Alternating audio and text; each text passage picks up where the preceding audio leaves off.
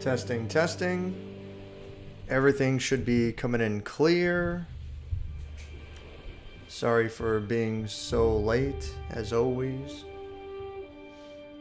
Let's see if I can get the camera going. I just need to readjust. Yeah. Oh no. I should have done this in the first place. But of course not. Me? Prepared? Never. That seems about right.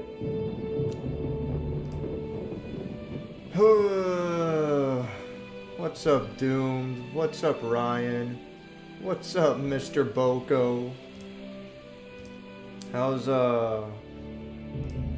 Final Fantasy 14? Let me check out the Lodestone website. See if they're doing another free trial. Oh god, yeah. I was watching this on YouTube. If oh yeah, the Moonfire Fairy, I already knew about that. If you haven't seen the fucking starter guide series they made on YouTube, it's fucking awful. It is so bad. Holy shit. What? Me worry? Yeah. I fucking love that. It's so stupid. It's fucking great. Oh man. I was actually, when I was younger, I was a bit of a fan of Mad Magazine. I really liked those issues. Part of that definitely came from my appreciation of shit like Airplane and Top Gun. It's not Top Gun, I'm sorry, Hot Shots. Hot Shots, which was the parody of Top Gun. I just want to reply to a comment real quick before I get going.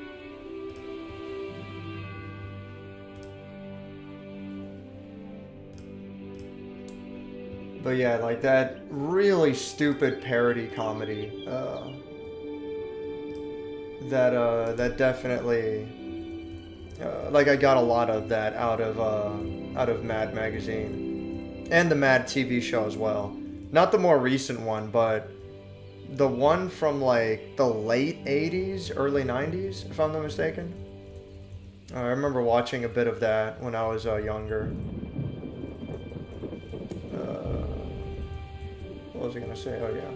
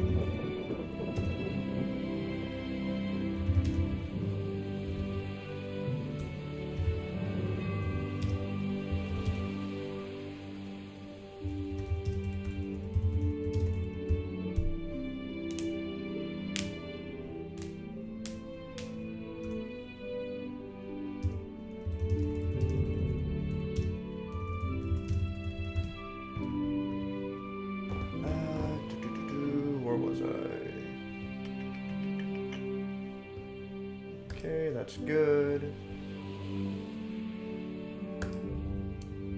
It's about time I played the game. Mad Magazine, yeah, dude, it was great. Mad Magazine was awesome. I mean, people gush over Spy vs. Spy, and for good reason, you know? How's the volume, actually? Yeah. It's about right. Also, let me know how the game volume is over the stream. That's about right. But yeah, people would gush over Spy vs. Spy, and for good reason. But the whole magazine, like, everything about it was, like, really good. All of the dumb little articles and the comics and all that shit. All fucking great. Oh, I'll have to fight again. I forget why, oh yeah, because the party fought, Victoria. And Victoria severely wounded Rowan, if I'm not mistaken. I think that's what happened. So he's out of commission for a bit. So we got a commander. Like, you fucking dude. This game is really poorly balanced. It's like, just pick Aiden every time. This fucking guy is super OP. Now do I want Gage or this guy? I forget his name. I guess Gage.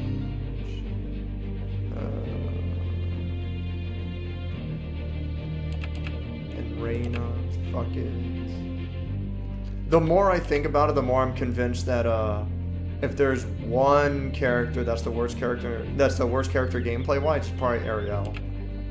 Ariel, I feel, brings the least to the party.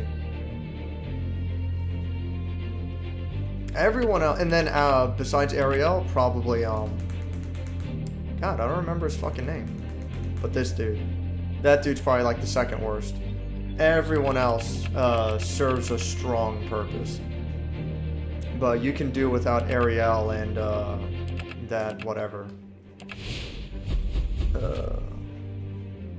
Pretty great. Only ever had like 2 issues, but I read them cover to cover, right? I think one had a Pokemon parody on the cover or something, but could be wrong.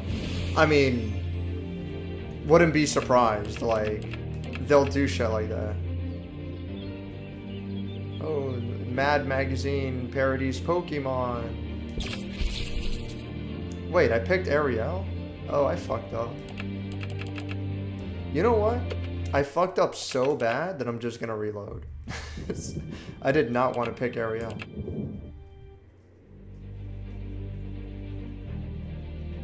I read one from the 70s with a Jaws parody. Ariel, more like, what the fuck? More like take an L, loser. Oh, okay. Okay. That does rhyme. That's right. That's pretty good, man. More like take an L. God damn it. I'll see myself out. No.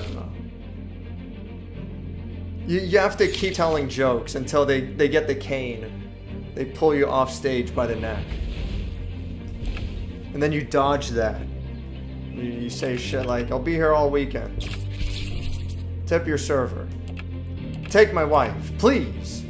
I'm begging you. Yeah, put a shield on Gage.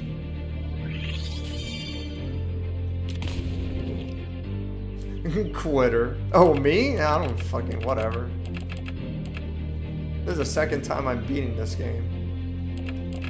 It's whatever. Yeah, we're gonna summon Demon because that shit is fucking OP.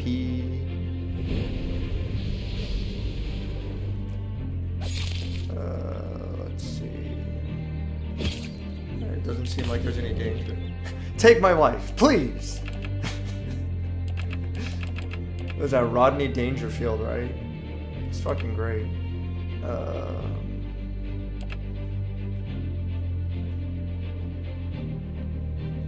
To a target, then moves on to others. Yeah. Damage and dazes all targets. Oh yeah, then Storm Shield's a good one. So got the commander, these rogues, yeah, the mage. I guess hit the mage and see how that goes.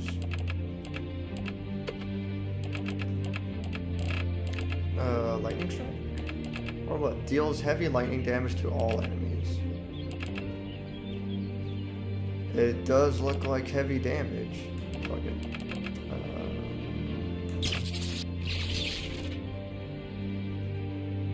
Oh, it marks them? Oh, that's really nice.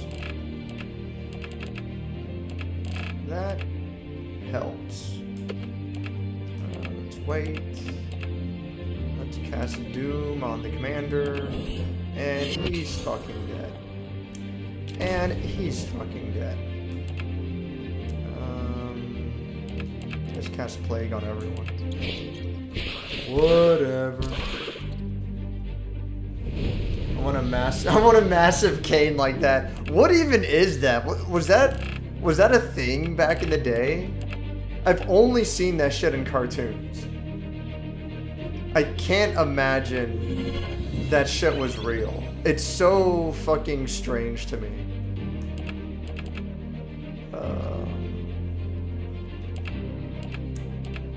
Yeah, I have to reapply the taunt at this point.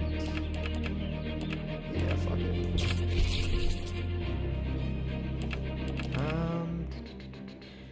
I guess just wait it out again.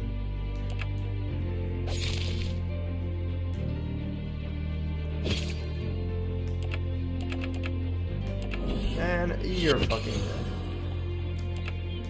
dead. And haha, you're fucking dead.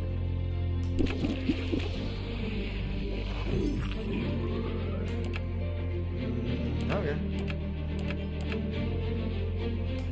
Fuck it, whatever. Ooh, excuse me. Let's see here.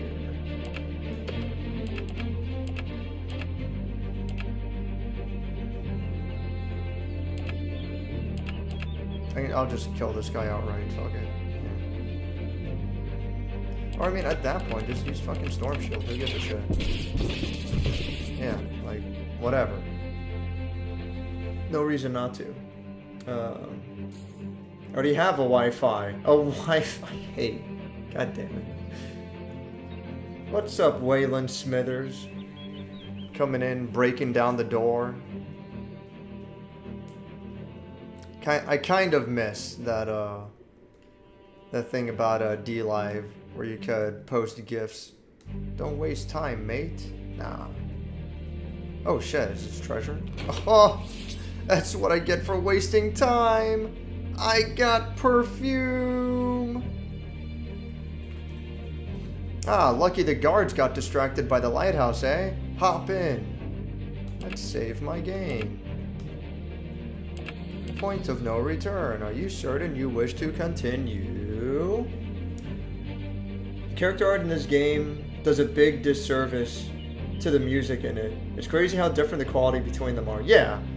I mean, if you're talking about the sprite art, I think the sprite art is solid. I don't think it's amazing, but I think it's good. These character portraits, I like them as well. I think they're really good. I don't think I can bring up the dialogue portraits. The dialogue portraits are a little weak, unfortunately. They could be better. But overall, and like the environments too, like the environments are really good. Graphically, I like the game overall. The music is not good. The music is pretty damn weak overall. And the main reason for that is because if I'm not mistaken, the majority of the music, at least like half of it, they didn't make it themselves.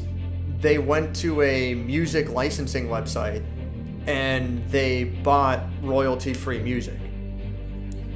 And I knew about this when I was playtesting the game, and I told them like, hey, is the music just a placeholder? Actually, when I was playtesting the game, like almost all the music had an audio watermark on it that would like repeat you know, it was like an audio cue that repeats while the song is playing, so that you can't just steal their music, you know. But I was like, is you know, I know that you guys are using royalty-free music. Is what's it called? Is this your plan? Is this just a placeholder? And they're like, yeah, you know, due to the way we're budgeting things, some of the music is original that we commissioned someone to make. Some of it we just like took from whatever. So, you know, it is what it is, but I wish all the music was original. I think the music is like the weakest part of the game. And it's bad because it makes the game as a whole feel very generic. You know, none of the music is memorable, and you know, for good reason. Most of the music isn't original. Yeah. Oh yeah. Well, I just explained it.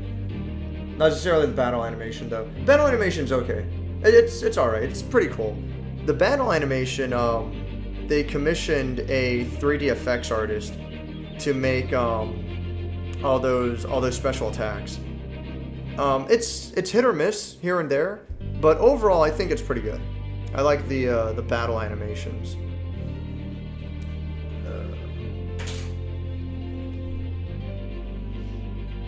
Vaudeville hook, apparently. They were used for curtains on stage. Interesting.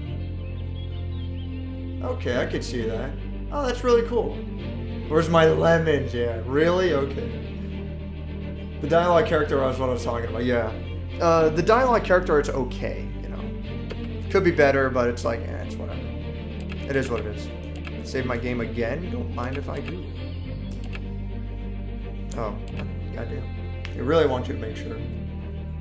The dialogue stuff is a bit jarring because it looks like an old JRPG up until it pops up. Kind of like how Stardew Valley took some getting used to because of the portraits. Yeah, I don't disagree with that. Oh yeah, they're on a boat. Oh, okay, yeah, they're gone. Bye. They rescued Prince Gage and they're gone. They're taking off really fast. Is this over the course of like a single day? I don't know, it's hard to say. I kind of preferred how their previous game RFL did it, where the character portraits were also sprites, you know? It was simpler, but I feel like graphically everything came together better, you know? But I can understand why they wanted to use these portraits. They're a lot more expressive. There's a lot more variety in the portraits, you know? Technically, I want to say these portraits are better. I think these portraits are better than the RFL sprites, even though I prefer the RFL sprites. But I wish these portraits were drawn a little better. It's whatever. It's fine though. It's not a big deal. They returned to their home planet. Yeah, just like that ship just took off and no one was there to stop them. It's like, all right, mates. We got hired to help you here, but we ain't friends. Remember that. You ain't the ones that killed Selin, but you're her enemy all the same. Once we all take our vengeance out on whoever did that to her, we're right back to going at each other's throats. Got it? Yeah, I got it. Thanks for the help, Slim. Yeah, like, these portraits aren't bad. They're not. Like, they're fine. They're pretty good as is. I just wish they were a bit better. I've complained a lot in the previous streams, but like, you can see that there's a transparency artifact. I mean, there's like a ton of transparency artifacts. I'll put this in full screen to make it easier to see. Here you go. So you can see there's transparency artifacts along the left side of her character art. It might be a little bit blurry. It might not come out well on stream. You can definitely see this like a little white dot just under and to the right of her chin. You can see this little white dot. That comes out extremely clear. And it might not come out well on the stream, but that little white dot is like all over the place. And it doesn't look good. It looks really ugly. I'll take a screenshot and I'll try to remember to put it in the Discord. It stands out extremely bad when it's against a black background like this. They just didn't cut her out from the background very well. And it's like this for every single portrait. It's a very cheap job. And you can say like, oh well, that's nitpicky, whatever. Like that's not wrong, but that shouldn't be an issue. Like that my eyes shouldn't go there. My eyes shouldn't be like, why is this cut out so poorly? You know? So I don't know.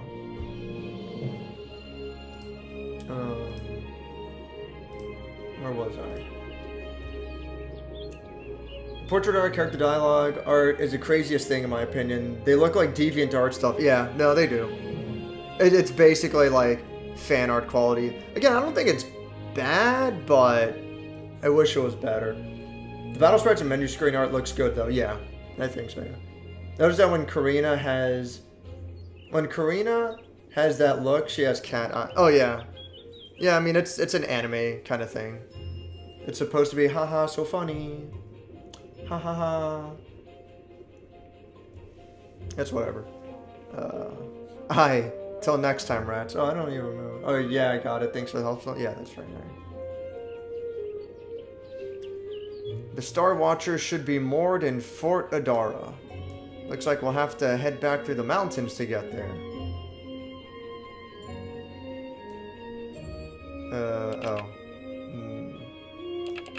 I don't know my east from my west. I have to think about it. That's kind of funny that, they don't just teleport you back here. Commander Renata, you are being relieved of your command and placed under arrest. Am I now? For what crime? It doesn't matter for what crime. I have the paperwork here. Now come with me or be guilty of treason. Fate, Captain. At least tell me what I'm allegedly guilty of. You are guilty of colluding with foreigners without knowledge or consent of High Command. When I asked those outsiders to scout the pass, you admit it then. It seems you should check for leaks more thoroughly before committing acts of treason, Commander. I admit it happened, but I do not admit guilt. We had not been supplied for weeks. My people here are starving, defecting. How was that treason? What was I expected to do? You were expected to follow orders, Renata. Now come with me. You'll face trial on the morrow. Commander Renata. You're back. You know these people? Came through here on our way to find you. Renata confronted us on orders. But she let us go because the fort here was left unsupplied. And unsupplied still, I might add. I see. I command you to stand down, by order of Prince Gage of Udengrad. Well, I mean, he's supposed to be in prison right now. That's okay. The West East, yeah. You know what? That's my excuse. Tormented Souls fucked my sense of direction forever. East? I thought you said West, yeah. Fuck Tormented Souls, Jesus Christ. Prince Gage. I do not imagine the Emperor let you go free, Your Highness. He did not. I bid you once again, stand down. You know we cannot do that. Alas, it cannot be helped. It seems not. Soldiers, disarm and arrest the prince and the rest of his party. So be it then. Remember your promise to me. Not one Arkadyan dies during my escape. Yeah. Let's see. I mean, fuck it. Like, the same team, I guess? Who gives a shit? Damn, like 4 enforcers? That sounds a little bit bad. Maybe I should have that guy instead. Definitely keeping Aiden, just because he's so fucking busted.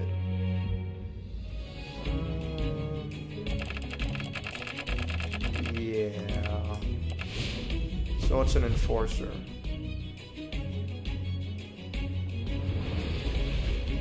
Oh, Rasheen, yeah. That's why I don't remember his name. He's got a goofy fucking name. They're basically soldiers. I guess they're stronger. Alright, that's fine.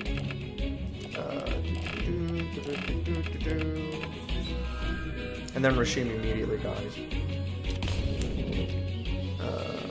The 3DS Fire Emblem games, like Awakening, have some of the best portrait art in my opinion. As far as anime manga style is concerned, I'm sure Nintendo's got the budget, you know. Oh my god, Rasheen took a lot of damage.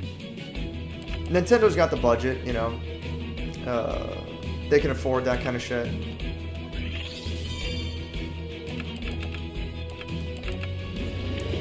So, you know, not surprised.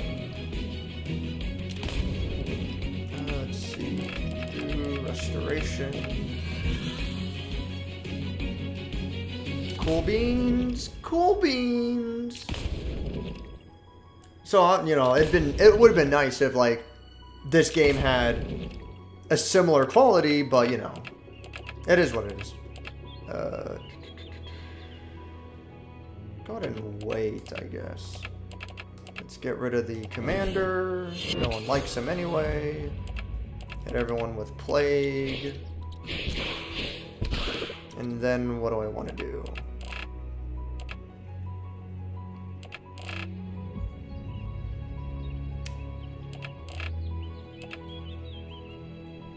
Yeah. Just give him Blessing of Starlight for the hell of it. It's like, whatever. Give him a little, dodge percentage kind of shit. Counterattack? Yeah. Go ahead and wait. Doom. Yeah, fuck it. You're dead. I like that. Not one Arkadyan soldier dies under my watch. Except for these two. I'm gonna use my demon to evaporate them from this plane immediately. Like, you know, you do what you gotta do. Yeah, whatever. Can I do... Because I was doing like, what, 200 with the poison? Just to play it safe, I'll hold off on using a super move, because if I use the super move and it doesn't end the fight, then I'm a little bit in trouble. But next turn for sure.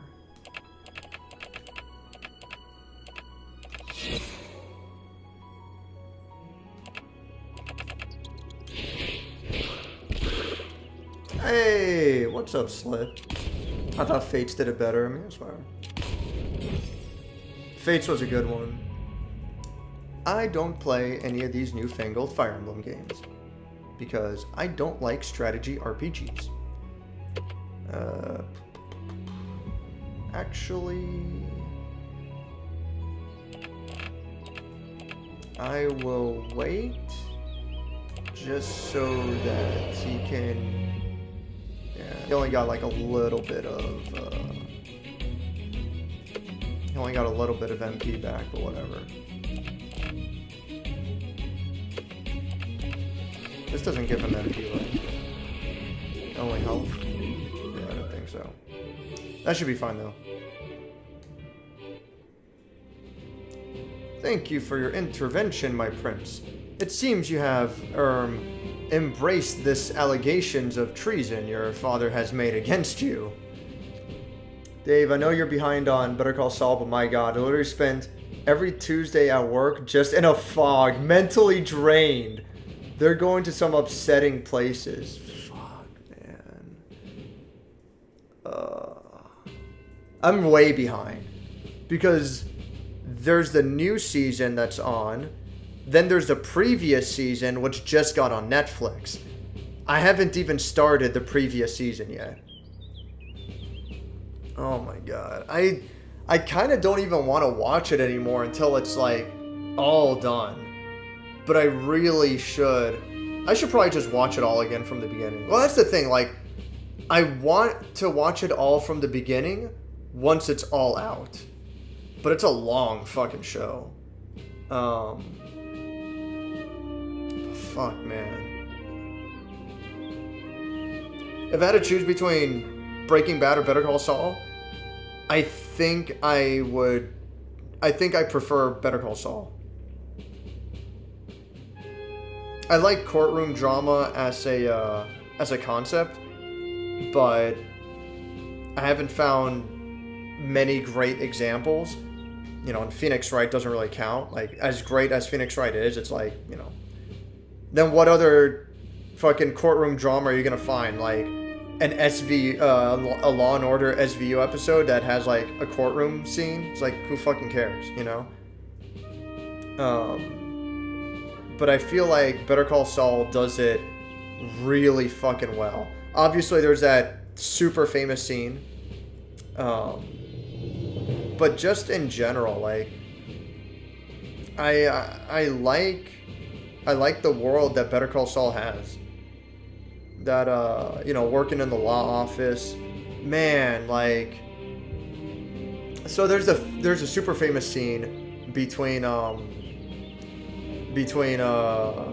Jimmy and Saul. I'm sorry, between Jimmy and Chuck that everyone knows about. You know, like, there's like the super famous one, but there's the one at the end of season 1 that Slip will know what I'm talking about. And I don't know, man. Like, that was heart-wrenching for me. Like, that hurt me. I should have seen it coming more, you know, looking back. They obviously, like, they wrote the show so that it, you know, they tried to make it so that it wouldn't be obvious. I'm trying to avoid spoilers, by the way, but, you know, the whole season 1, they were playing up, oh god, who's that guy? I forgot the names. I gotta look it up. Better Call Saul characters. Howard. So, like, all of season 1, they were building up Howard to be, like, the main villain, the guy who's always getting in Jimmy's way. But that was a red herring, you know? And I should have seen the plot twist coming, but yeah, like, the end of season 1 was, that was gut-wrenching for me. Like, that hurt. But it's good. Like, it's a good fucking show, man. Like, fuck. Law and Order was pretty good. It's pretty good to laugh at. Say that. All I've seen is, like, I've seen a fair bit of Law and Order SVU. I wouldn't consider it a good show. Like, it's so bad, it's good, you know, but that's about it. Recoil, not like in games, huh? God. Actually, it's exactly the same. SVU stands for so viciously underwhelming. Alright, that works. I made my girlfriend watch the gamer episode of that tire fire. Spoil away. Nah, I don't know. Anyone who knows, like, they know. Anyone who knows, they know what I'm talking about. And if you don't know, just watch Better Call Saul. You don't need to have seen Breaking Bad first. It helps a little bit, I would argue. But both shows are very standalone. Both shows are very standalone. You don't need one with the other. Oh yes, SVU. I'm about to level up. I haven't actually seen that gamer episode. I really want to. I have to get around to it one day. I know you guys have seen it like fucking 2 or 3 times at this point, I think. Oh yeah.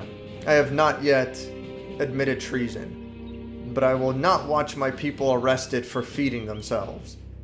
If I am asked, I will report that you did not participate in that fight. Thank you, my prince. Indeed, make sure these men are treated. They are following orders, and are not your enemy. Not yet, anyway. Dun dun dun. Onward, then. Is it we who have betrayed the Emperor, or the Emperor who has betrayed us? Thank you for your help regardless. We will continue to persist here, but that will not be the last time we are beset on the orders of Noriskov, I'm afraid. They don't want to talk, because they're fucking dead. Whatever our troubles, we must sacrifice anything and everything for Arkadya. We here at Fort Adara will prevail. Somehow. And I'm gone. And I'm gone. Level completed. Oh, God. God damn it, dude. Dave, we're watching the Gamer episode. I gotta get around to it. I'll download that shit right now. Gamers win. It's a happy ending. It's so bad it's good. I didn't watch it. I recommend it. I recommend Better Call Saul. I recommend Breaking Bad as well, but if it has to be one or the other, I would recommend... It's hard. I would recommend Breaking Bad first, but if you watch like half of the first season, like you watch like the first 4 episodes and you're like, I don't really care for this, then give Better Call Saul a try. And if you watch like the first 3-4 episodes of that and you're like, I don't care for this either, then yeah, don't worry about it. You know, you're good at that point. I feel like, and the shitty thing is that like both shows, they get really good from season 2 onwards. Season 1 isn't the strongest start, but once the show gets going, I think it gets really good. Let's get on the Star Watcher and get out to sea. Hopefully we'll be safe if we're not on the mainland. Oh, a cutscene! We did it. We rised up. Bodiogam? Oh, I remember this scene. Gage! Dun dun dun. Good evening, my lady. Is your friend still breathing? My lady. Tips Fedora. My lady. Episode 7 is where you should make the decision for Breaking Bad. What was episode 7 specifically? Breaking Bad. Episode... Season 1, episode 7. What is this? A no rough stuff type deal. Oh. Is that the episode where he brings the explosive to the deal with Tuco?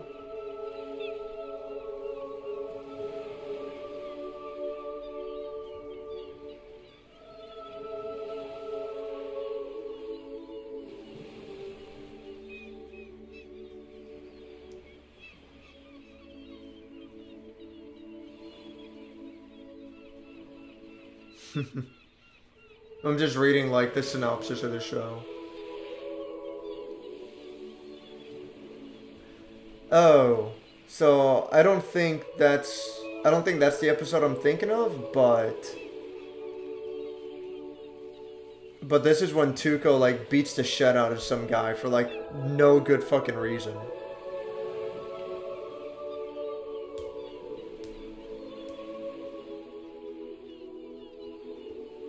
Yeah, this is one of the more famous episodes. The show has like a ton of like famous scenes. Oh yeah, what's up, Jonathan? That's good that you're liking Jonathan's book. Keep at it, man. If you can, like, don't be too intimidated. You know, don't be like, oh, I'm never gonna get published. Like, keep at it little by little. Keep getting advice. See how far it goes. Fucking any kind of book gets published, you know? Yeah, like, see if you can really take it far and, you know, get the whole book done. And then seek out publishers and go from there. It might work out for you. It might be a big deal. Gamers win? Are we talking SVU? Yes. The SVU Gamer episode was mentioned not long ago. Rowan's improving. Natasha said Sparrow's weapons were coated with a poison that is difficult to heal. Reyna is tending to him now. She thinks he's going to recover. Yay! I see. I suppose we shall remain adrift until he is able to navigate again. In truth, I am grateful for a moment to stop and catch my breath. You have given me much to consider. It seems strange to me that you've allied yourself with a man like Rowan. I get the impression he is a drunk. And a pirate. Former pirate. Ah, the running gag. Ah. But he saved my life. Given what your father had planned, it seems to me that he saved my life twice. He and Karina as well, who was a thief. I suppose even those of lesser fate, as my father calls them, can achieve greatness. What does your father mean when he says that? Lineage has always meant everything to my father. It is how he justifies his purges. He believes himself a descendant of Cirinthia the Storm Wizard, legendary founder of the Empyrean faith. It's so on the nose. It's like, oh, by the way, the villain's not Hitler. It's like... Video games are over. This is now an SVU community. God damn it. I would only think of publishing through Amazon if my story gets more popular. I can actually make money on it. I plan to go through Patreon for cash if possible. It's not a bad idea. I mean, it's good that you're already thinking about that. I say go for it, you know? Tonight is sun-kissed orange. Can't even see the camera myself. There we go. Brought to you by... I don't even know. Is this a Coca-Cola company? Or is it Pepsi? Who makes this shit? Since I have a hard time finding Coca-Cola on here, I'm guessing this is Pepsi. Or it's its own fucking thing. What brand is Fanta? Is Fanta Coke or Pepsi? There's the stream, by the way. We're looking at soda bottles. Because I'm such a good streamer.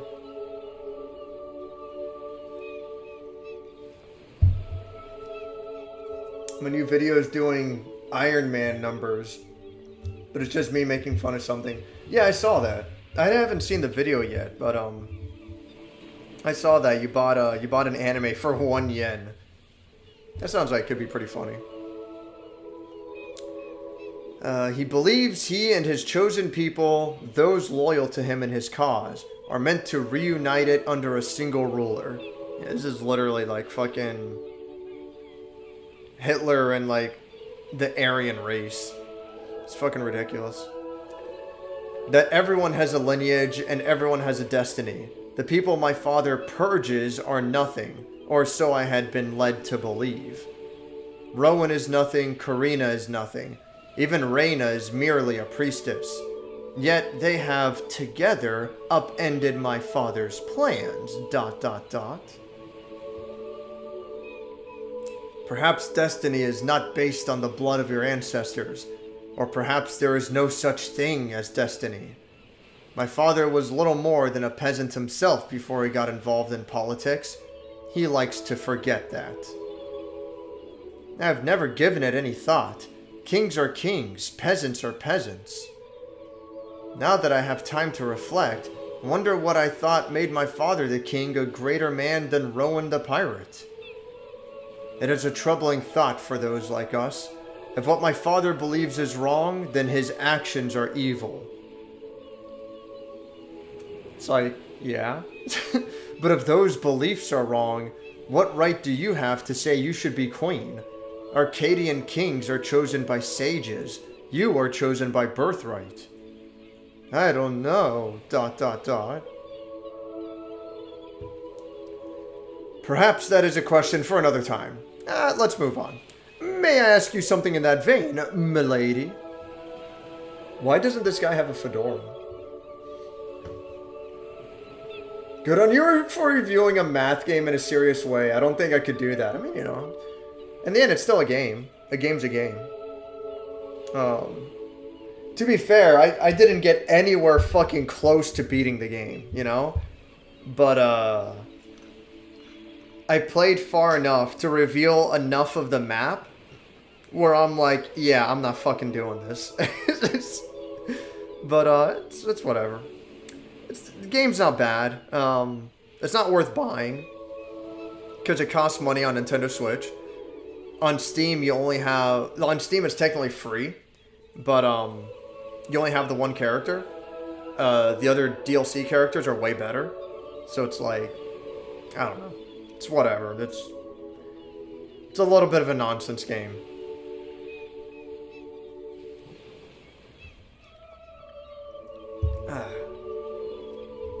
This writing is so ham-fisted. Yeah, it's a bit on the nose. Prefer when you can go more into shit, Kenny. But a lot of folks just like seeing things that are absolute dumpster fires. Yeah. I really like that one video. I forget the name of the anime. It was that one about like an android running a cafe. And it was like this weird, serene, post-apocalyptic world. I really like that video. Kind of interested into looking into that one of these days, but there's too much shit to watch, too much shit to play. It is what it is, but that one seems really cool. May I ask you something in that vein, my lady? You may. What will become of Cirinthia now that you are gone? She's not gone. I don't know. I'm in exile now. With the resistance destroyed, I don't really have any allies left. I could return to Tariq and wait for the Senate to decide whether or not to help me. But that will take a long time while I sit and do nothing. It sounds like Tariq is desperate to avoid another war, and fears backing my claim to the throne would provoke Arkadya to attack. It most certainly would. Worse, I feel my little sister is in grave danger in Philip's clutches, if she even still lives. Your resistance had no plans to retake your throne before it was destroyed. The Tariqi Republic seems to be our only hope. Natasha wanted to leverage their military to assault Cirinthia after you ignite the Civil War. But I worry Philip's and my sister's public acknowledgement of my death will cause my people to believe I am an imposter. So much has happened since I began this strange journey. I wonder if even my own sister would recognize me now. Legitimacy in Arkadya seems to be easily obtained. If the sages say you're the monarch, you're the monarch. But legitimacy when it comes to hereditary rule is more difficult when people can't be sure of your identity. That's why everyone needs a driver's license. I've been increasingly looking at my body of work as a whole page, and fun videos that are only kind of notable seem to be falling by the wayside. Broad topics and grand stories seem to be the current metagame, I'm sure. Yokohama shopping log? That sounds familiar.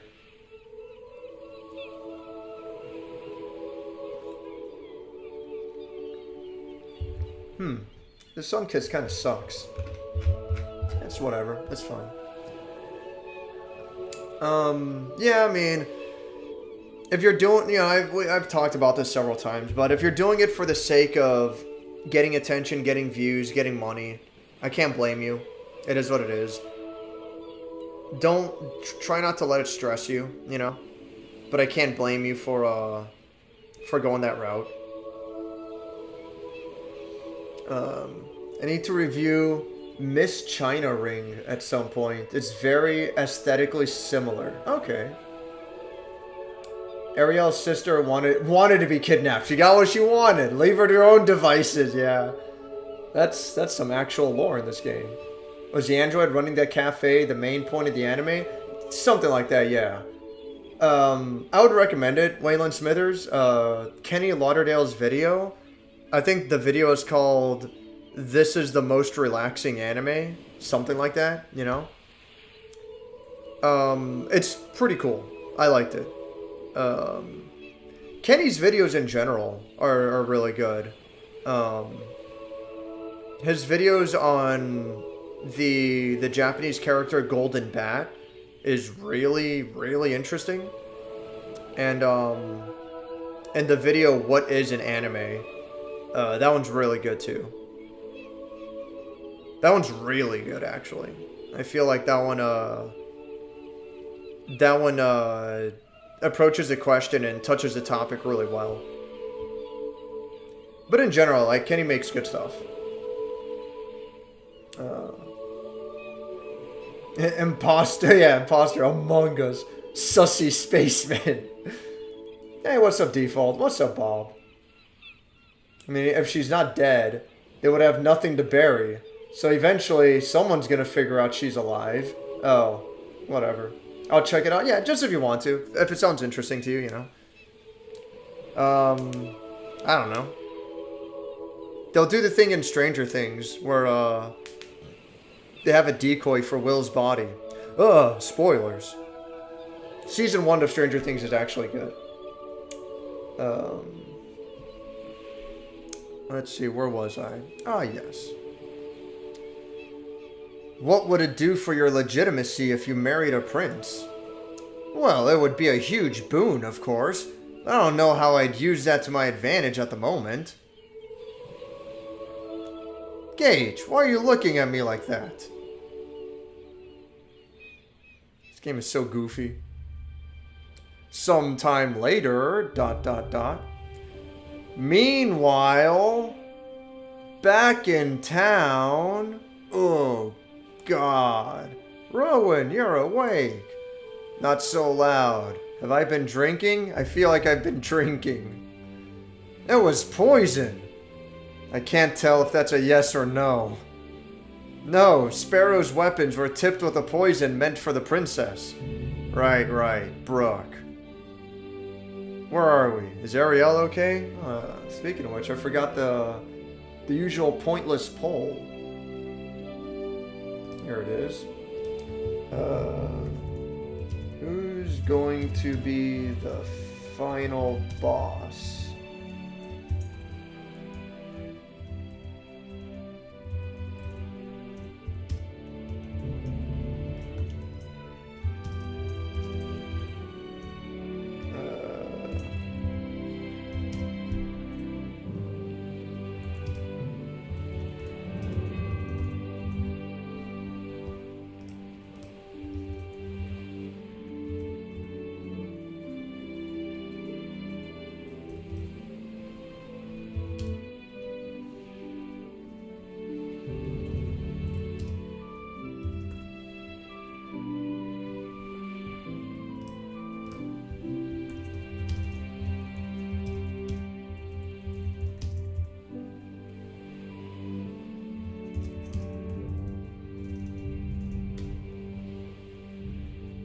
There you go. You gonna tackle any Kusoge again like Winback? No.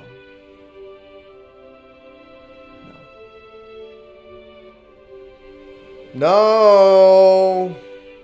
I am not interested in playing bad games.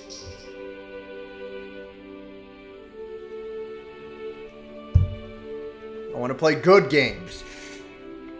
Kusoge D's nuts. Drop the bottle cap. No. No bad games. No thank you. No thank you. What would it be to her advantage if it was a Saudi prince? You know what? I don't know if I brought it up, but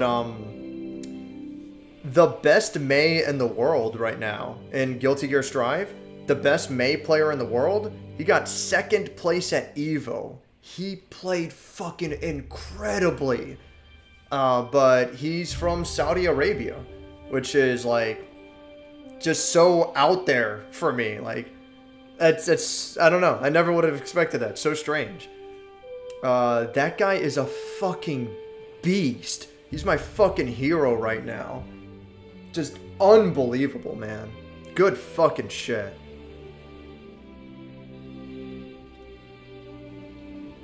I had no idea he was that fucking good before. Like, Jesus fucking Christ. Hopefully I can go to CEO Taku, which is the next big major in September. And I can get a picture with him. That'd be fucking awesome.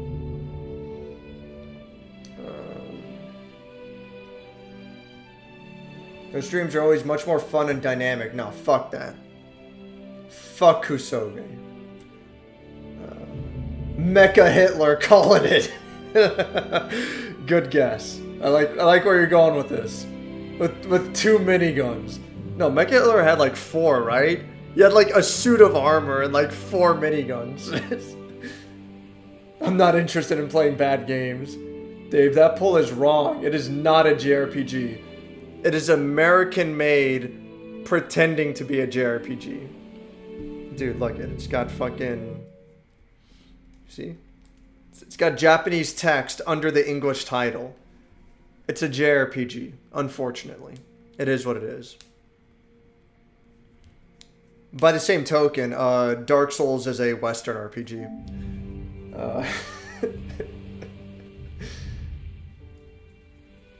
Dead Space 3 awaits. I'm not interested in playing bad games on stream. I'm also not interested in playing bad games in general, but on stream, it's just, I don't want to deal with it anymore. Just, please, no. Please, no. No more. I only play Kuso Straight. Oh, Kusoge? Kuso Straight? Okay, that's pretty good. That's a good joke. I always appreciate a pun. Doesn't someone from Saudi Arabia own SNK? Yeah, something like that. Someone from the Middle East.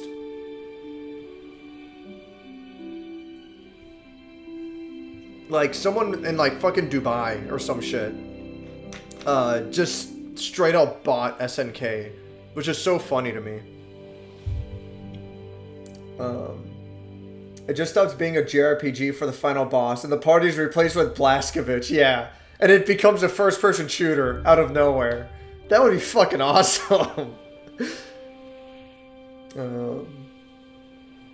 They have to have some kind of fighting game scene. What the hell?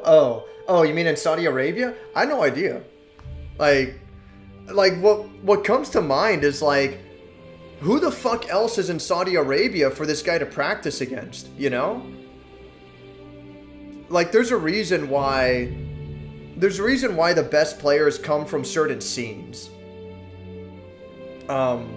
Japan is a small country, so everyone can play against everyone. Very similar case with South Korea. Everyone plays against everyone, you know. In America, you have, like, the outliers, so to speak. Like, SQ is an extremely good RAM player, but, SQ's in, like, the middle of the country, like fucking Idaho or some shit. I don't know, something like that. So there's, like, strange little outliers, but for the most part, most of the best players are in New York or California. I'm sorry, I was going to say New York or Florida. California is not big for Guilty Gear, if I'm not mistaken. I could be wrong. But back in the day, California was fucking huge for Marvel vs. Capcom 3, you know, if I'm remembering correctly. Mexico fucking dominates King of Fighters. Just like Korea fucking dominates Tekken. Those are, like, the popular games for those countries, and they have a ton of people to play against and to practice and to get better. I would be nowhere near. Like, I still don't think I'm great, but I feel like I'm getting there. I feel like I'm finally good. You know, I'm not fucking garbage. I'm still gonna say that I'm trash, but I'm not garbage at the game anymore. But I wouldn't have had a chance to be as good as I am unless I had the local arcade. So all that being said, who the fuck does Slash have to play against in Saudi Arabia? And he's, like, without question, undisputable, the best Mei in the world. He got fucking second place at EVO, and he took out insanely top players. He beat Hotashi. I believe he beat Peppery Splash. Was another fight he had to go up against. Like, it wasn't like he got lucky. Like, he had to get through insane players.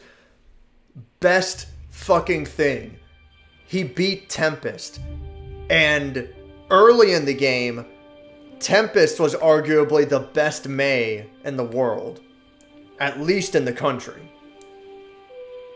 And after this nerf and that nerf, Tempest was like, Mei is done. Mei is trash. I'm not playing her anymore. Mei is a garbage character. I can't do anything with this character anymore. I hate Mei. I'm done. Then at EVO, Tempest versus Slash. Slash wins 3-1. Like, that's... Even if Slash didn't get top 8, he'd still be my fucking hero for putting Tempest in his place. It's like, nah, fuck you, dude. Hell no. Mei's not trash. At, like, before, I'd be like, I don't know about Mei. I don't know about this character. I feel like this character isn't as strong as she should be. That's how I felt before, but it didn't take long. Even after the latest nerf, like, they nerfed the fuck out of her slide kick, which hurts a lot, but even after that, I'm like, nah, Mei's fine. Mei's good. The problem is me.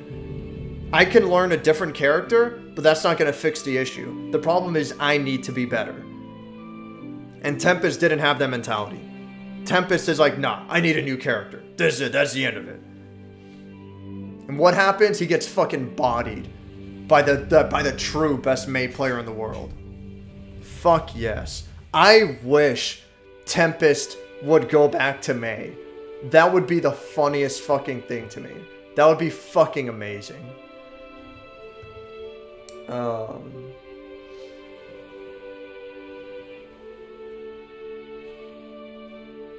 This is the Western influence JRPG. This is an OR. Oh yeah, because this game was actually made in Ohio. It's an Ohio RPG. It's an American game, so it's clearly an ARPG. Oh, an action RPG? I will play a bad game just to rip on it. Oh no. No early Halloween. Fuck you, Wes. Someone ban this guy. Get this hothead out of here. I just watched some of it. Really good quality from what I've seen. YKK anime review called A Relaxing End to the World. Good title, by the way. YKK anime review. I'm not familiar with that. I'll try to keep that in mind. I'll be waiting with bated breath. Oh my god, yeah. Alright, I guess I'll play Operation Raccoon City. I will only do it in co-op. I won't do it under any other... I won't do it under any other circumstance. I'll only do it in co-op, and I'll only do it on PS3. I'm not even going to bother considering PC. Because I don't even want to play this fucking game in the first place. But...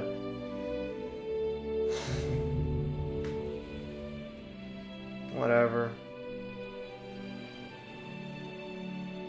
I guess... That's one. Throw out the call and I will answer. Oh, it's the rest after the stream. If they made a 2D fighting game similar to Guilty Gear from a franchise that hasn't been made yet, like Legend of Zelda, Breaking Bad, what? Which would be good in your opinion? What the fuck? No. I mean, it's like if they made a fighting game, if they made another fighting game similar to Guilty Gear,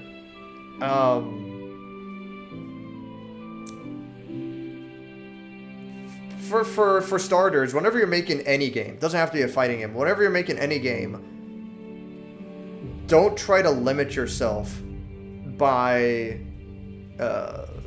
trying to copy your competitors, you know? Don't try to be like, well, Guilty Gear does this, Street Fighter does this. It's like, take the basics and try to implement them in your own way.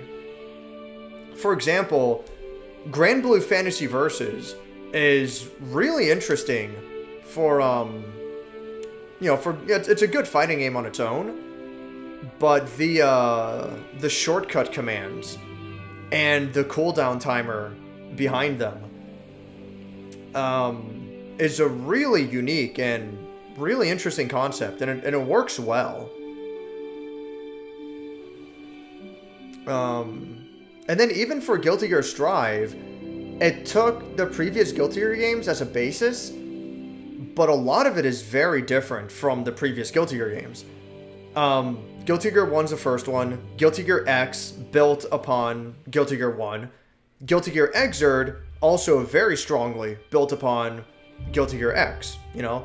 Each game, is very, very much a sequel to the other one, but the newest one, Strive, is very different from the previous games. I can't really say it's building off of the previous games. It just took elements that you kind of have to have, you know, because it's Guilty Gear. Like, yeah, you have to have Roman Cancel, you have to have Burst, but Roman Cancel and Burst, they work in pretty damn different ways. I don't want another game similar to Guilty Gear, you know? I just want an original game that's good, and if I like it, I like it, and if I don't like it, it is what it is. Unless what you really want to ask is, what franchise would I want to see as a fighting game? You know, if that's really what you're getting at, then I've always wanted to see a Capcom All-Stars fighting game. Basically, give me Marvel versus Capcom, but without Marvel. Just Capcom, the same kind of gameplay. I like Marvel vs. Capcom 3, even though I'm not great at it, but I enjoyed it. And what's very stupid to me is that there's no fucking way that Capcom doesn't know that there's a demand for this, you know? And I believe the Marvel IP is holding Capcom back more than it's helping. Obviously, it's helping in a lot of ways. You have Spider-Man, you have Iron Man, you have Captain America. You've got a really strong IP, obviously, you know? But it also limits what Capcom can do. I'm sure that a lot of shit like, you know, Disney basically demanded, hey, you have to include the Infinity Stones somehow in Marvel vs. Capcom Infinite. You know, you have to have these characters. You have to have Thanos. You have to have Gamora. You know, figure out how to make it work. No, you're not allowed to use Wolverine. So it's like, all right, fuck. Let's figure. You know, let's see what we can do about this. And I'm sure it was a pain in the ass for them to figure out how to implement all these demands. I'm sure that wasn't the only reason. I'm sure there's like a lot of reasons, but that's the basics I'm getting at. Is instead of being at Disney's beck and call, just make your own fucking fighting game.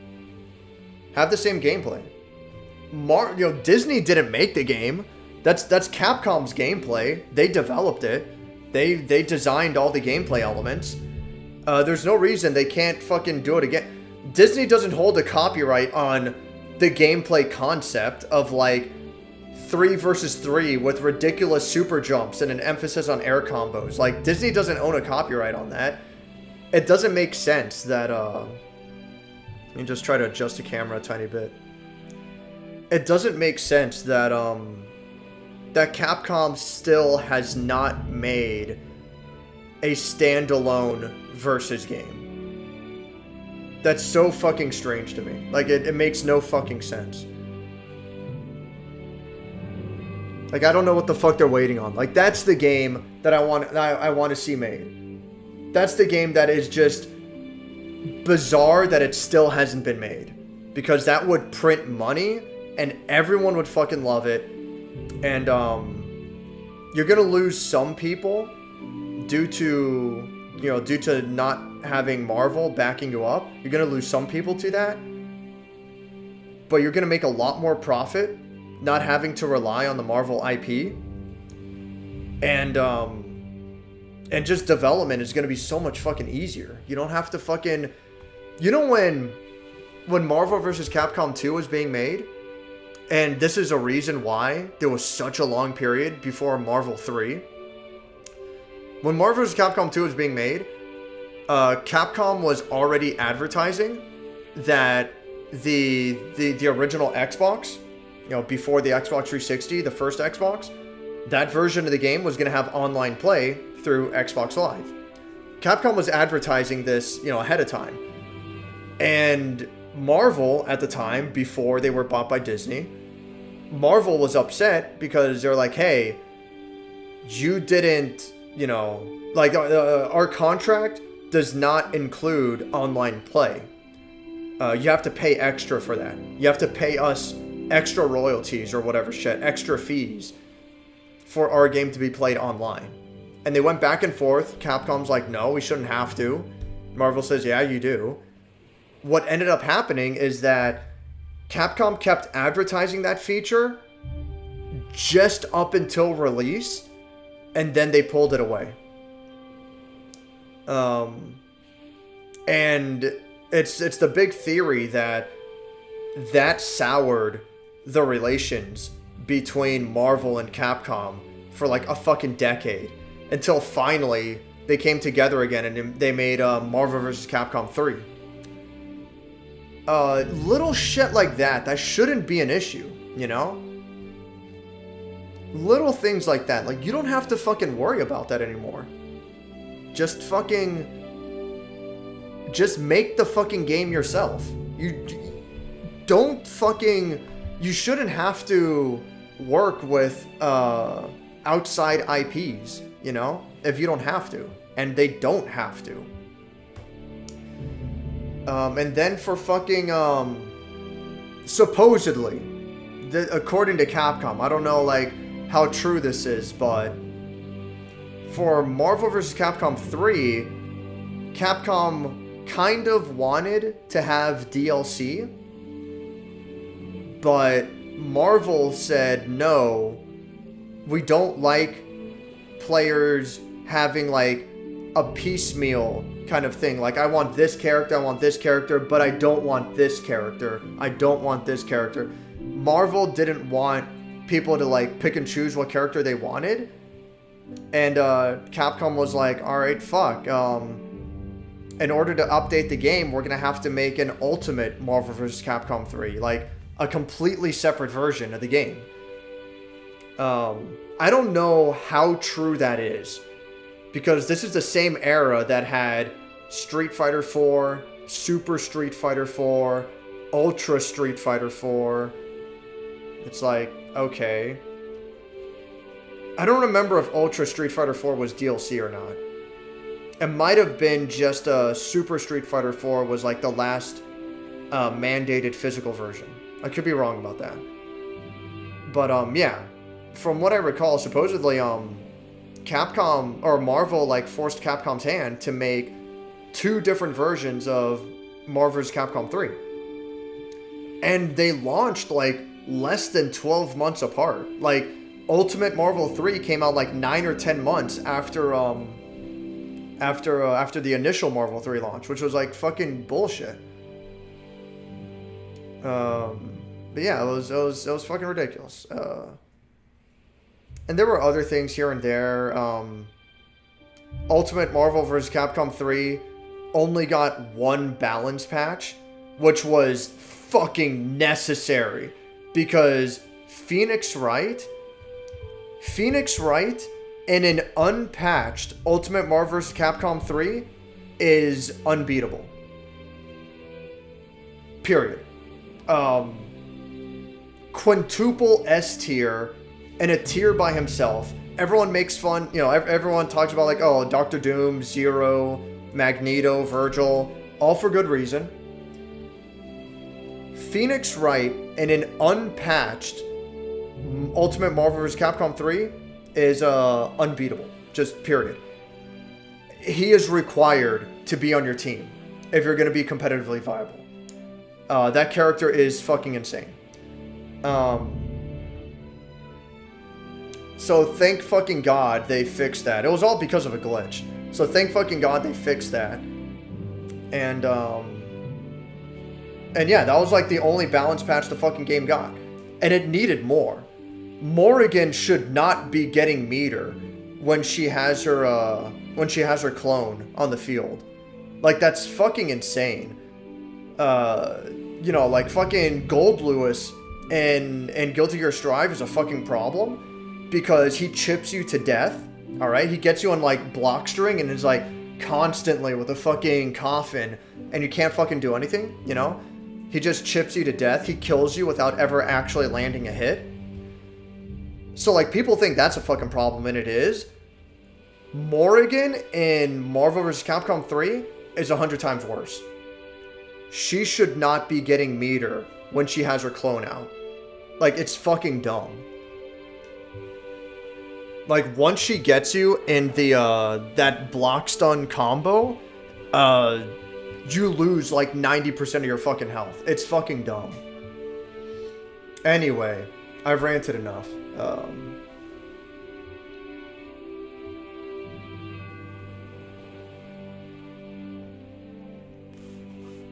Not giving me 4 machines. Oh, not even giving me 4 machines will stop me from slacking off and watching the stream. What the hell? Oh, yeah, because Zyno has to, like, look over machines at his work. Yeah, what's up, Zyno? What's going on, man? PS3 orc? Oh, no. Oh, man. The YKK anime review video I was talking about was from Kenny. Oh, okay. Should have been more, but no, it's fine. I know what you're talking about now. No, it's full. That's cool, then. Nichijou the Fighters. The fuck is Nichijou? Do I want to know? Oh, fuck off. Yeah. I actually started watching that anime for the first time, like, a couple of days ago. Like, this shit is fucking retarded. You know what? That actually might not be a bad fighting game. That Nichijou is so fucking dumb, dude. What a retarded fucking anime.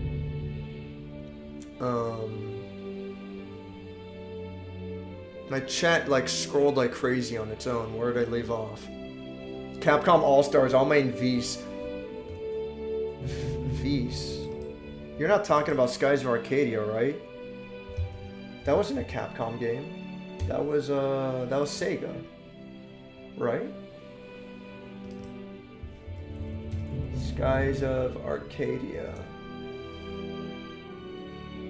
I'm pretty sure this was developed by, yeah. Oh, developed by Overworks, but published by Sega. Yeah. It's a Sega game. What Capcom character is named Vs? All I'm getting is Vs from Skies of Arcadia.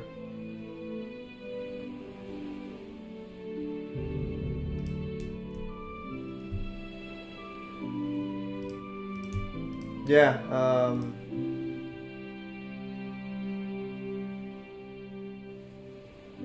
I don't know. What character named Vs are you talking about? Unless Skies of Arcadia is now owned by Capcom, which, you know, would be fucking interesting.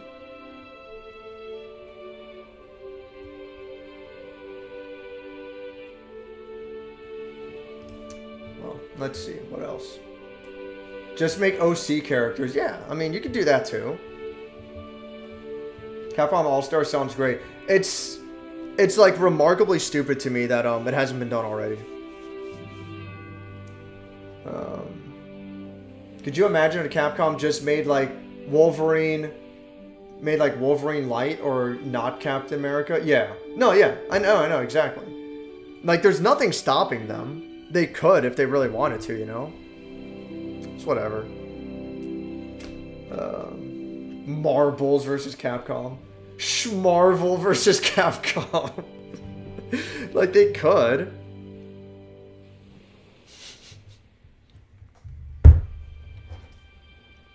I love it.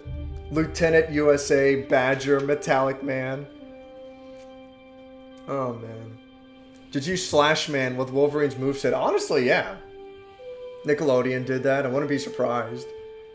Seeing companies patent game mechanics. Warner Brothers patenting the Nemesis system for Shadow of Mordor. It's the shittiest thing. I remember that, yeah. I remember that was in the news for a bit. It's so dumb. Mabel versus Capcom. Original Slash Man or EXE? I was thinking original. I don't remember him in EXE. Capcom. Cut Nom? What the fuck? I think Cutman was BattleNet 2. Mega Man Power Battles 3. Honestly, yeah. I think that could that would be cool. I think that could work. I think there's a little bit of demand there. Mega Man the Power Battles was fucking weird. But it was interesting. I think it would be neat if they made a third Power Battles game. This was the same era of Capcom doing on-disc DLC, aka the worst period of the company, yeah. Do you think a South Park fighting game would be good? Yeah, I don't know. I know Stick of Truth games are technically fighting games, but a real-time fighting game instead of turn-based. No, Stick of Truth, it's an RPG. You level up, you know, you take your time choosing from attacks. Speaking of fighting games being turn-based, the creator of the Street Fighter series, Ono, or not the creator, but like, he was the director of Street Fighter 4, right? Ono said in an interview one time that after Street Fighter 3 was a bit of a failure, like Street Fighter 3 was not very successful when it came out. It took a while for fans to warm up to it. And a big part of the reason is because like Street Fighter 3 had so few returning characters. Like it's kind of crazy, but it's easy to forget that Street Fighter 3 does not have Guile, does not have Dhalsim, does not have Zangief, does not have Blanca. It has like other characters that kind of like replace those characters. Remy is kind of like the replacement for Guile, for example. Hugo is kind of the replacement for Zangief in a way. But yeah, like a lot of fans weren't very receptive to Street Fighter 3, and that's one of the reasons that people say that for, you know. But yeah, after Street Fighter 3 wasn't super successful, Ono said that one of the considerations for Street Fighter 4, like one of the big considerations, was to make it turn-based, which is like, how the fuck would that even work? Like that doesn't even make sense. It's like, whatever. But yeah, it's like it's such an odd little thing he said in an interview one time. And yeah, South Park fighting game, I don't know. I wouldn't say so. One of the main reasons, because if you're gonna have a game based off of an IP, you obviously have to follow that IP's rules to a certain extent, you know? So you're gonna make a South Park fighting game, for example, like 90% of the entire, like 80-90% of the entire roster, they're all gonna be the same exact height. It's like, all right, like there goes a ton of variety out the fucking window, you know. Yeah, you have to like make little considerations like that. A South Park fighting game, like It's not necessary. You know, it doesn't... I don't want to say, like, it doesn't make sense, but I don't think it's as good as you might be having in mind.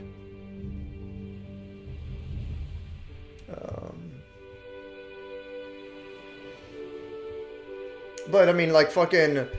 I'm not against another South Park first-person shooter. I kind of liked the South Park game for N64. At least I liked it when I was younger, when I was a kid. I thought it was creative. You know, the guns were interesting, fun, and neat. And yeah, I wouldn't be against re-exploring that world in a new first-person shooter, like with modern sensibilities, and they can make it even better. I think a South Park first-person shooter would be cool. The developers behind Stick of Truth and Fractured Butthole, those games are great. They're well done. Those work. A fighting game, I don't know. I mean, you might as well say it's like, oh, let's make a South Park kart racer, which you can, and they did, but I mean, whatever. I want to say, like, why? It's like, nowadays, you don't even need a fucking reason. Just make whatever the fuck you want. But, I don't know. It's whatever. I don't know about Ultra Street Fighter 4, since you can pick and choose what version of a character you want to play. Yeah. They added that to, like, the Omega update, whatever. It was like one of the last updates they added to Ultra Street Fighter 4. I think it was a separate release. It might have been. No, I don't think anyone other than me even likes South Park. I like South Park. I think South Park's great. I mean, most people like South Park in general. It's a very popular show. It's extremely popular. Yeah. Soul Fist, just over and fucking over again. I will simply not play fighting games because I am a straight man who cannot handle losing. But Wes, a Canadian, got 5th place at EVO. That means you can do it. Your country's not completely cucked. You can do it. America won EVO for Guilty Gear Strive, by the way. That was an American player. America won 1st in Guilty Gear Strive. Saudi Arabia won 2nd. Sweden won 3rd. After that, I don't quite recall. But I think like 3 Americans were top 8. Everyone else was different countries. There was Daru Ino from Japan. There was a... No, I'm sorry. I keep forgetting. Daru Ino is South Korean. I keep thinking he's Japanese. But yeah, Daru Ino was South Korean. Pretty sure there was a Japanese player, Swedish player, Canadian player, Saudi Arabia, and the other 3 were American. What was your favorite South Park game? For me, probably Stick of Truth. Stick of Truth. I haven't played Fractured Butthole either, but I really want to one of these days. It's a really good one. Did like the Tower Defense one though? That was like the first really well animated one. Was that like the phone game? Speaking of Street Fighter, when we watching the animated movie where Cammy literally twists a dude's neck like a pole dancer. I'm trying to think. Was that the Street Fighter 2 animated movie? It must have been. I'm gonna look up which one I saw. I don't remember Cammy doing that, but she probably did. But I saw this on retrocrush.tv, which I would recommend because Retro Crush is pretty fucking good. Which one was the one I saw? I saw Street Fighter 2, the animated movie? Yeah. I saw Street Fighter 2, the animated movie. It's okay. Not great. I would half-heartedly recommend. It's kind of worthless if you're not a fan of Street Fighter already. If you are, then it's a fun little novelty. If you're not, like, there's better action anime to watch. There's a lot better action anime to watch. Like, it's like, whatever, it's fine. I was really annoyed at the end of the movie. Because, you know, Street Fighter is like one-on-one fights, right? Like, that's how it is. And, like, the very end of the movie, Ryu and Ken both team up to fight Bison together. And it's like, alright, I guess. Well, whatever you fucking say. It's like, whatever, I don't know. Fuck it.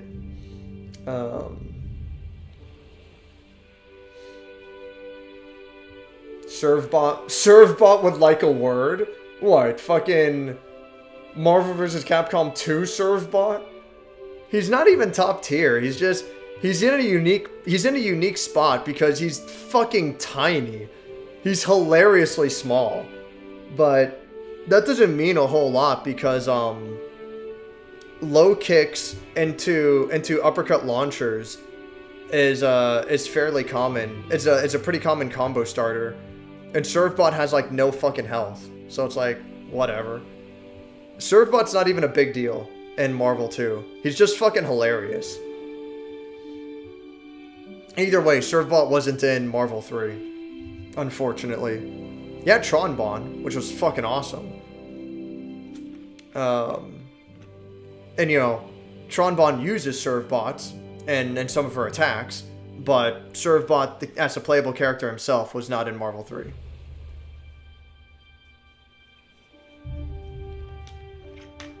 South Park fighting game would be funny, but I think it's not going to translate well. Yeah. It wouldn't work. Man, Bear Pig would be way overpowered. God damn it. I rented that N64 one all the time. Played it with my little sister. That was some good shit. Yeah, I liked it. I thought it was good. It's 2022. Reason has already gone out the window, basically, yes. You're probably right, but maybe South Park would do better as a Grand Theft Auto type of game instead. You might be interested in this video. Let's see. See if I can look it up.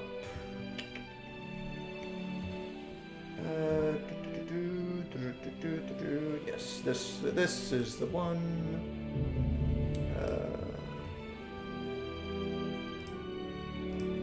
Here we go. You might be interested in this video. Let's see, where was I? Does cursing in the chat mess up anything in terms of visibility for the channel? I'd feel real guilty if it was. Give it a shot. I don't think cursing should do anything.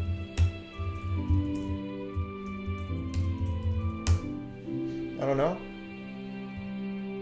I'm hoping it doesn't, you know, obviously, like, I can type whatever the fuck I want because it's my channel, but it should allow anyone to say anything.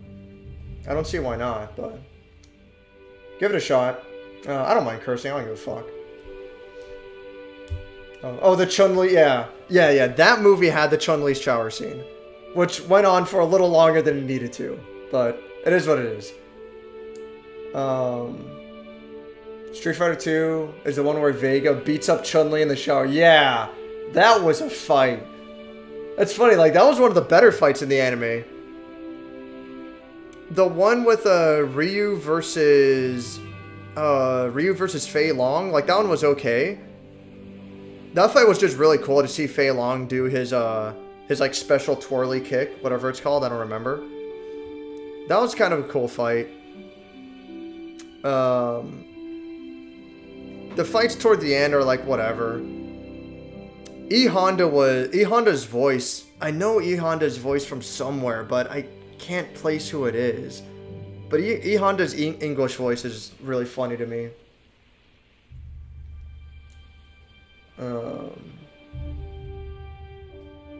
It's from, oh, so it is a Street Fighter 2 movie. Okay, I thought so. Cammy's in that movie really short, right?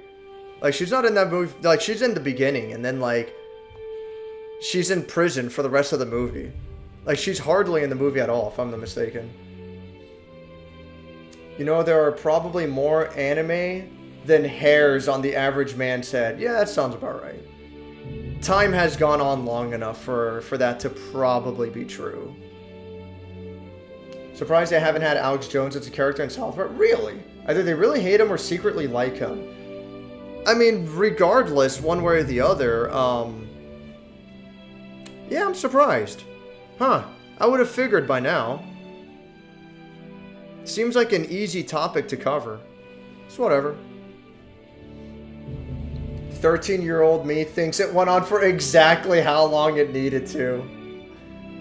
Oh man, you haven't done a puberty until you've seen Chun-Li's tits on VHS. Oh fuck, that sounds about right. Let's see. Rowan's recovering from poison. He's wondering, where are we? Is Ariel okay? We're in open water at the moment. I think we've been sailing in circles without anyone to navigate. Sparrow escaped with Victoria after she lost her chance to strike. We fled the city with Gage. Yeah, that's right. I'm glad we're getting this recap so I can remember. Good. How long was that?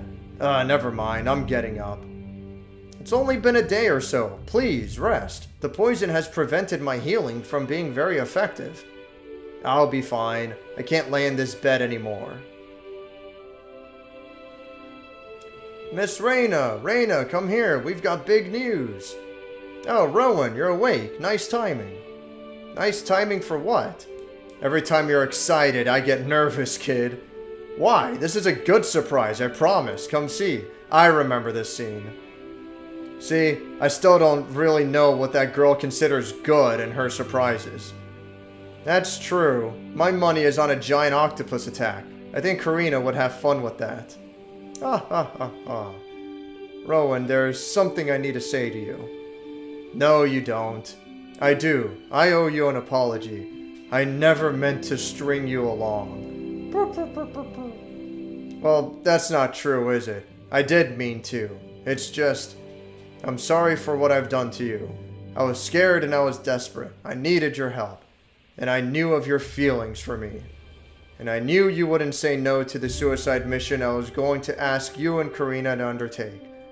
I don't deserve your forgiveness. I won't ask for it. But nobody deserves to be treated that way, you least of all. Yeah, well, I fell in love with you, and even if you don't feel the same for me, I don't regret any of this. So he's a simp.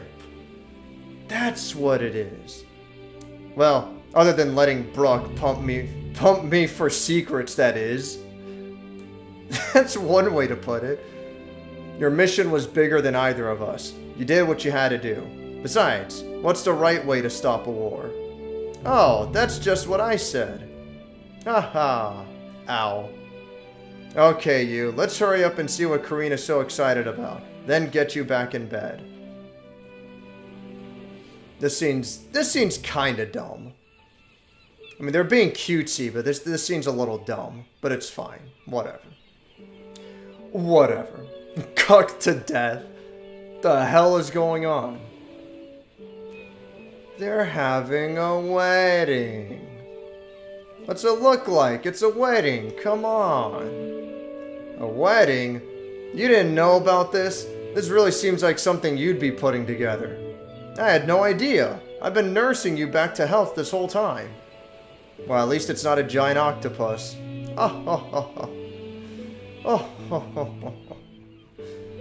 Okay, where the hell did we find all these flowers?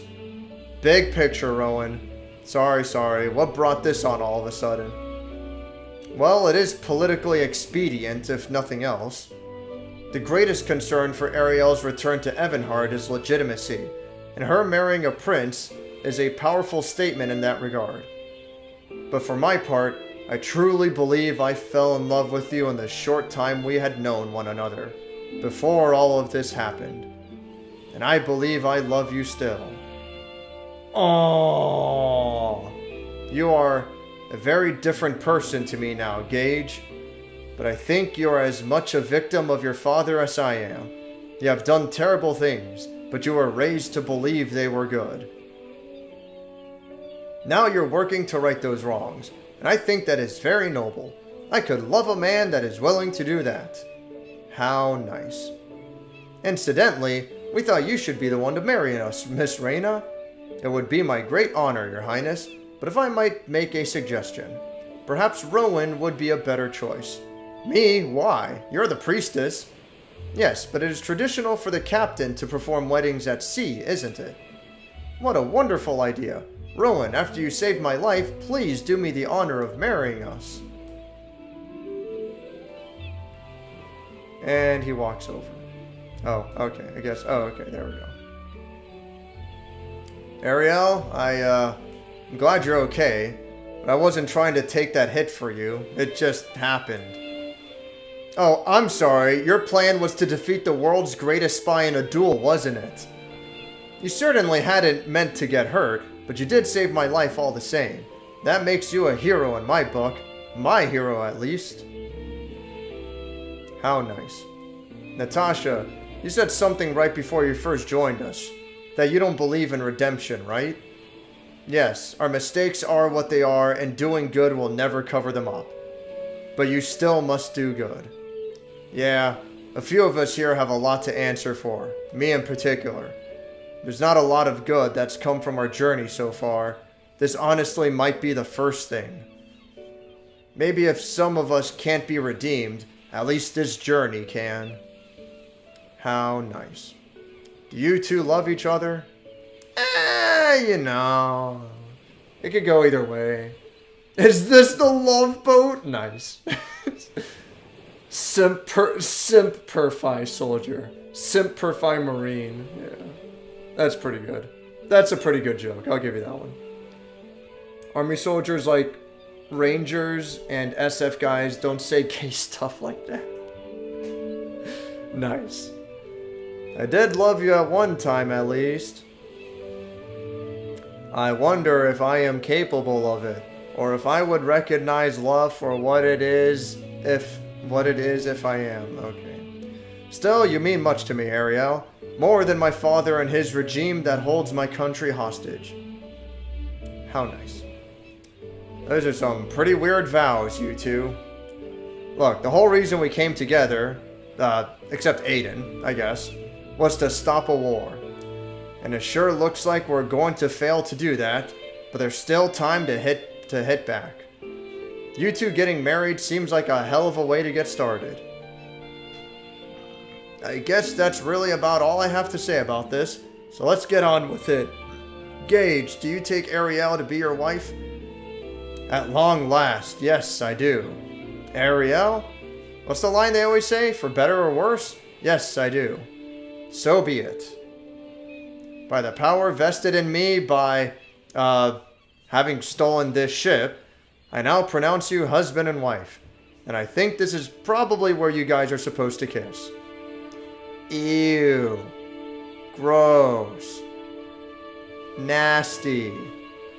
Blech.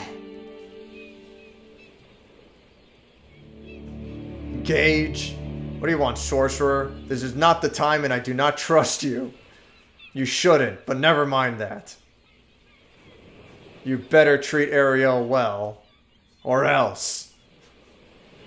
So stupid. That morning, back on the ship.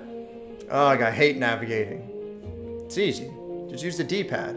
Why do I have to do this? Where the hell on this stupid map is Parandesh?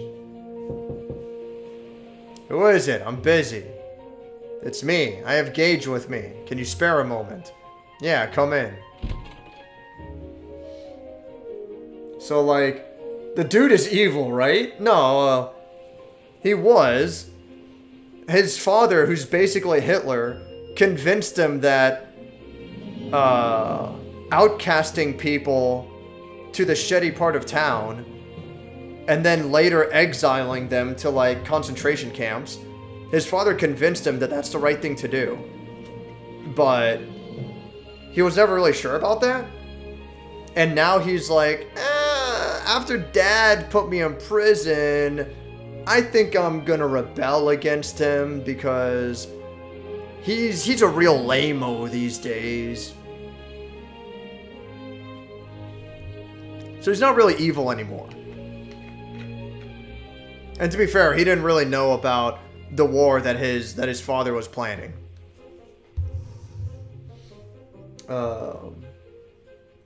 Don't they beat people up for saying stuff like that? What? Oh, really? Oh, whatever. It's almost beautiful. Kissing a girl. He's gonna get cooties, right? Gage is a brave man. Or a great fool. Rowan, I'd like to discuss an alteration to our current plans. We need to set a course for Cirinthia. Yeah, what for? Now that we've wed, Ariel's claim to the throne of Evanhart will appear more legitimate.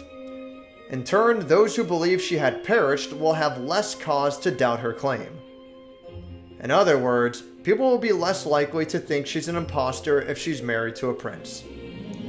Aha, that's what you meant by politically expedient. Just so. There is still the matter of dealing with the kingdom's regent, however. Whoever remains loyal to Lord Phillip will resist us. That may include the bulk of the Cirinthian standing army. I believe my men in Evanhart are more loyal to me than my father. I will convince them to side with us. The problem will be actually getting into the city more than fighting once we're within the walls. We can't simply walk through the front gate. You're in luck, we won't have to. I happen to know a secret way into the cities through the sewers. That's the same path we took when we kidnapped Ariel to begin with. It'll bring us up in the middle of the city. We'll head to Oceanvale, sneak into the smuggler's den, then to the sewers from there. Perfect, Oceanvale it is then. Speak to me at the helm when you're ready to depart, Rowan. And we're off. Okay, but what is wrong with what he did? Now is not the time, Jonathan.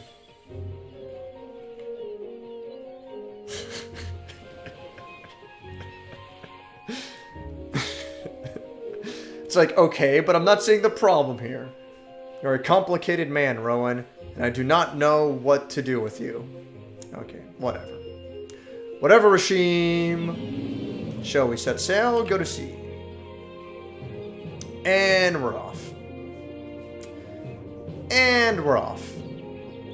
After the dungeon of Cirinthia, you know, we take back Cirinthia Castle, whatever. After that, then the end game begins. And then it's just like either go straight to the ending or do a bunch of side quests. We can take the ferry back to Portfolio through the cave entrance here. Oh, nice. I haven't decided if I want to skip to the ending, just because I want to show that, or if I'm going to do a bunch of side quests first.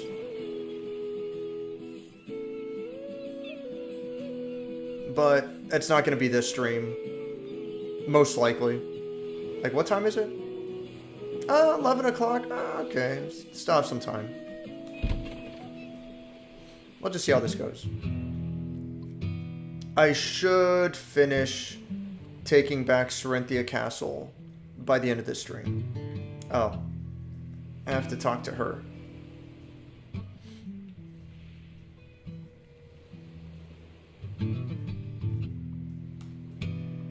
Hey there, I'm Lillian. This is my ferry service. Oh, hell, it's you.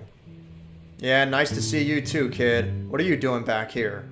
What's it look like I'm doing? Sellen's dead. The rest of the big-name captains are all dead or captured thanks to stupid Lord Phillip. He went on a tear on us pirates after he took up Princess Rebecca's regency. So I'm back doing my old gig. Except it doesn't matter because Portfolio is empty anyway. Nobody goes there now. Anyway, you ain't caused me nothing but trouble every time I seen you. So go on and get out of here before I gut you like a fish. Well, what would you say if I told you we're about to stick it to Lord Phillip in a big way? Ooh, what are you gonna do? Can't tell you the details, but let's just say he's going to be either dead or very pissed off at the end of it. Okay, I want to help. I'll gut him like a fish instead. I'm gonna gut somebody, damn it. Great. We're going back through the sewers up into Evanhart. We need a ride. Think you can do that for us? Sure, just let me know when you're ready. Ready to go to the Smuggler's Cove? I'm not. But I guess actually, now I think about it.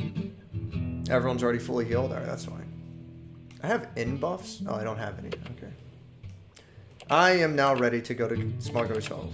As ready as I'm ever going to be. What? Okay, just this like random yes and no hovering over this bridge, I guess. Super cool. Little well-made game. If you really think about it, did he do anything wrong? We're not getting into this. Sorry, last track. What is the wrong we were talking about? The country of Arkadya is basically, like, the game is loosely based on events that led up to World War II in real life. Loosely based. The country of Arkadya is basically Germany after World War I. The country is economically destitute. And the ruler ended up being a guy who decided that if you're not of a specific race, if you're not like a very specific, perfect body, according to him, then you're less than ideal. And you shouldn't, you're just holding the country back. And you don't deserve to be here. Basically, the ruler of Arkadya in this game is loosely, if not strongly, modeled after Hitler. And he was sending less than desirables off, either exiling them out of the country or sending them to concentration camps. And the character in the party, Gage, is his son. And Gage was brought up believing that that's the right thing to do, even though he always had his doubts about it. And at this point of the story, like, he's fully decided, yeah, his father's no good. We have to rebel against the Emperor.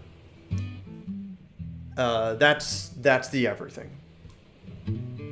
That's everything we're getting in. Aiden goes up to him and says, "You better treat her right." Gage looks at him and then starts going down on her. God damn. Well then. Putting people into the shitty part of town and then to the gulag. Yeah. Literally, yeah. Oh shit, I only asked because I was busy with something, couldn't pay attention. No, that's cool. That's fine. Father. Bad?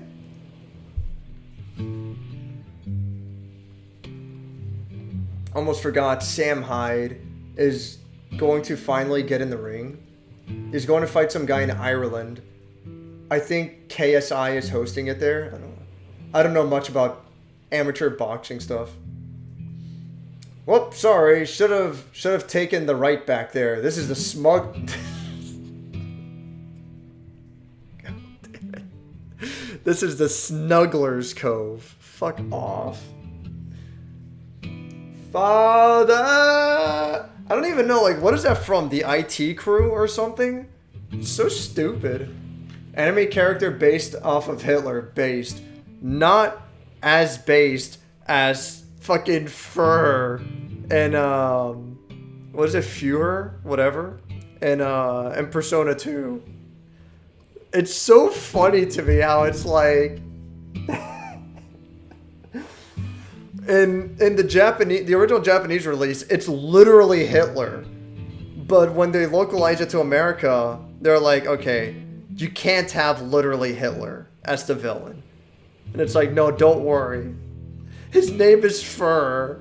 And it's like, okay, but his face still looks exactly like Hitler. It's like, don't worry. We're gonna put sunglasses on him. It's like, it's okay now. It's Like, it's the funniest fucking thing to me. I fucking love it. Holy fuck.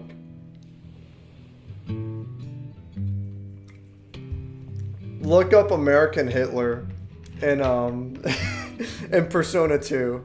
It's the funniest fucking thing. Like, god damn. I wonder who that character in Persona 2 is based on with the sunglasses. I just can't tell. Yeah. It's fucking amazing. Base Daddy Issue Steve. Oh, that's hilarious. It's like, what the fuck? I fucking love it. Oh my god. Okay, we're here. Let's get going. Let's? As in let us? As in we? Yeah, I'm coming with you. I don't think so, kid. What the hell is going on over here? I thought we were the only ones left. Arr! Ahoy, you two! Look what I found. Well, well, well. If it ain't all stinky, greasy, stupid, ugly, shit bastard, scurvy, sea dog, jackass himself. That was a lot of adjectives. Well, you earned them. Slim, if I didn't know better, I'd say you almost sounded happy to see him. I'm warming up to him. Things is always interesting when Rowan comes around. What's on your plate for today, you ugly, stupid, smelly, idiotic, ass-faced, ugly again, fucking... Okay, shut the hell up. It's none of your damn business what we're doing. We're gonna beat up Lord Phillip. There's no we. You know what? I realize this be something of a controversial opinion, but I'm gonna go out on a limb here and say that that guy's a bit of a prick. Nobody asked you. I ain't punched nobody in a while, and I sure as shit got no love for old Lord Phil. What do you say, Ratface, my boy? Should we help? You know my name's Jim, right? Ratface is just a name I get called on account of my face having what one might describe as rat-like qualities. Sounds like a yes to me. Let's go, everyone. I guess I've inherited a new crew. He's a pirate again. Hitler versus the cooler Hitler. Oh, I fucking love it. It's so goddamn dumb. Chad Hitler. I just looked at the Persona 2 Hitler. That's insanely funny, dude. You have no idea. And they changed his name to Führer. I don't even know how you pronounce that. But I think it's like the German word for like leader or president or prime minister. You know, it's like the German word for the leader of the country. It's just so fucking like... And they got away with it. Like Persona 2 had two... It had like the initial game, and then it had its own direct sequel, both for PS1. I forget which came first, but they were Eternal Punishment and Innocent Sin. And America only got the first one. They never got the direct sequel. But yeah, they put cool Hitler in fucking Persona 2. If I'm not mistaken, like I never played Persona 2, but if I'm not mistaken, he's the main villain. Like he's throughout the whole game. He's not just like, you know, he doesn't just pop up here and there, or he's not just like a one-time boss. Again, if I'm not mistaken, I think he's like the main villain of Persona 2.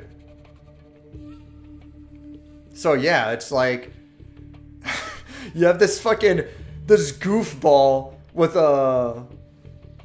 the fucking Charlie Chaplin mustache. He was the one who had that mustache, right? I need to look it up. Charlie Chaplin.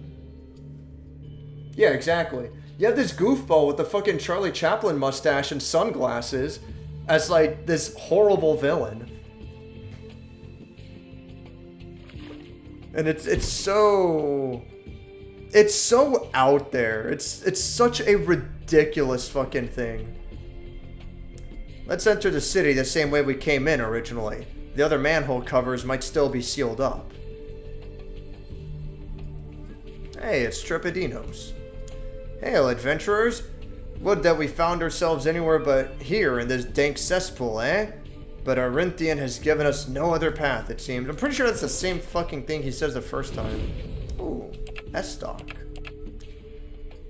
The problem with light thrusting swords is getting through armor. Thus, the S-stock was born. Oh, nice.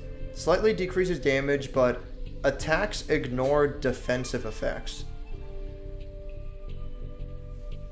That's not bad, but I don't know. It's worth buying, but I'll hold off on it for now. Demons last an additional 2 turns. That's like fucking useless.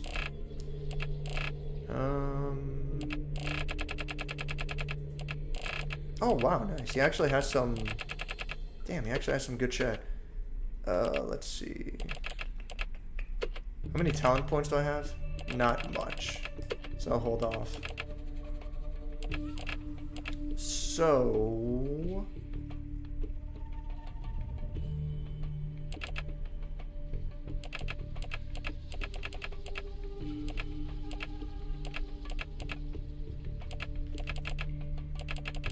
I need 2 Warrior Stone 3, 1 Sorcerer Stone 3. Whoops. Sorcerer Stone 3. Warrior Stone 3. There we go. What else do I need? It's the most exciting part of the stream. The buying crafting materials part. I need 3 Warrior Stone 4, but I'm sure these are going to be prohibitively expensive.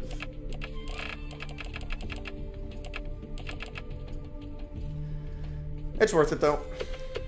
Unfortunately, you know, I should have bought 3. I should have bought 3 of them instead, but fuck it. Probably gonna give it to Karina right away because she's like insanely overpowered.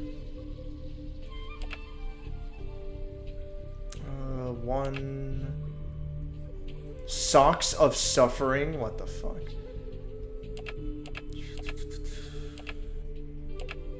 And 1. So I need 1, 2. Actually, 1, 2, 3. Fuck. I bought an additional Warrior Stone 4 for no fucking reason. Fuck my life. When was the last save? It's too far away. It's too far back for it to be worth it. Oh my god, what a fucking... God damn it. Might as well fucking sell it. I do have like all this extra shit that I can sell for a ton of money too. Yeah, fuck it. I'll just hold on to it for now, just in case some shit comes up. Give me an Archer Stone 4. And so I need 3 of these. Alright, so...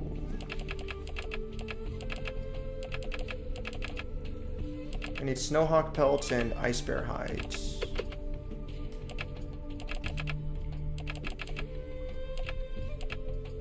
Oh, it's for this shit. Okay, so I need 1,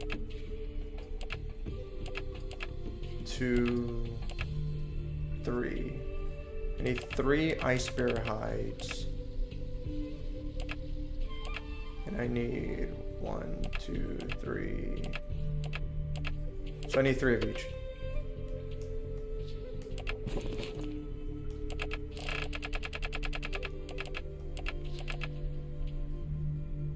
I can't afford it though. That sucks.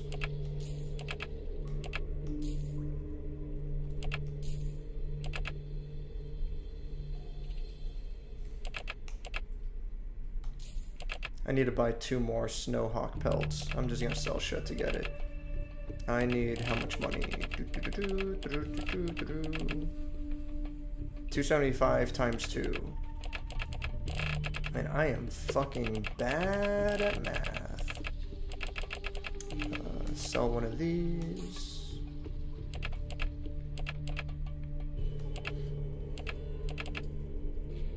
This shit's actually not worth anything. Let's see here. Yeah. Pretty sure I need to buy one more still. Crafting. Dodge. Yeah, dodge and speed. Yeah, that's worth it. That's good. What else? Vitality and speed. I can do without for now. Vitality and dodge. That's pretty good. Vitality. I don't need that. Vitality and speed. Yeah. Dodge and speed. Yeah.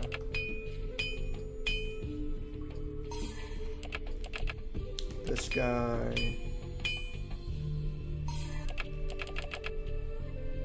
What else?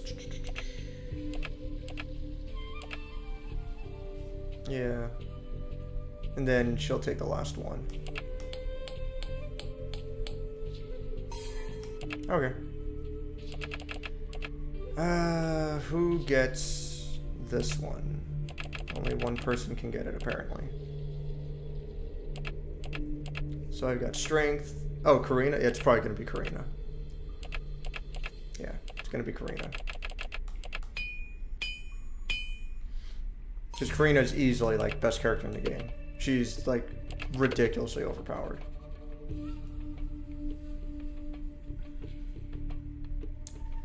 Let's go ahead and save the game for the fuck of it. Okay.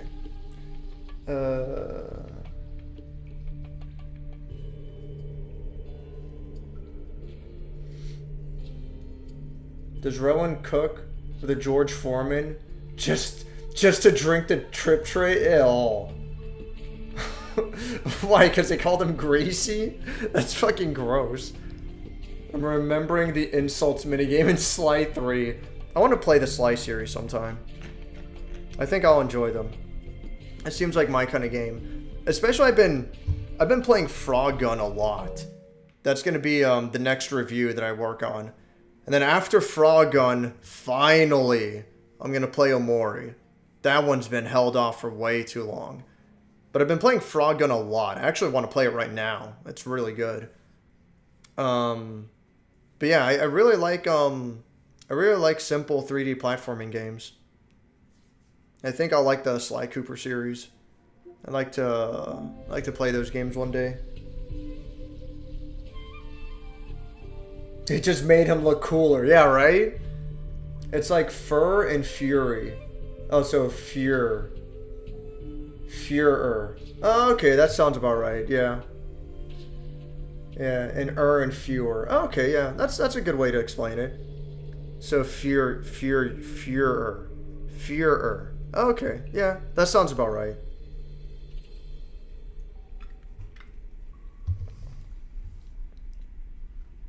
What's next on your review list? Oh, well, there you go, yeah. There you go, I already said it. Rowan reminds me of Hayes from Anonymous Agony. Because he's just so fucking cool. What the hell is Anonymous Agony? I think a lot of characters seem to have lines like that.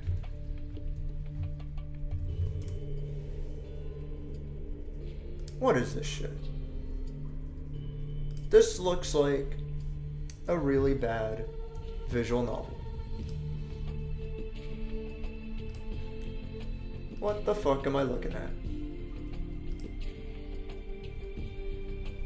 Oh, it's free. Well, if it's free, then there you go. Free's never an excuse, but at the very least, he didn't lose money on it. And it has very positive reviews, which, not to be too insulting, but literally doesn't mean fucking shit on Steam. Holy fuck, I just looked up a drawing to this agony. That is something. Oh, Anonymous Agony.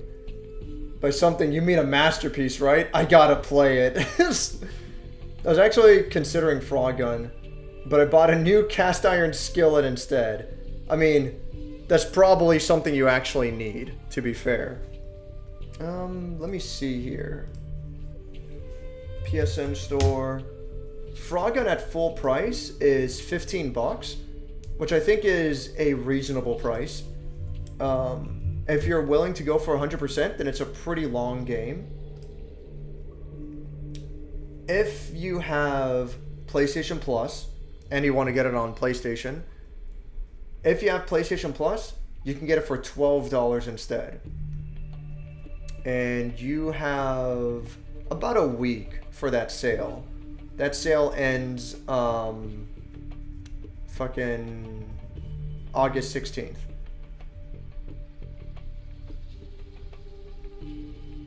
So for 12 bucks, I pretty highly recommend it. Don't take it the wrong way. The game's not perfect. I'm gonna give the game like a 7 out of 10. I'm pretty much decided, but it has a lot of problems. The positives manage to outweigh the problems, but the problems are there. And I'm talking about, like, it can get really fucking glitchy at times. The early game is, like, stupid fucking easy, like, really childishly easy. Like, it's like, gets boring. But from the halfway point onwards, it's like, okay, now the game's getting pretty fucking good. I'm like at the very end of the game now, and I'm really liking it now. I wish it didn't take that long to get to that point. The boss fights are pretty weak. You never directly fight the boss, so to speak. I think a comparison that Doomed would understand. The boss fights are like the quote-unquote bosses in Quake. You don't directly fight the bosses, you just play around them. You dodge their attacks, and then when the game tells you to do the thing you have to do, you just do it, and then the boss is over, and that's it. There's one boss at the very, very end of the game that is closer to being an actual boss fight, where like you have to grab his projectiles that he throws at you and you throw it back at him. That's like, oh wow, it's a real boss fight.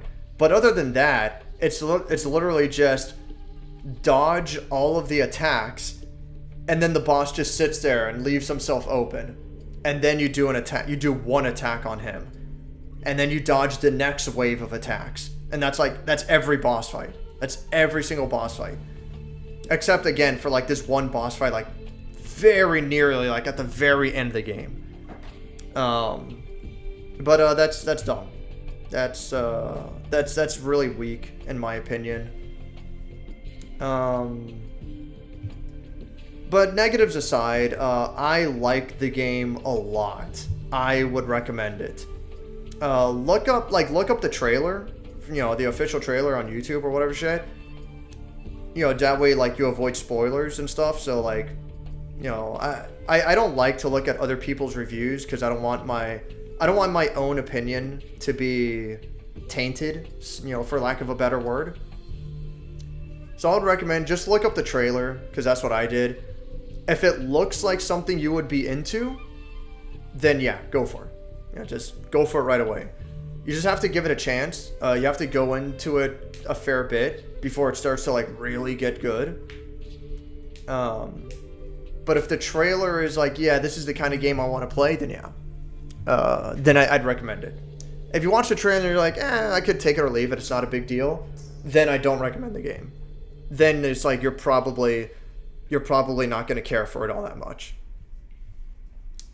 I was referencing the low tier god boogie video because that one pirate was throwing a bunch of insults at him. Oh god, is that something the low tier god said? The boogie cooks with the George Foreman grill just to drink the trip. That's so fucking gross. That is definitely something low tier god would say.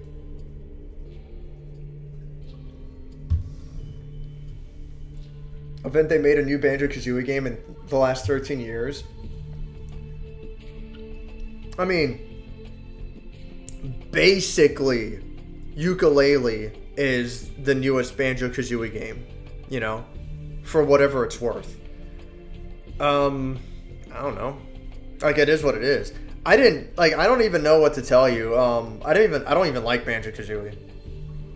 I played, like, maybe halfway through the first Banjo-Kazooie game, and I was forcing myself through it.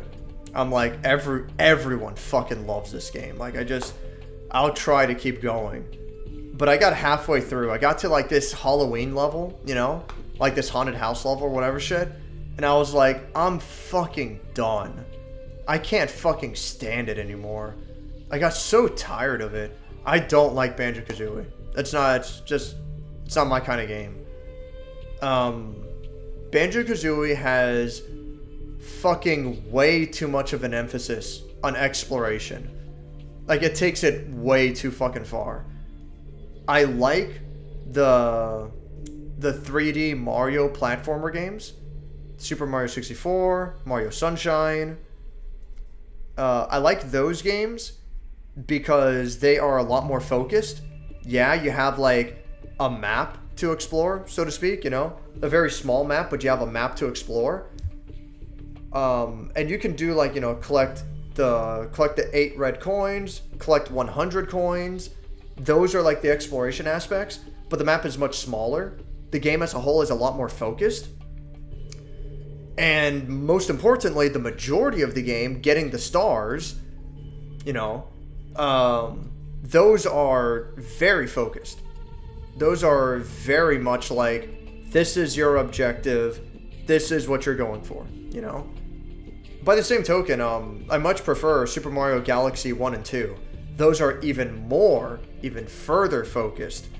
Those have even less of an emphasis on exploration, and they're all about obstacle course platforming challenges, which is what I like. If you want a new Banjo-Kazooie game, you play Yooka-Laylee, which I heard bad things about, but I don't even know because I didn't play it, and I don't even fucking like Banjo-Kazooie in the first place. Or you play fucking you play Super Mario Odyssey.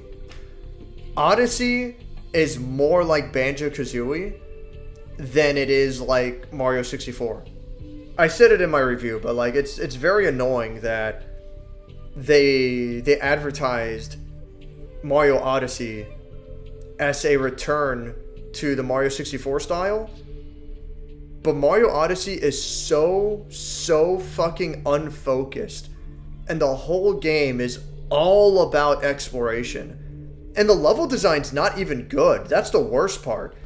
If the level design was good, then it's like, alright, I'll take it. But like, the level design's not fucking good. There's like 2 maps in the game that are actually like straight up good.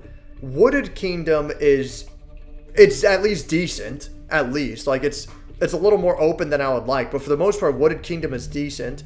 Lost Kingdom is actually really fucking good. That's the best map in the game. And go figure, it's the smallest one. But Lost Kingdom is super fucking good. Every other map in the game is way too fucking big and open. It doesn't even matter that they put enemies anywhere because you just walk around them. The enemies, for the most part, are just an excuse for Mario to use his fucking copy ability. He like throws the hat at an enemy and then he possesses that enemy. It's basically a fucking variation on Kirby's Dream Land, you know? But the problem is that with the copy abilities, you're significantly worse than if you were just straight up playing Mario. Like, playing as a Goomba sucks. Playing as a Hammer Brother is strangely obnoxious because you're not allowed to walk normally. You can only hop everywhere you go, so it's a fucking pain in the ass. You only use the copy abilities for specific objectives, you know, to solve a puzzle or to like clear a very specific platform. And then once you're done with that, then it's like you go straight back to Mario. So it's like, what's the fucking point then? You know, it's just being fucking annoying. Variety is not great when the variety itself isn't even that good. The only thing is that I think Mario controls exceptionally well in Mario Odyssey. And yeah, like, people have shown some really impressive acrobatic stuff, you know? So if you want to put it one way, Mario Odyssey caters to, like, the really high level, the exceptional level player. That they're looking for, like, really creative paths to, like, beat the game rapid fast, or, you know, just do cool shit. Mario Odyssey caters to that for sure. And then it caters to, like, these super very casual player that they just want to fuck around and they don't care about having a direct objective. So it caters to the extremes, but I don't think it caters to, you know, anything in the middle. I don't think it caters to the players that are like, give me a direct objective, give me an actual challenge. Mario Odyssey is like, go find your own challenge. And it's like, no. Why would I fucking make up my own challenge? Why would I fucking make up arbitrary speed runs? You know, like, yeah, the game controls well, but why am I gonna do the developer's work and come up with my own challenges? At that point, I'm just gonna play a different fucking game. I rant and raved, as usual. You want a Banjo-Kazooie game? Go play fucking Mario Odyssey. Go play Psychonauts 1 and 2, you know? Psychonauts is fine. Psychonauts is like that center point between Mario 64 and Banjo-Kazooie. It's more focused than Banjo-Kazooie, but it has more exploration than Mario 64. Psychonauts is okay.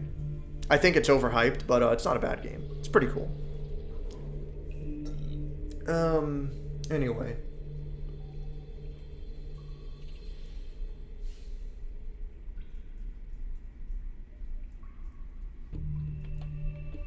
The Simply Game Sucks next game. I've already added it to my wish list and stuff. I'll probably grab it next month at full price because I've splurged enough this month. That's fine. Or if you want, I mean, you live your own life, you know, but if you want, I'll see about getting my review on the game out this month. Like, let me see the calendar. I think I should have the review done in like 2 weeks from now. I'm gonna try anyway, hopefully. You know, if you want, if you care, wait for my review. See how my explanation goes. If the game seems like it's for you, go from there, you know? But yeah, I like Frog Gun. I think it's a really cool game. I could start the review now, but I'm trying to 100% it. But, it's gotten to the point where I've had to do the same level 3 fucking times because I will 100% the level, then fight the boss, and then the game glitches. And I have to restart the whole game. And that's happened 3 fucking times. And thankfully I've beaten the level, and I got the time trial challenge for it. So thankfully I got that out of the way. But, I haven't beaten the level with, like, collect all the treasure, beat the level without dying, you know, things like that.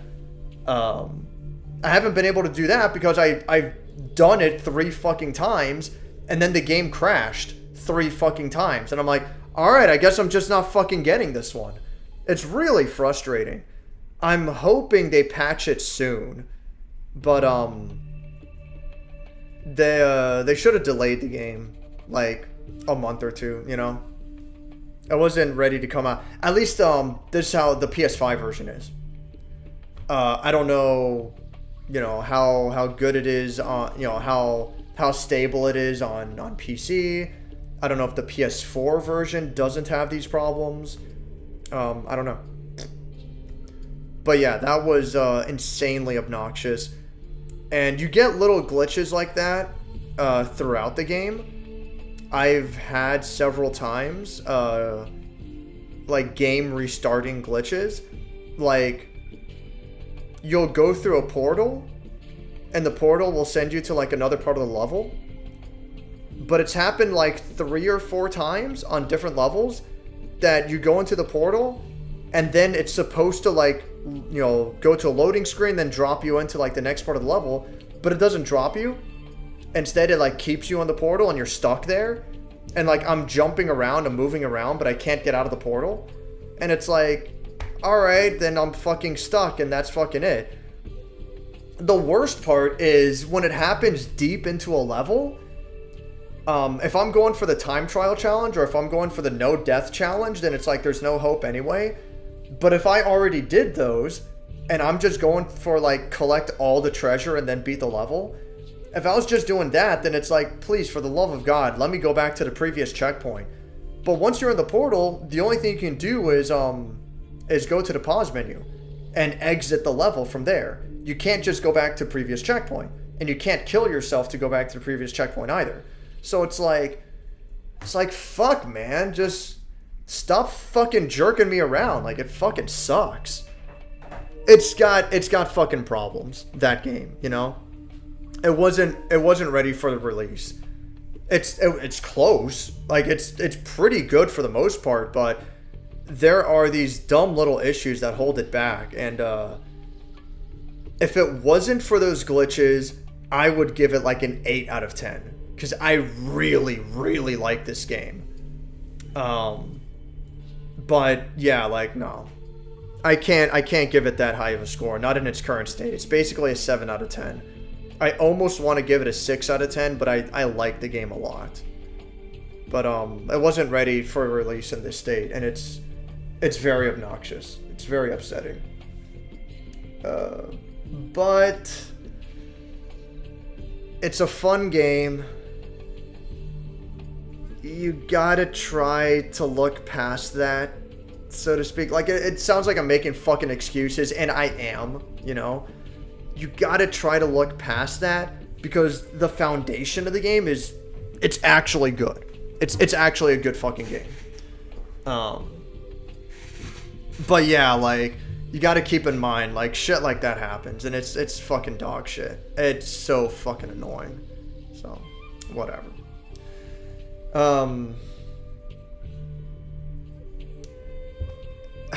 It might be worth, like, following the guy's Twitter or some shit and waiting for an update first, you know?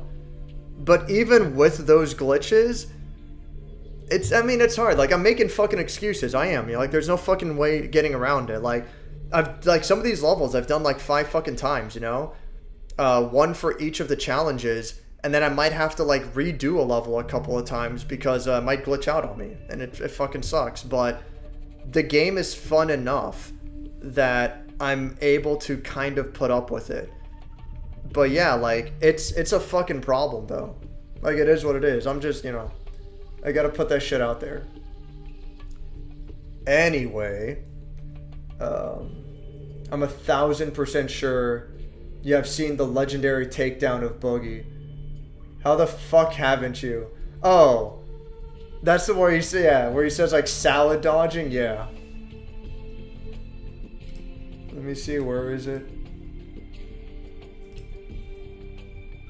A message for Boogie 2988 and all his wonderful fans. I'll watch it later, but that's where he has this like legendary string of insults, right? Like, salad dodging is the best fucking one. It's so fucking funny. I like to imagine like a salad just sitting there and he like fucking sidesteps around it. It's like, it's so fucking dumb. Oh man, Banjo-Kazooie's always thought, yeah, I never liked it. Calorie thieving? Nice. That's a good one. Thank fuck I'm not alone. I couldn't get into Banjo as a kid at all. I don't get it. I didn't play as a kid. Maybe I did. I might have rented it, but I never got very far into it at all. I know that for sure. But when I really played it was more recently. I played it on the Xbox 360. And yeah, like, I was like forcing myself. And I got like halfway through and I'm like, dude, I'm fucking done. Like, I fucking had it. I'm so tired of this fucking game. Been hankering to play Mario 64 for some reason. I gotta play Mario 64 again one day. Like, it's been way too long since I last played Mario 64. I do not care for Mario 64 or Banjo. Damn. I would rather play Vex on PS2. I must have told this before. I've never played Vex, but I've always wanted to because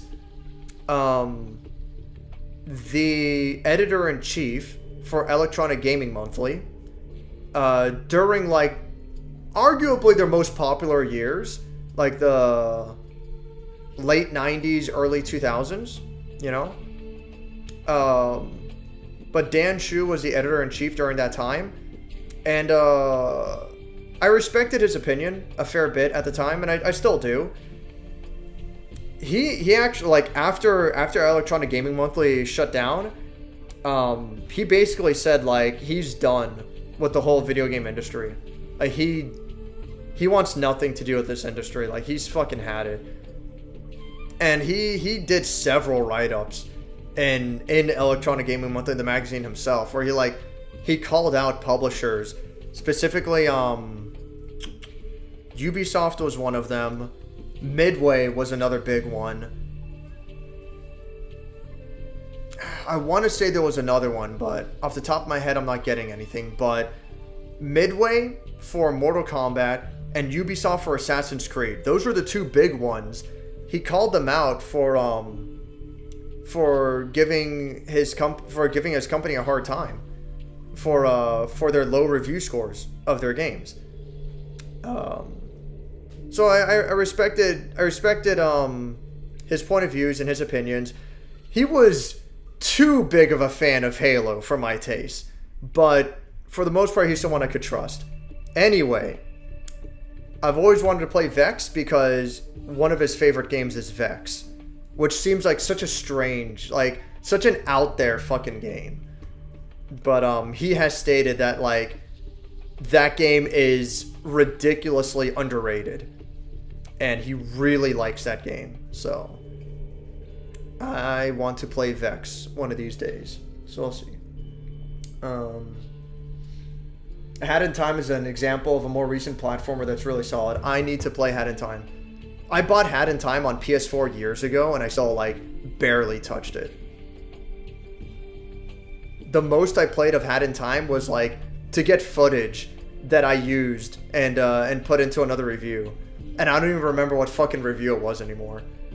But it's been way the fuck too long since not what am I saying? It's I've put off a Hat in Time for way too fucking long. I need to play that game at some point. But yeah, there's way too much other shit on the list I have to get through, unfortunately. I shouldn't have even bought it at the time. It was a fucking waste, but it's whatever. Mario Odyssey was Nintendo hiring that man.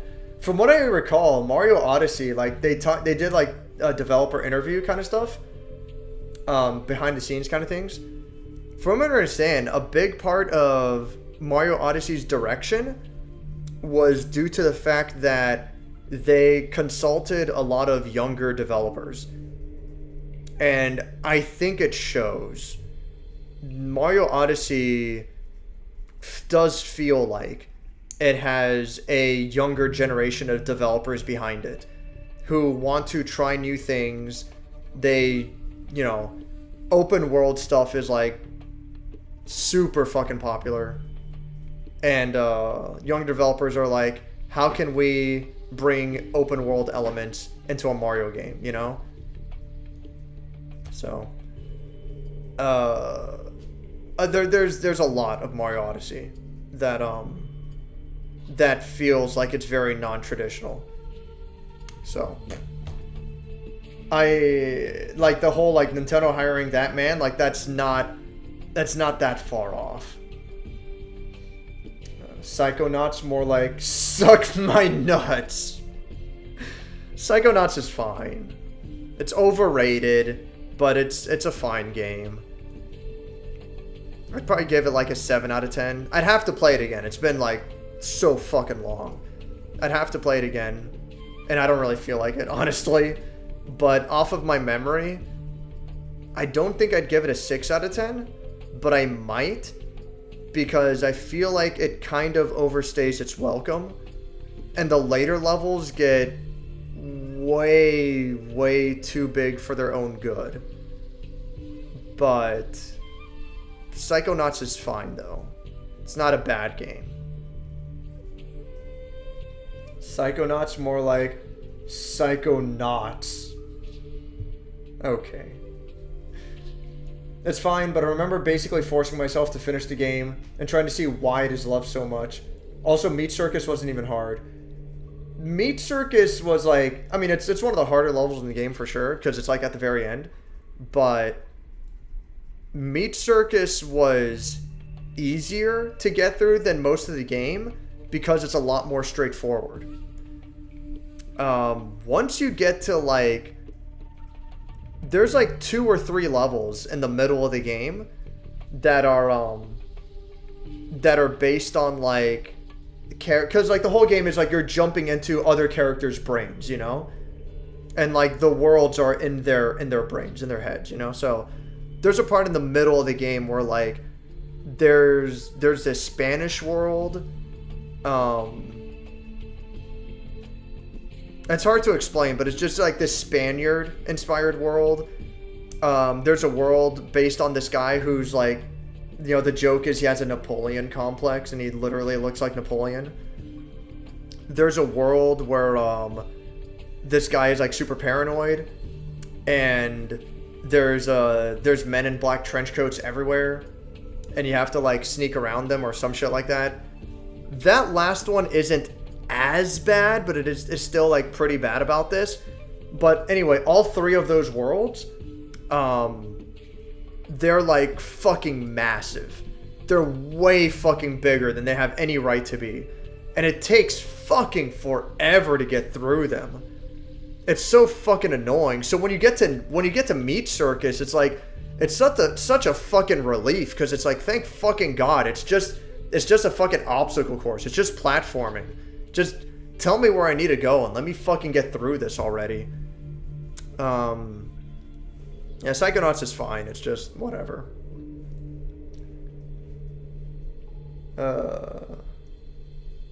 Mr. Shetface did his best. Don't bully Psychonauts. Shetface? Really though, I don't think there's much reason to play it twice. Psychonauts? Yeah.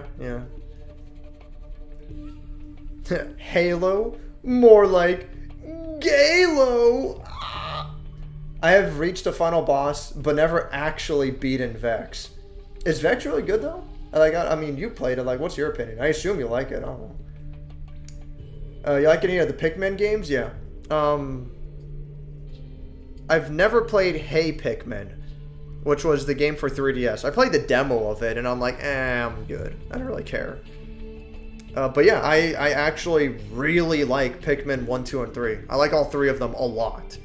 I think all 3 of those games are fantastic. Pikmin 2 is my favorite by far. Even though it probably has more content than it needs. But I don't know, I just like Pikmin. If you like Pikmin 1 and you're like, damn, I wish I could have more Pikmin 1, like Pikmin 2 is basically that. I think Pikmin 2 overemphasizes the combat. I think that's a fairly big weakness of Pikmin 2. But it's not bad though. Like it's still a good fucking game. Like Pikmin is just fucking good. I think Pikmin 1, 2, and 3, they're all good. They're all great games. I like them a lot. Never got into Pikmin. Played some versus mode in Pikmin 2 with my brothers though. Versus mode in Pikmin 2 and 3 is pretty cool. 2 is what me and my cousins would always play. He's using Unreal Engine in any way he can. What the fuck are we talking about? Talking about Psychonauts? Talking about Tim Schafer? Is that what you mean by Mr. Shitface? Tim Schafer? Oh, and related to overrated games, fuck Hollow Knight. I kind of want to play Hollow Knight, but nah. I'll probably never get around to Hollow Knight. There's too many other games I'd rather play. I need to play Shovel Knight at some point. Like I really need to play Shovel Knight at some point. I'd like to play Blasphemous.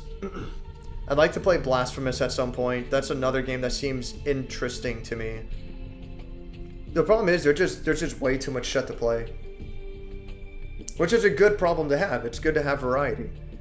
You know, that's the thing. Like, oh, video games are shit now. It's like, that's not wrong, you know, so to speak. Like, yeah, I don't disagree. But there are still good games out there. And there's a lot of good games. At least I assume they're good. I haven't fucking played them yet. But there's a lot of games I'm interested in playing that I haven't touched yet. So I'm not running out of games.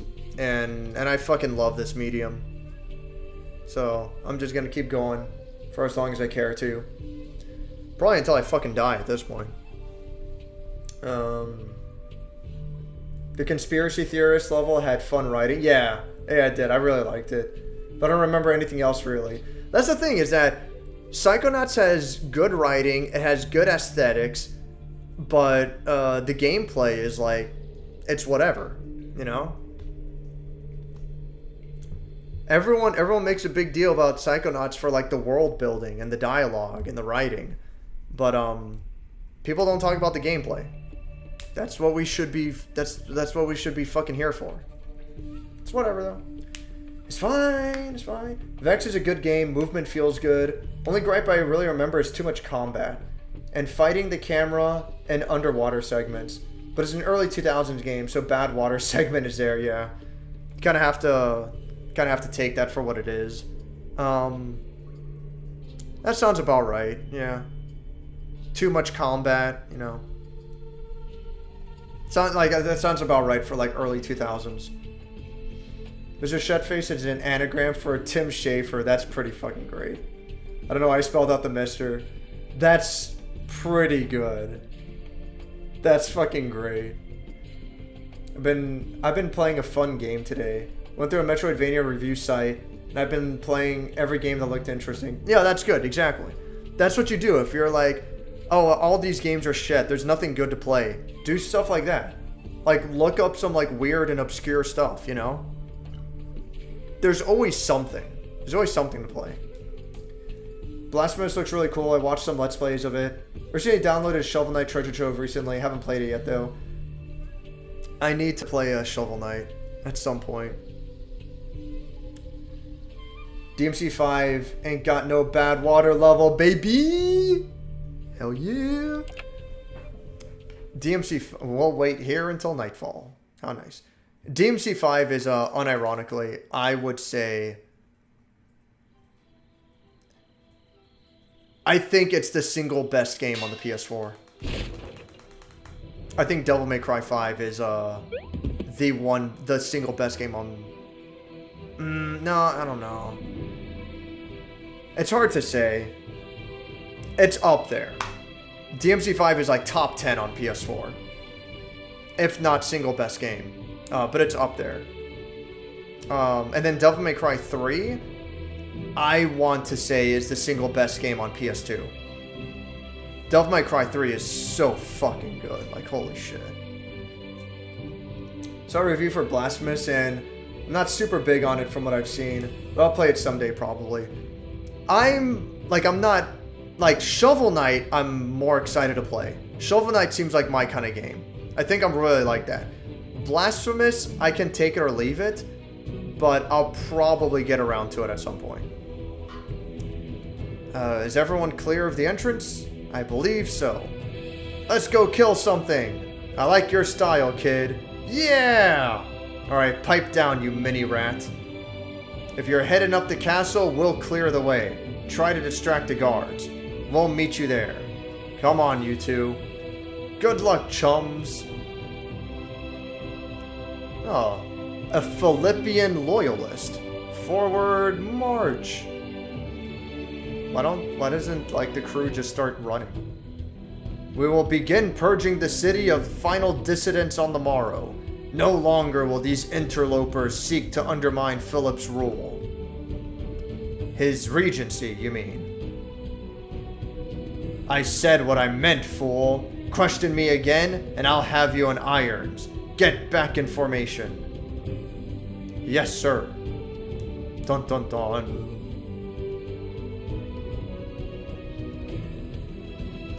Well, well, looks like we got here just in time. What? Who are you? I'm Ariel, the first Liriata. It's always a weird name to say. Rightful Queen of Cirinthia, come to retake my throne. The only purging we'll see done is to the traitors to my father. I command you to stand down. Ha! What? Ariel is dead. Soldiers, arrest this impostor and her henchmen. Very well. Henchmen, attack! But spare the lives of these soldiers. Yeah, we're just gonna have fucking Aiden in, like, every party. Because fuck it. That looks about right. Let's go ahead and do one of these.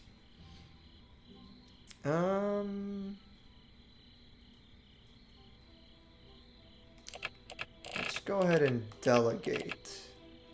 Because delegate is pretty strong. It's a lot stronger than I initially gave it credit for.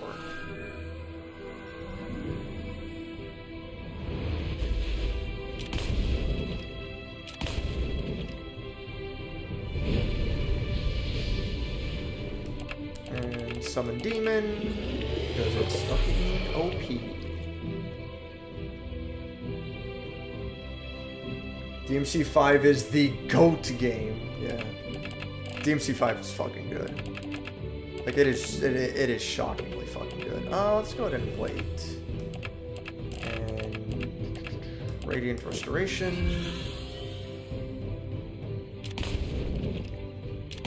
I hope I don't regret not healing him.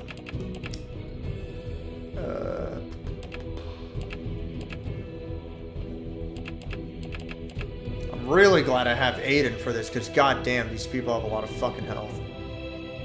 I'm gonna go ahead and kill the mage. Fuck it.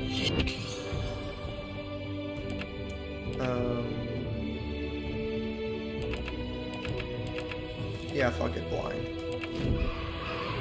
Oh, nice. Natasha gets bonus turns. Alright.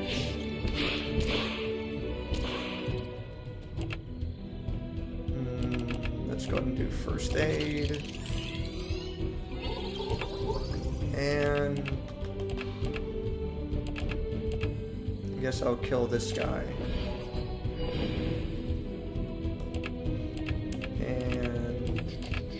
Assassinate sounds good to me.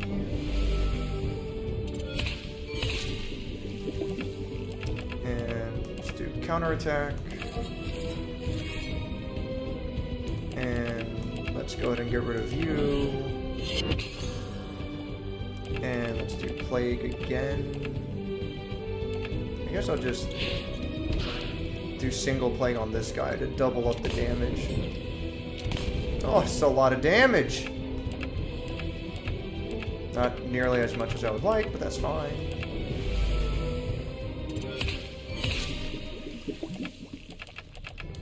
Let's see. How much health does he have? Close to nothing. Sure.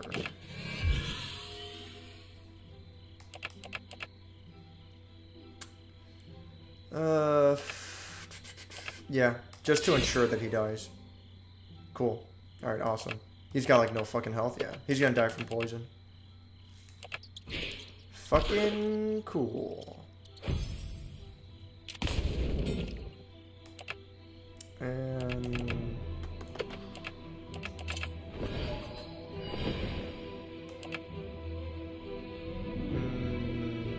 okay...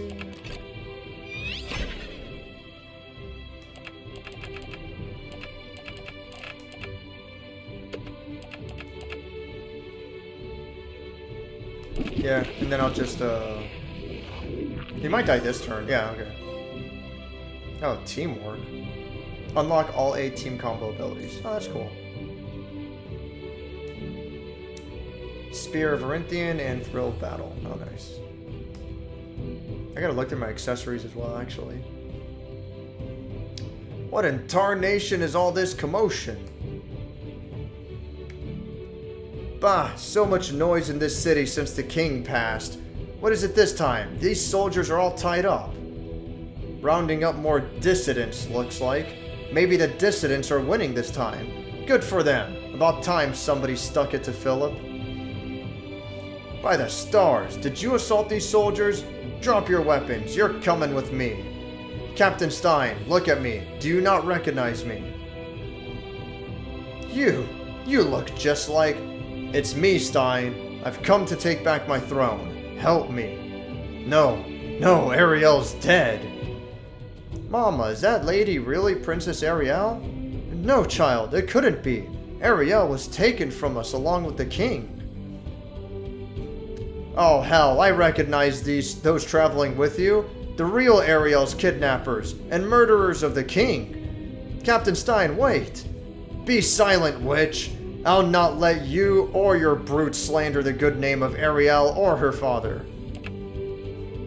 What? Save? Is this really that big a deal of a boss fight? Let's see. Let's go ahead and get Reyna in this. Maybe Gage? Yeah, sure. Fine.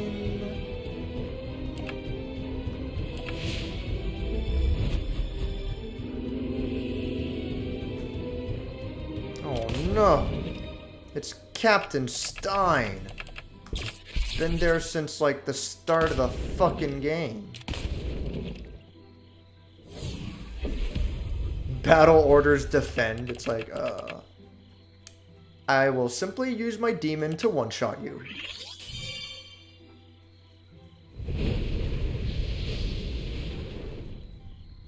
Alright, that's fine. Shouldn't be too big of a deal. Hopefully this doesn't become an issue. Spectre Knight, Shovel Knight, Plague Knight. Never finished King Knight, but I was burned out or something because it did not click with me. That sucks. They didn't really like... I'm guessing they quote-unquote finished it, but it wasn't well done or something. That sucks to hear, though. Yeah, just use Storm Shield. Like, fuck it. This move's fucking ridiculous.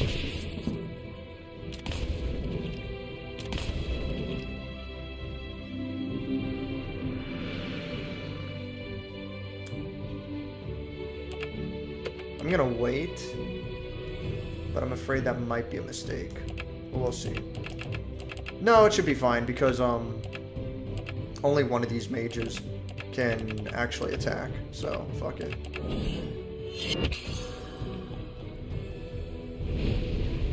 Yeah, okay, that worked. Right. Go ahead and cast Plague on everyone. And heal everyone. There we go. It's all working out well. Everyone needs to get taunted, right? Yes. Not bonus turns! I can actually kill this guy by conventional means. I don't need to rely on the demon, so I'd rather use the demon to kill someone with more health. Doesn't work on him, right? Oh, does it? Oh, that was a... Why would it let me do it? What a fucking waste. Fuck, man. Alright, well, shit. That sucks. I might just summon another demon in the same boss fight, actually.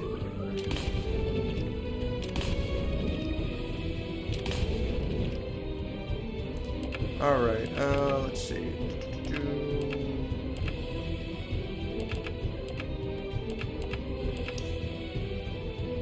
Yeah, fuck it. Yeah, Storm Shield does so much damage, Jesus. Damages and dazes all targets, silences all enemies. Yeah, fuck it.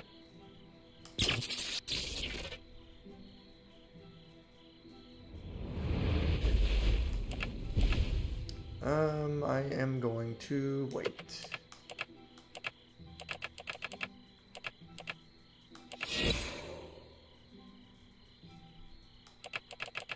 Like, fuck it, I'm just gonna summon another demon. Like, who gives a shit? Yeah. Yeah, fuck it.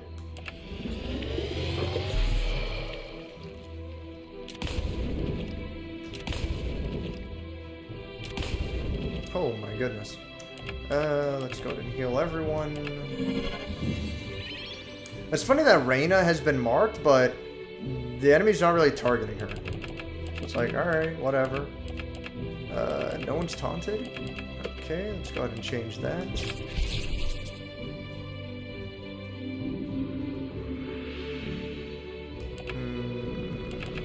Let's go ahead and do Dispel. Yeah. Yeah, let's go ahead and do Dispel. Let's get rid of your ass.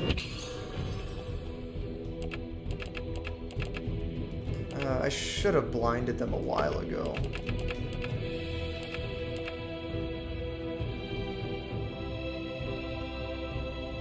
Yeah, no, I'm gonna do... I'll do Plague.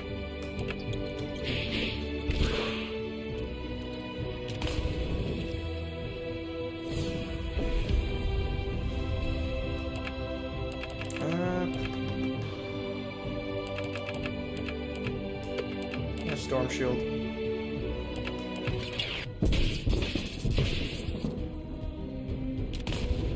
God damn. Heal. Yes.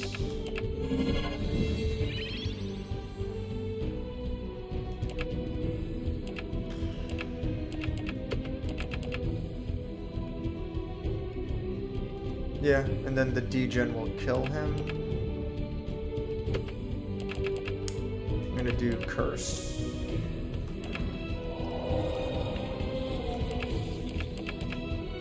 Alright.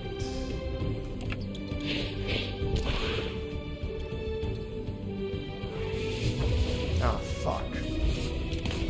Alright, that's a bit of a problem. How is he still alive? Whatever, he's basically going to die. Just taunt you. Cast a shield. And yeah, slash. And whatever. So how much does this do? 336, yeah. So it would have done more damage if it did Doom, but whatever.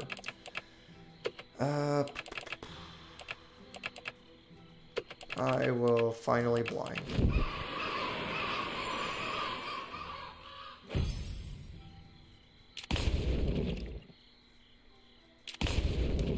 It would have been funny if he got poisoned for each turn he took.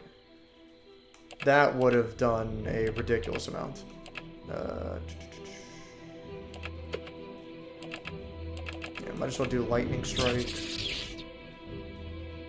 How much health does this guy have?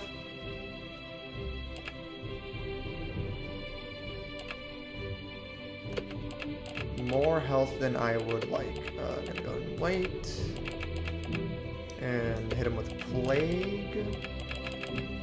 Sure. Okay. I'm sure this will be fine. Cannot overstate how much I like Spectre Knight. Imposter? Sus? Sussy? The internet and its consequences have been a disaster for mankind. God damn. Well, I can't necessarily say you're wrong. I'm gonna Dispel. Yeah. I'll heal next. I'll heal like upcoming because he still has fucking. He still gets to go through 3 fucking turns. Actually, I'll taunt now.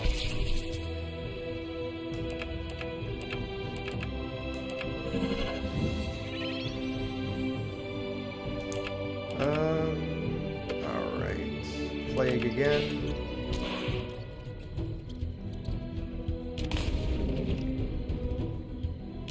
There we go. Bonus turns right now. God damn.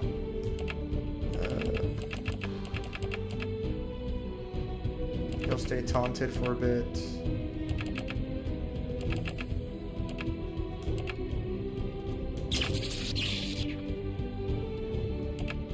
Still can't give him a shield. So how much damage is Detonate gonna do? Nice. Pretty good amount. Okay. Oh, alright. I guess the glitch wore off.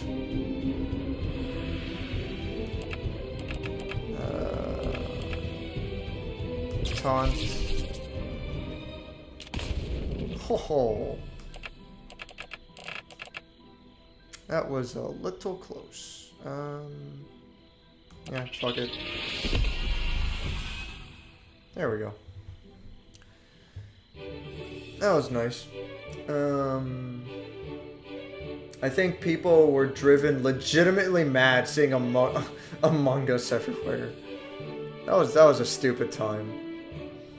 How do we combine Among Us with Minions? I want to watch the world burn. Fuck. Have you seen the High on Life gameplay trailers? First-person shooter heavily inspired by Rick and Morty.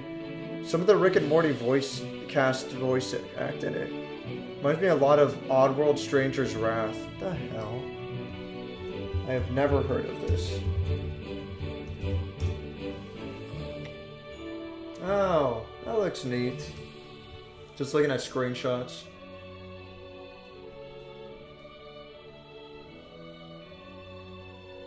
Okay. Whatever. That looks like it could be neat.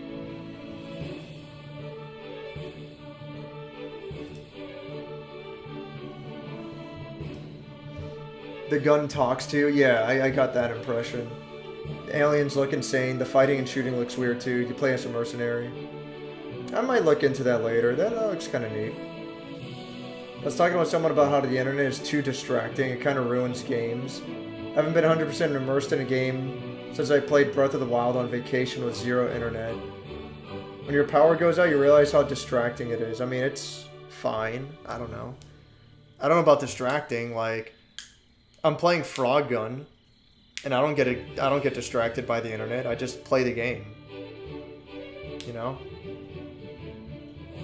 I mean, I've been playing Frog Gun like 4 to 6 hours straight at a time. And then it's like, oh man, like, what do I get distracted by? Like, I get fucking hungry. But yeah, I mean, I don't know. I just play the game. You know, I don't look at my phone. I don't go on the internet unless I need to for whatever reason. Everyone stop. We've won. Don't hurt them. Don't shoot more lightning at them. Captain Stein, please listen to me. I am Ariel. Lord Phillip is the one behind my father's murder. He conspired with Emperor Noriskov to have him killed. He lied about my death. He now seeks to take the He now seeks to take the throne for himself. The people I travel with have saved my life. More than once now. They are not villains, they are heroes. Help me stop Phillip, Captain Stein. For the love you have for my family, and for my father. For the love you still have for me. Help me. You really do look so much like her. But you're a sussy baka. Forgive me, your highness. Everybody took his word for it when he said you'd perished. Oh, he wasn't tied up at all. Your sister is held in the castle. She's guarded by Philip's personal guard, as well as Arkadyan soldiers. What remains of my elite guard, no doubt.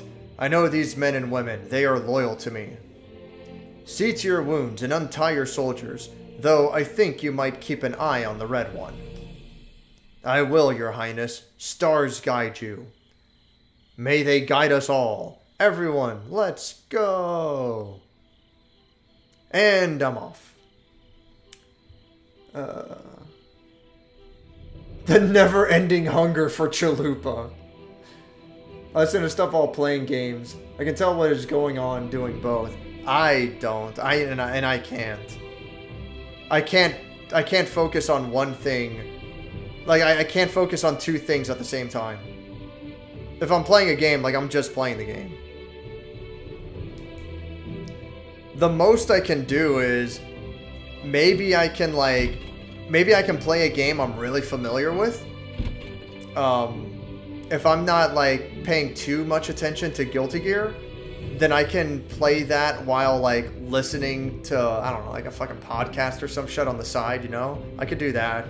I could play Guilty Gear while chatting with buddies, you know, shit like that. Let's say with Frog Gun, you know? After I beat Frog Gun and I'm going back for, like, secrets I've missed, I could play Frog Gun while listening to something on the side. You know, it's a very simple game. Stuff like that, you know? But for the most part, it's like, no, if I'm playing a game, like, I'm just playing the game, and that's it. I don't get people who are like, oh, I'm playing a game while listening to this Red Letter Media new review they put out.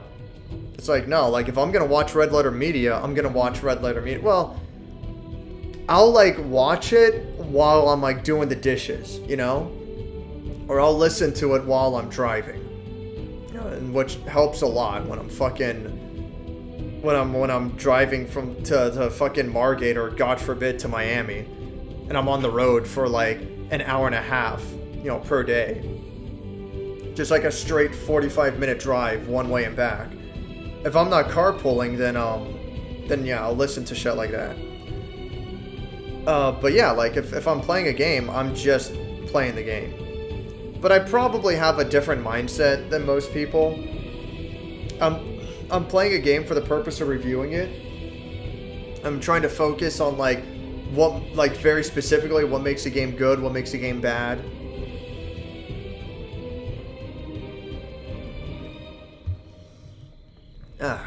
So, you know, it's whatever. Since my Chromebook died, I no longer watch videos or listen to music. I just game. Admit it's kind of hard to shut it off entirely, but it's nice to just sit down and game and not look at Discord or emails or junks. Hell yeah, absolutely, fuck. Shit. I mean, I don't know, man, like, the people that I go to the arcade with, you know, that I go to tournaments with, I play against in Guilty Gear and shit, like Marvello and Creator especially. I mean, fuck, Omega Tom Hanks, Beef Humanity. Turb doesn't seem as much, but I could be wrong. But all of these people, it seems like they're on Twitter all the fucking time. Like, I can't do that, man. I look at Twitter, like, 2 or 3 times a week, you know? And one of those times is to be like, hey, maybe 4 times a week. One of those times is when I'm at the arcade and I'm like, hey, I'm at this tournament. And then that's fucking it. Another time is like, hey, I'm streaming tonight. And then that's fucking it. And then, like, another 2 times that week where I'm like, I don't know, let me go ahead and see what people are saying. And that's fucking it. Like, it seems like some people are on Twitter, like, every fucking day. And I'm like, for what? What are you looking for? What are you gonna find, you know? I don't know. It's whatever, you know, like, do what you want. I don't give a shit. But yeah, like, that's just fucking wild to me. I don't know. When I'm gonna play video games, I fucking play video games, and that's the end of it. I haven't done it in a while. Maybe it's time to start again. Like, that's... God bless us, everyone. Yeah. Yeah, I don't know, Wes. That's all I fucking do. It makes me feel a little bit bad because I'll see that people are in the Discord, you know, they're watching SVU or, you know, they're watching someone play something. I know Max has been playing Elden Ring recently, shit like that. And it's like, oh, I kind of want to hang out, you know, and I do sometimes, but on the other hand, it's like, I want to play this game, and I'm not going to chat while I'm playing this game, because I'm going to be focused on this game, you know? So it's like, So most of the time I decided, like, you know what, I'm just gonna fucking play video games. It's whatever. If some people made a game studio that made non-woke games, or even games with right-wing values injected into the game storyline from time to time, would they be totally E3 or other games expos? What? Would they be totally banned from game expos, what I meant to say? I don't think they'd be banned. It depends on the game. I mean, I think the game would have to be ridiculous for it to be banned, you know? I don't know, like, it's not a reason to ban the game, you know? I'm even going with, like, you know, with like today's sensibilities, like, yeah, like everyone says, like, and you know, for good reason. Everyone's like, oh, fucking too many games are focusing on representation and whatnot. And, you know, that's getting in the way of, like, proper game design. Because it's like, well, we need to have this character. We need to have this kind of story. It's like, how about you focus on making the game good first?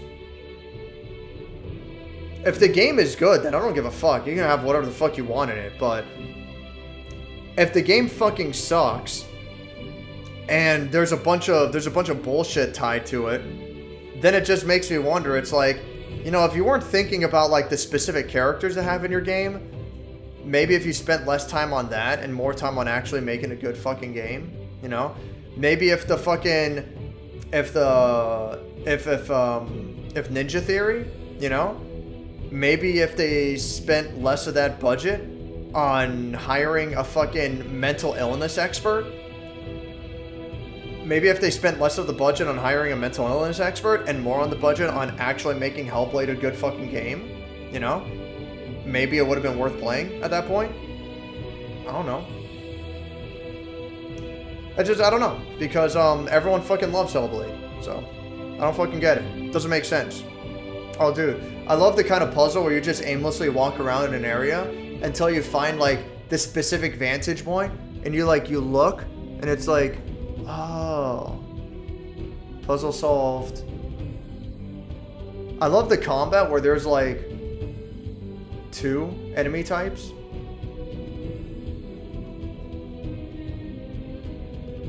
I love how the game tells you if you die too many times, we're going to permanently delete your save file. It's like, whoa. No way. Which, for starters, it's like, that's a stupid threat to have, you know? But then on top of everything, they never do it anyway. So it's like, how about you just make a good fucking game? Instead of relying on fucking gimmicks, you know?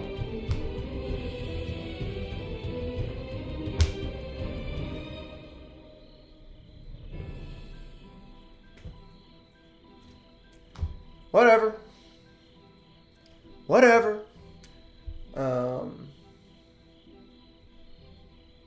Depends on the game, yeah. I think what you want from a game influences your opinion on it. Sort of. So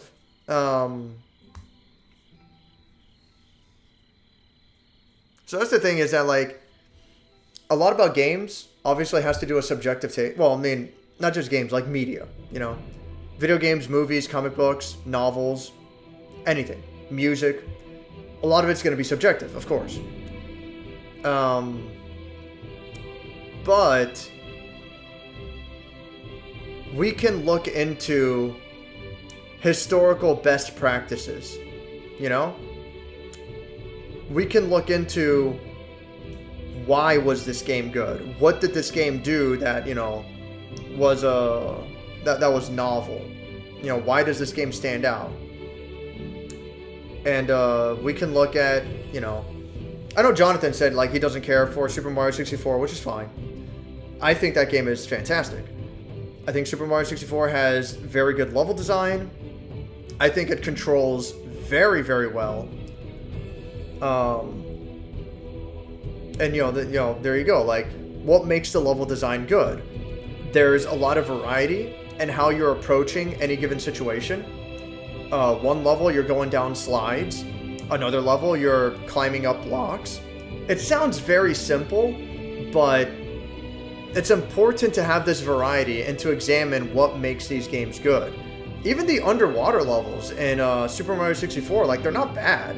And they don't overstay their welcome either.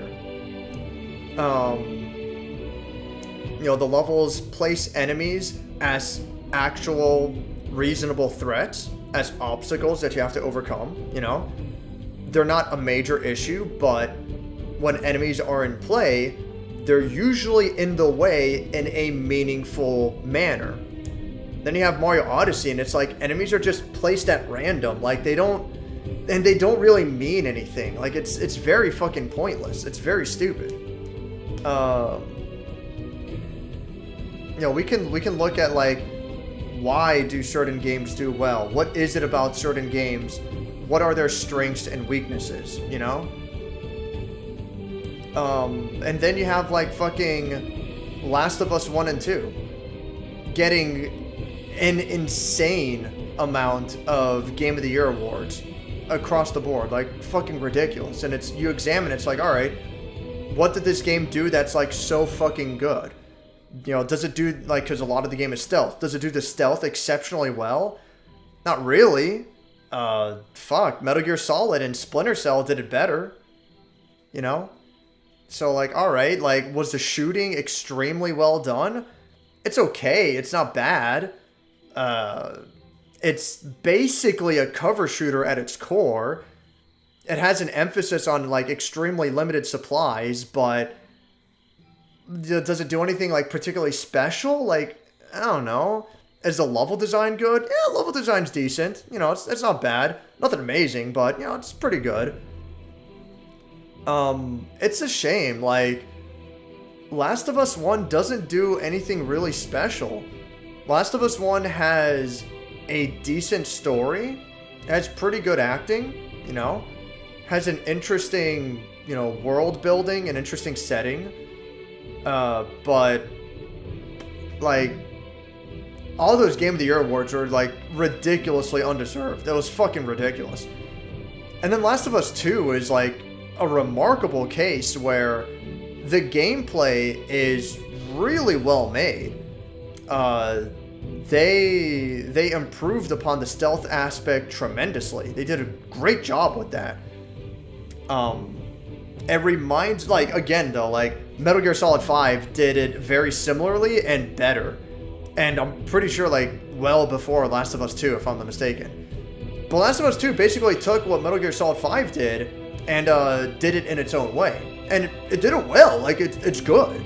The problem is that there's, like, more fucking cutscene than gameplay in Last of Us 2. You're hardly playing the fucking game at all in Last of Us 2. It's fucking stupid. It's rare to have a game with, gameplay that good, and it's interrupted so fucking much that it actually manages to ruin the game. It's fucking mind-boggling. And yet, it got, like, 200 fucking Game of the Year awards or some stupid shit like that. And it's like, I don't know. I don't get, like, why? I want to know why it got so many fucking awards, If one or two people liked it, it's like, yeah, for sure, your opinion, fine. You got, like, 200 from, like, different publications? Like, why? Like, what is the reason, As a cover shooter, it's nothing special. As a shooter in general, it's nothing special. The stealth aspect is good, but Metal Gear Solid 5 did it better. And even then, like, Metal Gear Solid 5 was also heavily flawed. So it's not even... It didn't even do its stealth aspect better than an already flawed game at that point, The only thing I can imagine is, like, everyone just fucking loves the world and the story. And, like, that's the main aspect that everyone's gushing over. And it's like, alright. Which the story is fucking dog shit, by the way, but, whatever. if that's what you fucking love about it, then it's upsetting that that you let presentation overtake gameplay that fucking strong. Like that's unfortunate. It's like what, like 200 Game of the Year awards or some fucking shit. It's like, all right, whatever you fucking say. I don't even know. I went off on a like really big rant for like no good reason. If I'm just playing Jenny's or a low demand multiplayer game, yeah, I might play music or podcast. Yeah, exactly. Yes, exactly. Review single player experience when I'm focusing only the only the game. Yes. I'm gonna go to Flynn's one of these days. Seaweed has been killing all my fishing enjoyment. Like, how far are you from Flynn's? It's just out of curiosity. Like, you know, it's whatever. It's up to you. You want to answer, I don't care. But, like, yeah, out of curiosity, like, how far are you from Flynn's? If you go to Flynn's on a Sunday night, then, yeah, you'll see me there. I'll be there, you know? Sunday night, anywhere between, like, 8 and 12. You know, anywhere between 8 p.m. and midnight.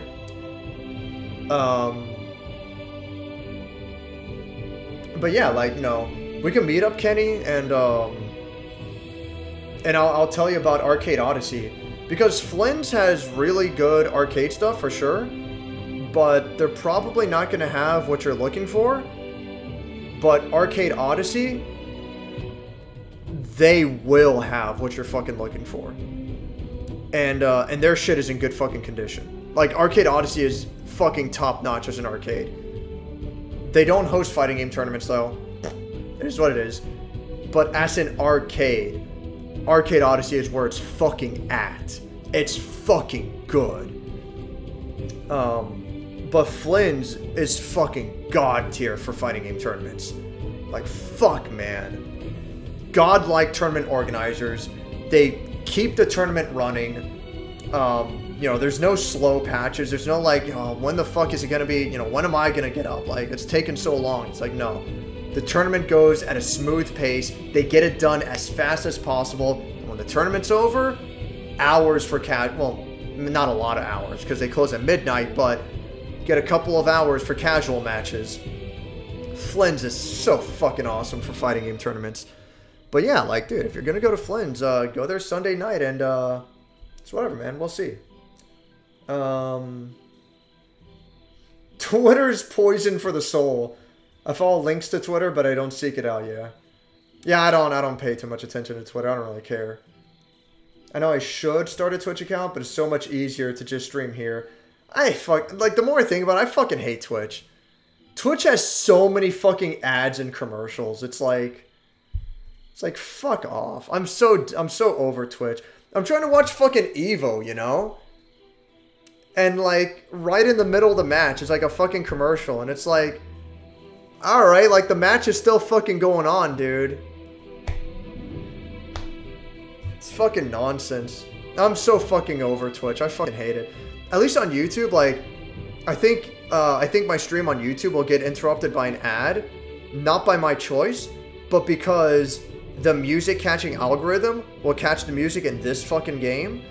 And then it'll be like, copyright claim, we're putting ads on your stream. And it's like, whatever. But at least when YouTube does it, it's like maximum 15-second unskippable ad, or it's like a 2-minute ad and you can skip it in 5 seconds. Those are the two worst case scenarios. All right, like 15 seconds unskippable ad, or like, you know, a real commercial, but you can skip it after like 5 seconds. All right, on Twitch, you're watching for a while, you get 15-second unskippable ad. Great. You watch for a while more, the next one is 45 seconds unskippable ad, if not like a full minute unskippable ad. Like, I'm fucking out. Why a full minute? I'm trying to watch a live fucking stream. There's shit going on in the background while I'm watching this fucking commercial. But why? For what purpose? You already have like a fucking ad underneath the fucking video. I have to watch a fucking commercial though. My apologies. I'm so sorry. My mistake. My bad. I think I'll just go to YouTube. Somehow, even D-Live is better. Somehow. I don't get it. I really don't understand the appeal for Twitch. It's fucking dumb. Like, I don't fucking get it.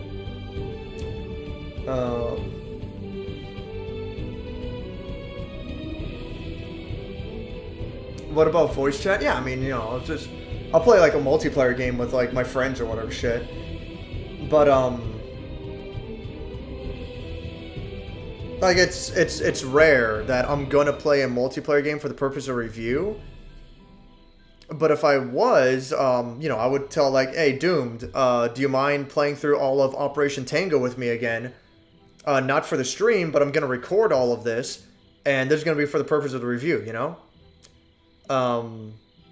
And I'll just play the game as normal, you know? I'm just gonna, you know, have fun with them, shoot the shit, whatever. But yeah, like, still, I'm gonna be focused on the game, and we're gonna be talking while we play the game, and it's whatever. Yeah, like, I'll voice chat while playing the game, but that's still, though, that's still playing the game, though, you know? I hate Twitch. YouTube streaming is a better viewer experience. Yeah, exactly. Like, the only appeal that Twitch has over YouTube, it's a lot easier to make money on Twitch. It's a lot easier. Like, there's no fucking getting around that. But is it worth it? Like, I don't like seeing shit on Twitch. If I don't like seeing shit on Twitch, people aren't gonna like watching my shit on Twitch now. I mean, I guess they fucking would because everyone watches on Twitch, but I don't like seeing shit on Twitch, so I'd rather not bother being on Twitch. Like, I don't fucking get it, you know? It's whatever. The new PS5 game looks so fucking cringe, bros. The one where the girl is literally iseki'd. Oh, into a fantasy world? Yeah. I don't know. I think the game looks cool. It's a dumb fucking game. Don't get me wrong. It's like, oh, she got transported from fucking New York into this new world. It's like, why? Just make it a fucking medieval fantasy game. Like, you don't need it to be like a modern day character in like a fantasy world. It's like, all right, like I don't get that. Like, that's fucking dumb. But the game itself, like the gameplay, like it looks kind of cool. It could be neat. I haven't seen a ton of it, but conceptually, I like where they're going. It reminds me of Dragon's Dogma. And hilariously, Dragon's Dogma 2 actually got announced, so whatever. But yeah, I think that game looks okay. I'm probably not gonna play it anytime soon, if at all, honestly. But doesn't look too bad. It just looks. It has a really dumb setting. But gameplay wise, conceptually, I think it's okay.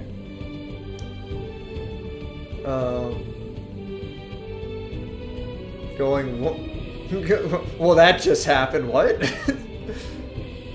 Best part of Senua's sacrifice, you have to give up to win. Oh yeah. Yeah, like the very end of the game, it's like an infinite onslaught of enemies. Like, it just never ends until you lose. And it's like what the fuck? Whatever, dude. I don't know. Like, there's better ways to do that, you know? There's better ways to do that. Everyone makes a big deal about Halo Reach. It has that last mission where the onslaught of enemies is infinite, you know? There it works because it's gradually more and more enemies to the up until to the point where it's like it's actually unbeatable, you know? But in Senua's Sacrifice, like, you go on playing for a long fucking, like, if you're decent at the game, you go on playing for a long fucking time before eventually you lose out of boredom. And it's like, whatever. Good games in general of any type. But instead of injecting left-wing crap, do the opposite instead, but always put the gameplay first and foremost. It's whatever, I mean. Just do what you want, you know? I don't even think about that stuff. It's like, fuck it. Take that, mental illness, just give up. Yeah, I don't know. They don't know what the fuck they were thinking when they fucking made that game. It's fucking ridiculous. If people only talk about the token character, it's just as bad piece of media, most likely. Yeah. If there's such a focus on inclusion, then it's just as bad as being not inclusive. You know, then it's pandering. It's whatever.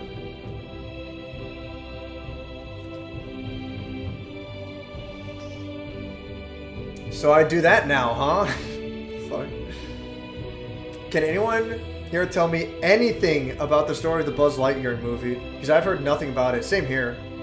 I assume it's just like an original story. You know, it's like, you know, you remember the Buzz Lightyear cartoon? You know, it's just an original story starring Buzz Lightyear as a character. So that's what I'm assuming. I don't really fucking know anything. Like, I assume it, like, has nothing to actually do with, like, the toys. It's basically, like, the Buzz Lightyear movie is essentially Andy from Toy Story going to the theater to watch a Buzz Lightyear movie, you know? That's what it is, so, whatever. As for what the actual story is, like, I don't fucking know. Buzz Lightyear goes on a fucking adventure. Like, do you need to know anything else? Like, that's all it is. Watch it if you want. I'm probably not going to see it. I don't fucking care, but it doesn't seem bad. It seems interesting. Totally toothless threats from Tamim. Tamim can't make a good game, Dave. No, for real. Like, motherfucker is actually incapable of making good video game. Fucking Enslaved, Odyssey to the West. DMC Reboot. Bleeding Edge. Bleeding Edge kind of just disappeared, right? Does anyone even fucking play it? Is it on Steam? I don't know how that Steam thing works where, like, you see the player base. You know, how popular it is. So I don't know how that works, but if Bleeding Edge is... I'm going to look it up if it is on Steam out of curiosity.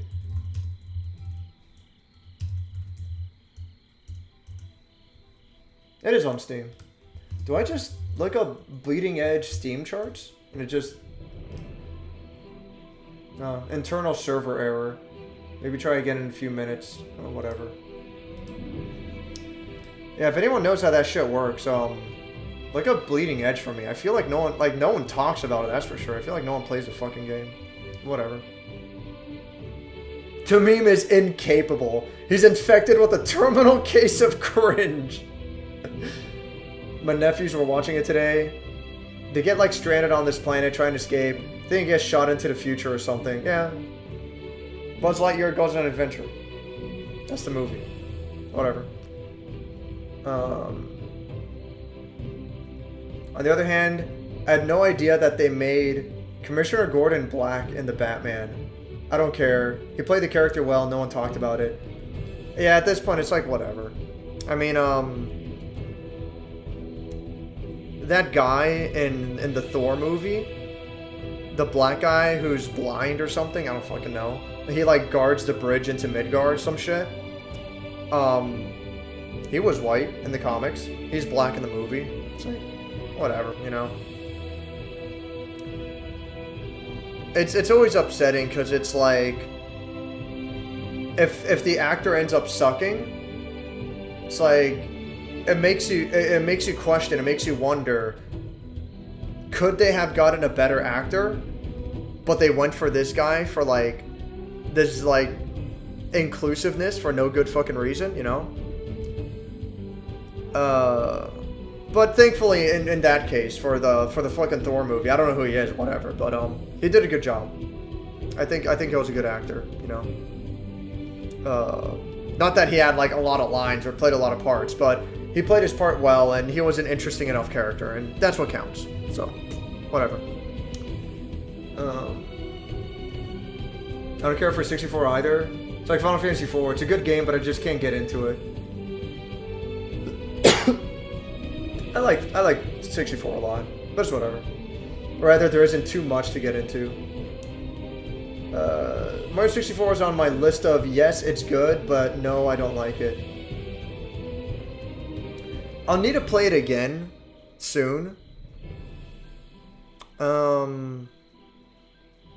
See how I feel about it going back to it, you know, with modern sensibilities. Because obviously you like fucking anything when you're a kid. You like fucking garbage when you're a kid. I remember when I was younger, Winback was a great fucking game to me.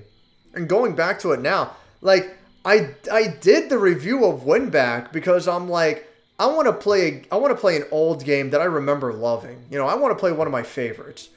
And I'm like, let me play Winback. Like, this should be a nice, comfortable game to get into. And I'm like, what the fuck is this shit, man? Like, it was fucking oh my god. Winback is so fucking bad.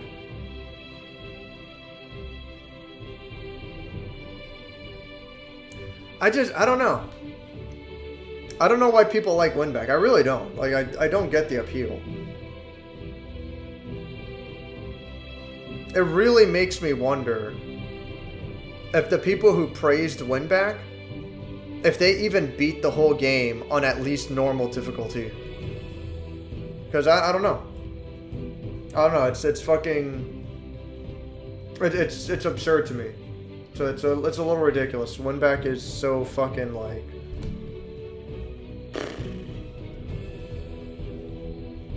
The hell? Have a character that thinks they're transgender but decides not to because they just wanted attention or something else? And it's not even the main plot, just a side character subplot? I mean, whatever. Do what you want. I don't know. I don't think about shit like that. If it gets in the way of the game and the story, then it's like, alright, well, this is a problem, but... I don't think about like, oh, what if they made a game like this? Oh, what if they did this? It's like... I don't fucking care. I'll play the games that exist, you know? And I'll see how they play and leave it at that. Like, fuck it.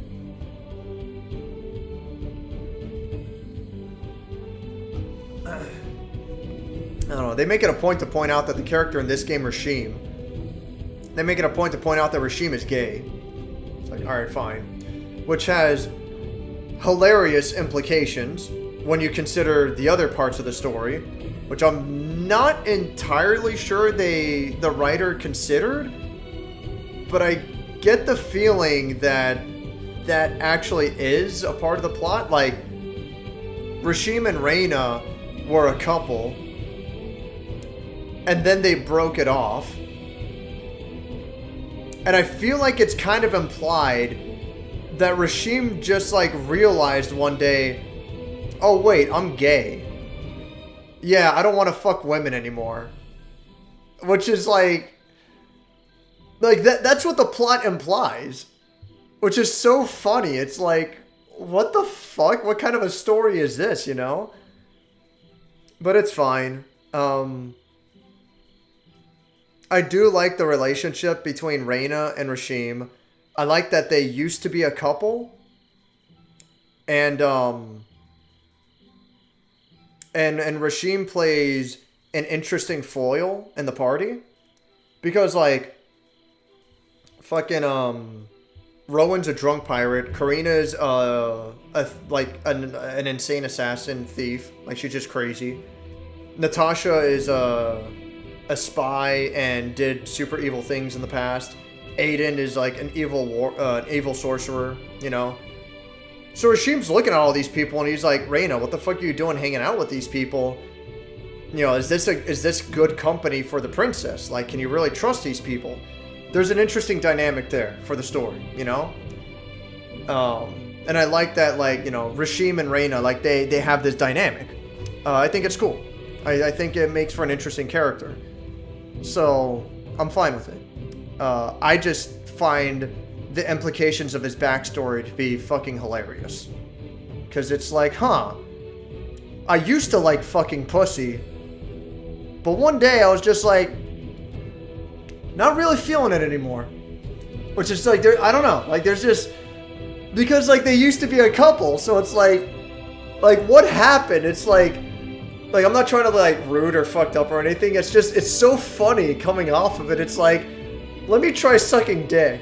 It's like, damn. this is pretty good. I've been missing out. It's like, it's so odd. Like, what does, they don't go into it obviously, but like, what do they mean by that? It's so strange, but whatever. I still like this game quite a bit. I think this game's really cool.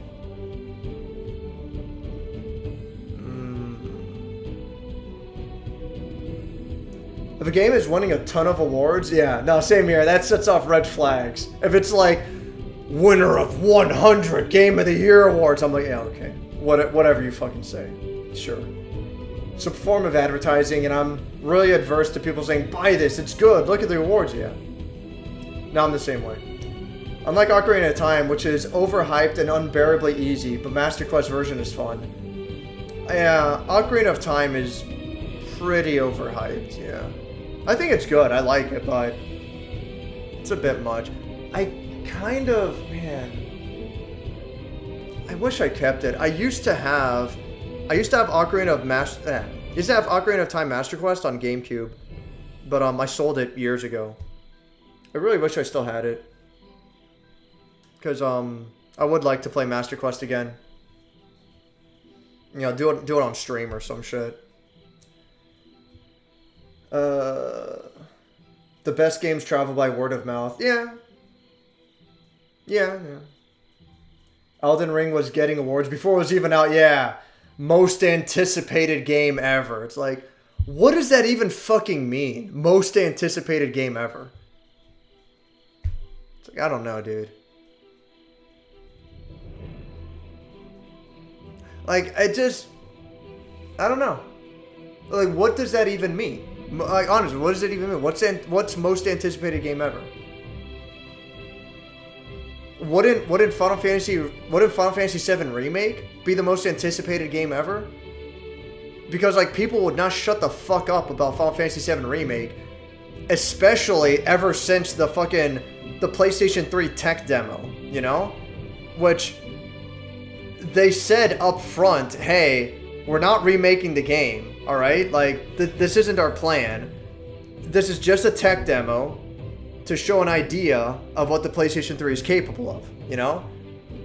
We were never planning to remake the game. Like, they were pretty upfront about that. There wasn't a fucking mystery, and people were going fucking nuts about a remake. I'm pretty sure even before that, but especially after the tech demo, they went fucking nuts. So, like, when they finally announced Final Fantasy VII Remake, shouldn't that have been most anticipated game? Because no one would shut the fuck up about it, you know? Like, I don't get it. Like, I don't know. Wouldn't fucking Tony Hawk's Pro Skater 1 and 2 Remake be the most anticipated game? Because people still don't shut the fuck up about that. Maybe if they ever remake Underground, that'll be the most anticipated game. People never shut the fuck up about that one. I don't know. It's like Elden Ring, most anticipated game. Bro, I don't even know what the fuck I'm getting into. Like, whatever. It's so fucking dumb. It's literally like, huge fan, excited to play game for the first time. It's like,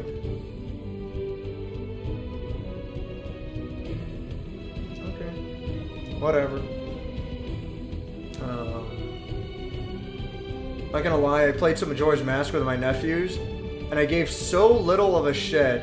I looked up the location of the bombers at the start in a walkthrough. It's whatever. I mean, I don't know. I like Majora's Mask a fair bit. The last time I played it was recently-ish. Maybe like 5, 6, 7 years ago, somewhere around there, you know? I played the GameCube version. I like it. I think Majora's Mask is cool. It definitely has a, like, exploration and sort of follow the clues kind of vibe to it. You get the bomber's notebook, and it's sort of like, alright, this guy's here at this time, he's here at this time. Where can I find him in between? When is the right time that I'm supposed to talk to certain NPCs to figure stuff out? You know, so I like that kind of vibe about it. Majora's Mask is unique, especially for a Zelda game, for that aspect. So, I like it. But if you're just in it for the dungeon crawling and shit like that, I can't blame you for looking up a walkthrough and just like get me out of this fucking beginning section already. That beginning section does drag on for a bit, for sure. So it's whatever.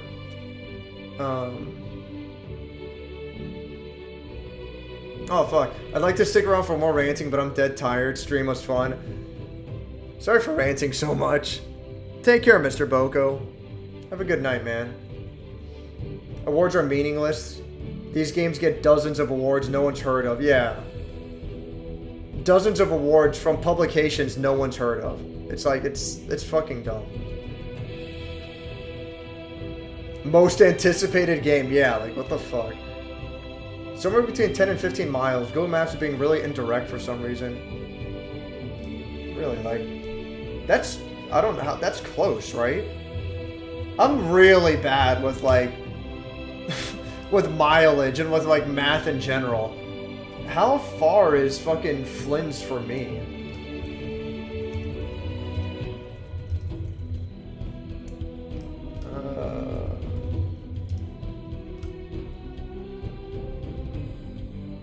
Yeah, you live like, you're like half the distance. For me, Flynn's is fucking 32 miles.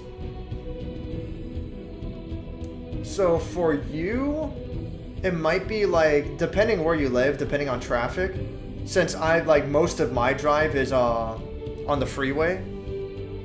Well, that's actually not the freeway, but it's like a very open and very easy street. Most of my drive is like on the freeway, so to speak. So, it's easy to get around. If you're like in the city, it could be more of a pain in the ass to get there. But it shouldn't take you more than like 25, half an hour at most, if it's really bad. But probably like 20 minutes. I would recommend it. I think Flynn's is real fucking cool. But, you know, it's whatever. You know, it's up to you. By the way, Dave is sponsored by Flynn's. Well, yes. True, yes. To be fair, I am literally sponsored by them. I think it's a good arcade. It comes nowhere near as good as Arcade Odyssey.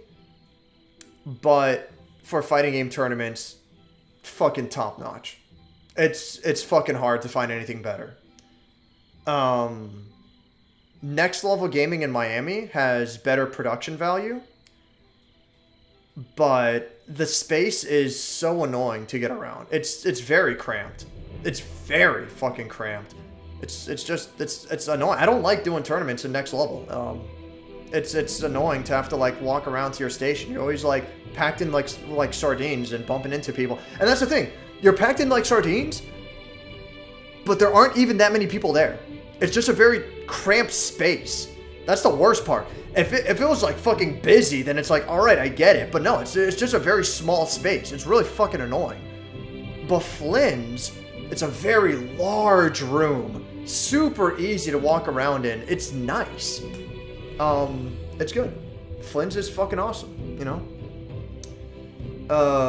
For arcade stuff, I'd say it's I mean, there's not much competition, but it's like, it's the second best arcade in Florida. Arcade Odyssey, 100 times better. For fighting game tournaments, Flynn's is the best. End of it. Well, Flynn's is fucking good, but then you have shit like Juicy Monthly, which is further up north. Really far from me. I wish I could go to Juicy Monthly, but you know. Juicy Monthly is also like, ooh, super fucking nice. Yeah, it's whatever. Well, anyway, Flynn's is fucking cool. Would recommend. Follow the money. Yeah, Q Bono. Who benefits? Me. No. Twitch claims someone's Zelda stream for Fairy Fountain music. Yeah, sounds about right. Is what it is. Streams are not protected under fair use. All I'm doing is playing a video game. I don't know what to tell you. It's funny. It's like, people will say, so here's the thing. Here's fair use, all right? Here's the argument for fair use. does my video, all right, when I put out a review, for example, can my video be construed as a replacement for the original work? Okay? In other words, if I watch your video, why would I buy the game? Why would I buy the movie on DVD? Okay? If it's a review, well, you would buy the movie if I say, dude, this movie is so fucking bad, you have to watch it, or, you know, wow, this movie's amazing, you should definitely check it out, you know? The review doesn't replace the movie. The review doesn't replace the game. You cannot get the same experience out of the review as you would from the game. Because I don't go fucking step by step every single plot point like those fucking how to beat channels. I don't understand how those fucking how to beat channels, you know, get a fucking pass. Because they go through the whole fucking movie. It's fucking dumb. But I don't go fucking step by step through the entire fucking game, explaining every single tiny fucking thing that happens, you know?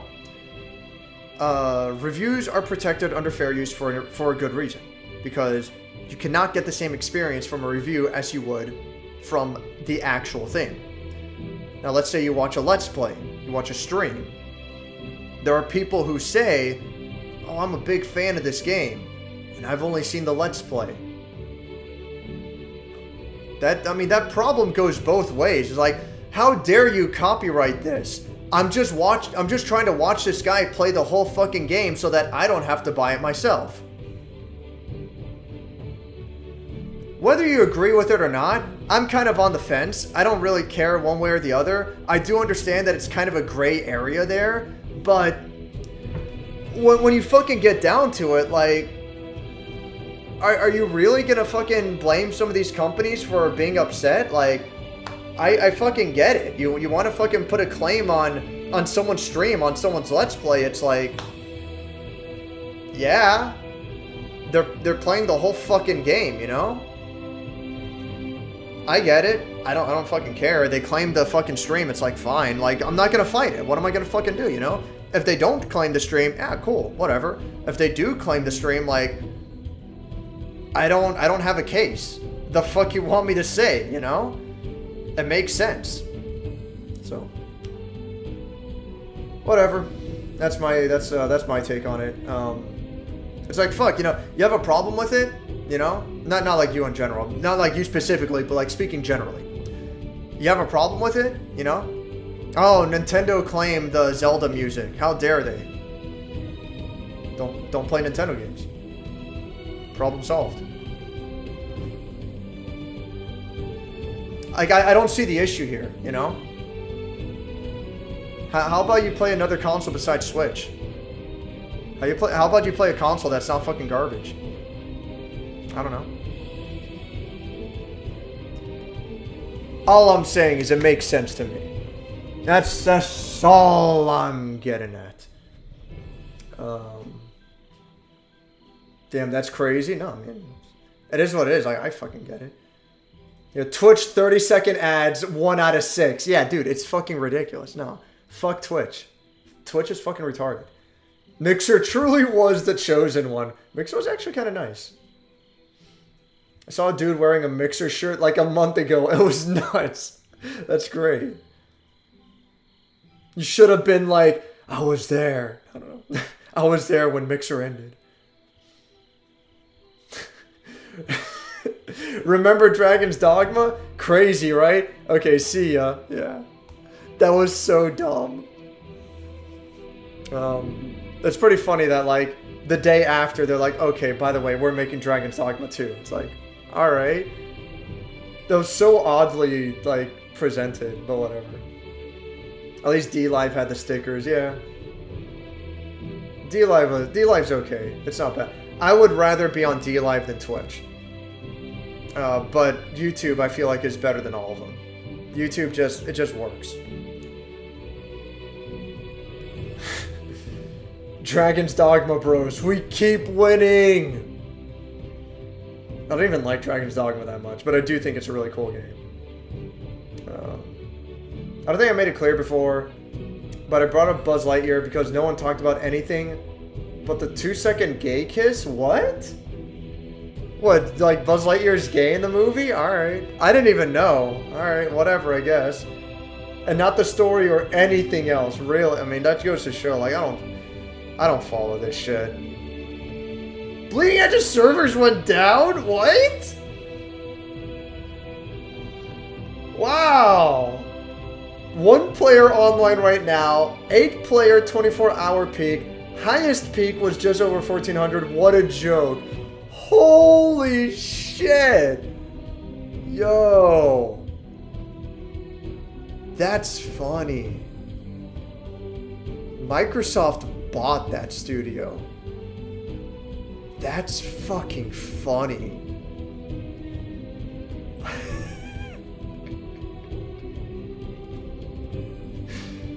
Hopefully they make a good return on Senua too.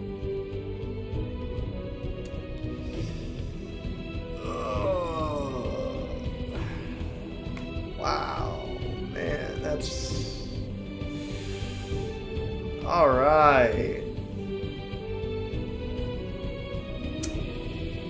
Good one, Microsoft. Nice. What about, We Happy Few? What company was that?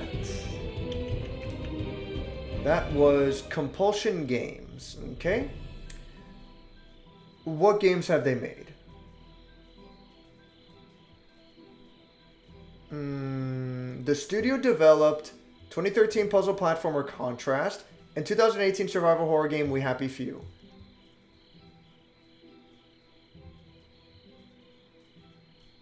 Is that really it?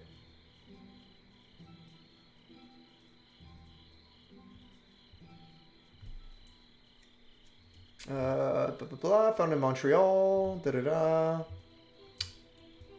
Worked on external projects including Darksiders, Dungeons and Dragons games, blah blah blah. At E3 2018, Microsoft announced they entered an agreement to acquire Compulsion Games, which would become a Microsoft Studios, now known as Xbox Game Studios.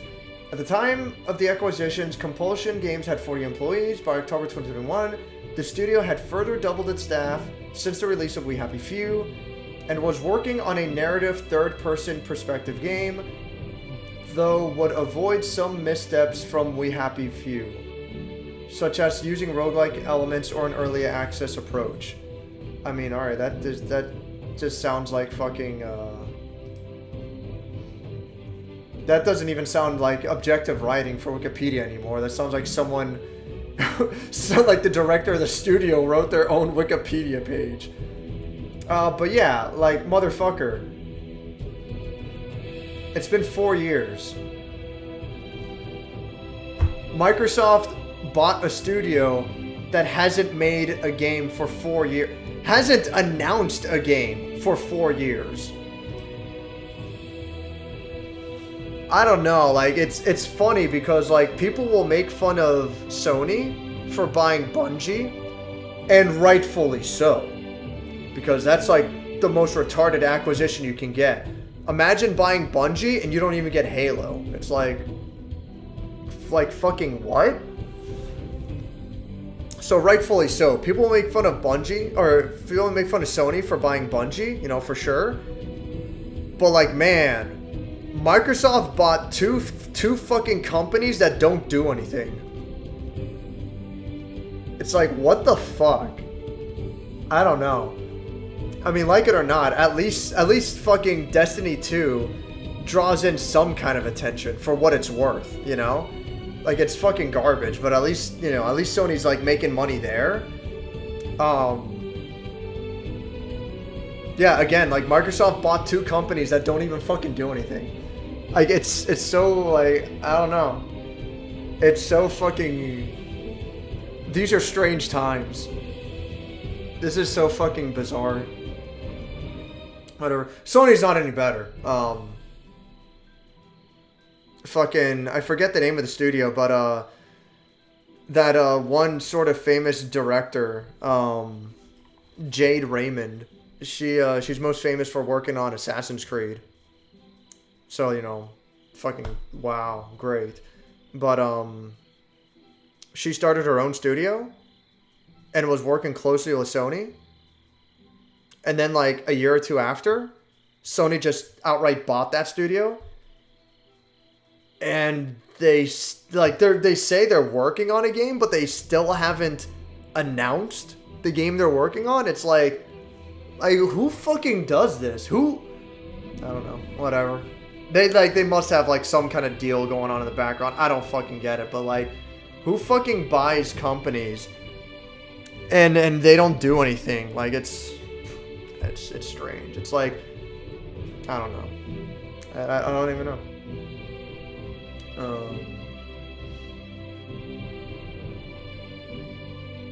Could they have gotten a better actor? They got Idris Elba.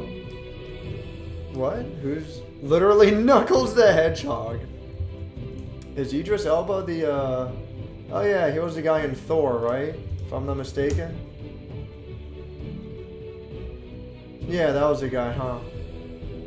I don't know. I don't really know anything about him. I don't think I know him from anything else besides the Thor movie. So he's gonna be Knuckles. That's funny. Sonic the Hedgehog 2 is fun and kino. I haven't seen it. I want to. Idris the Hedgehog. Yeah, I want to see Sonic the Hedgehog 2 at some point. Also, Paramount, hire me as Shadow for Sonic 3. I was born for that role. They stopped after Cecil shoots Matt right in his fucking head as soon as he says he needs to start going to church again. This hot bitch? Nah. Gay time. Yeah, it's weird. It's whatever. Just play Ocarina of Time Master Quest 3DS. Oh, fuck it. I already have it on GameCube. Actually, I have Majora's Mask on N64. I have the N64 cartridge. I'm just like, fuck it. I'm just gonna leave it at that. I don't fucking care. I'm not gonna buy the same fucking game over again. I like Ocarina of Time Vanilla. Same here. At least as far as my memory goes. I like it. Oh my god. The stream, the chat fucked up on me. There we go. I think I like Majora's Mask, but then I remember the fucking Great Bay bits. Yeah. Great Bay is like... Yeah, I think Great Bay is the weakest part of the game. The awful water dungeon, Gerudo Fortress, yeah. I think Great Bay is the weakest part of the game.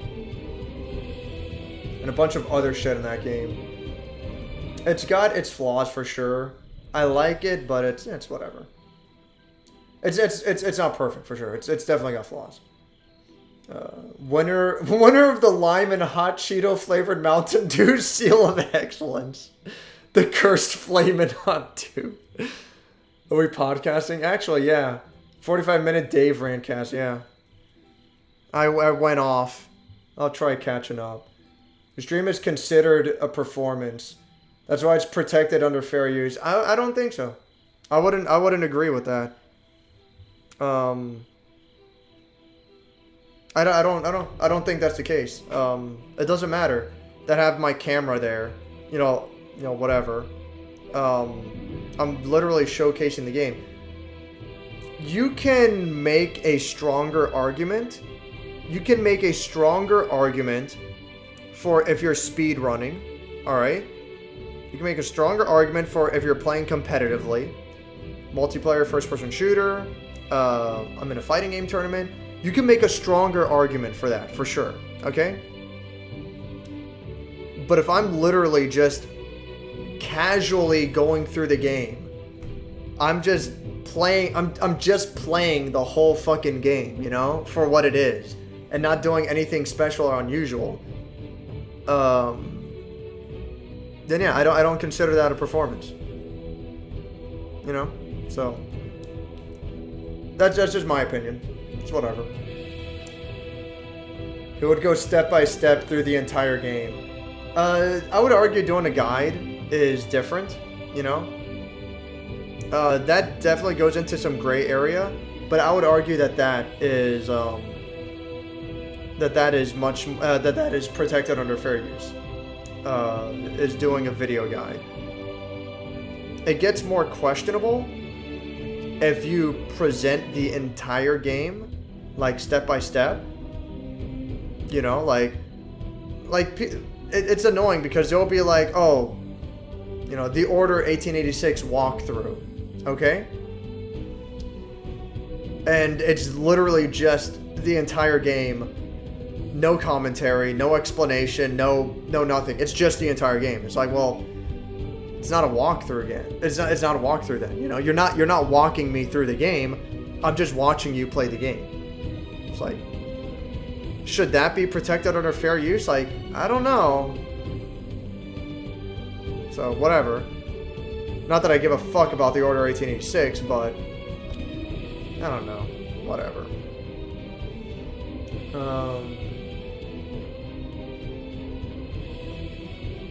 Then again, you can make the argument that, like, with my streams are a dumb case, but it's like, are you getting much out of the game, so to speak, when I stop for like an hour straight and just have a fucking lecture? Probably not the best way to experience the game as is. So, I don't know. It's whatever. You could definitely go about, you know, argue it in different ways. But what I'm getting at is, if a company wants to get on my case about doing a stream, I'm not going to fight it. It's fine. It's not a big deal. They want to get on my case about doing a review. It's like, alright, well, fucking come see me in court. It's like, I don't fucking give a shit. I'll fucking fight that. I'll fight it because I'm going to win. I don't give a fuck if it takes like 10 fucking years. I'm going to fucking win. Like, you can't, like, fair use, one of the main things fair use was made for specifically is for reviews. And it's been fought against in the past. And it's never been broken. You cannot argue against fair use for the case of a review. You are legally untouchable. You want to fucking, you know, you have a problem with a review? Fucking see me in court. Like, it is what it is. But for a stream, it's like, I'm not going to fight it. Like, whatever, go ahead. I'm not going to do anything about this. I think these kinds of people who are never played fans are just kind of posers. Well, that's exactly what they are. That's what we used to call them when we were kids and teenagers. We're like, dude, you're a poser. You know, like, that's exactly what it is. There's nothing wrong with saying you're interested in a series that you've only seen on streams and such. Yes, exactly. Just don't claim you're an expert. Exactly. But the problem is that people so desperately want to fit in that they're like, no, I'm a fan too. What do you mean I'm not a fan just because I haven't played the game? I'm a fan. It's like, I don't know, man. I don't fucking get it. It's very strange. I don't care about getting music getting claimed is all, you know. Not everyone has the stones to be a Drakengard Nearhead like us. Yes. All for you. Take it, please. I don't even fucking want it. Jesus Christ. Nintendo music gets claimed? How about you try playing good games instead? There you go. Exactly. That's what I hate. It's like, I think Boogie made a big fucking deal. It's like, Nintendo is claiming so much money from my videos. It's like, yeah, it's their fucking games. I don't know what the fuck to tell you, you know? Don't like it, play something else instead. There's a ton of fucking games. There's a ton of fucking companies that don't fucking care. That they're not going to go after you, you know? Just play something else. And if you're worried about like, oh, but what if another company decides to retroactively... What if Sega decides retroactively everything Sega related, they're going to claim, you know? What if that happens? My livelihood. How about you get a real fucking job?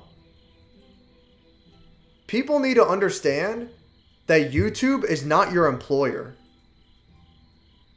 You're not even freelance. This is a hobby that just so happens to make money. That is the lowest level of job security. You know what the equivalent of job security that is?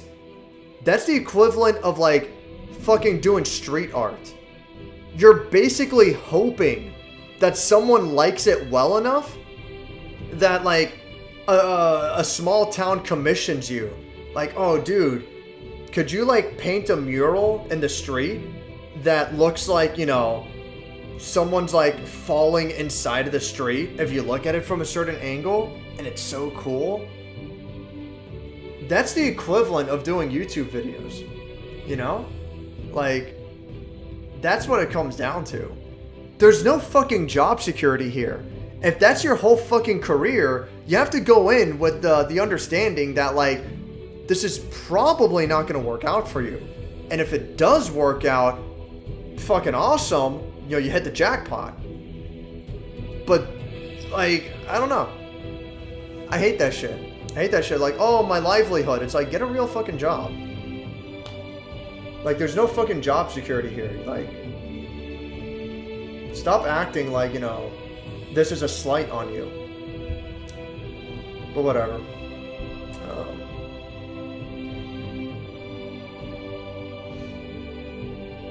Just please stop claiming my Scream video, Miramax. I haven't seen the video yet, Doomed, but I'm sure it'll be fine.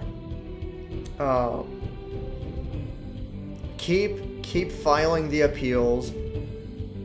Don't be scared if it's like, oh, Miramax will take you to court. You know? Don't be scared of that. Just, I mean, I don't know. It's hard for me to say don't be scared of that. I feel comfortable in saying that I have a good little nest egg.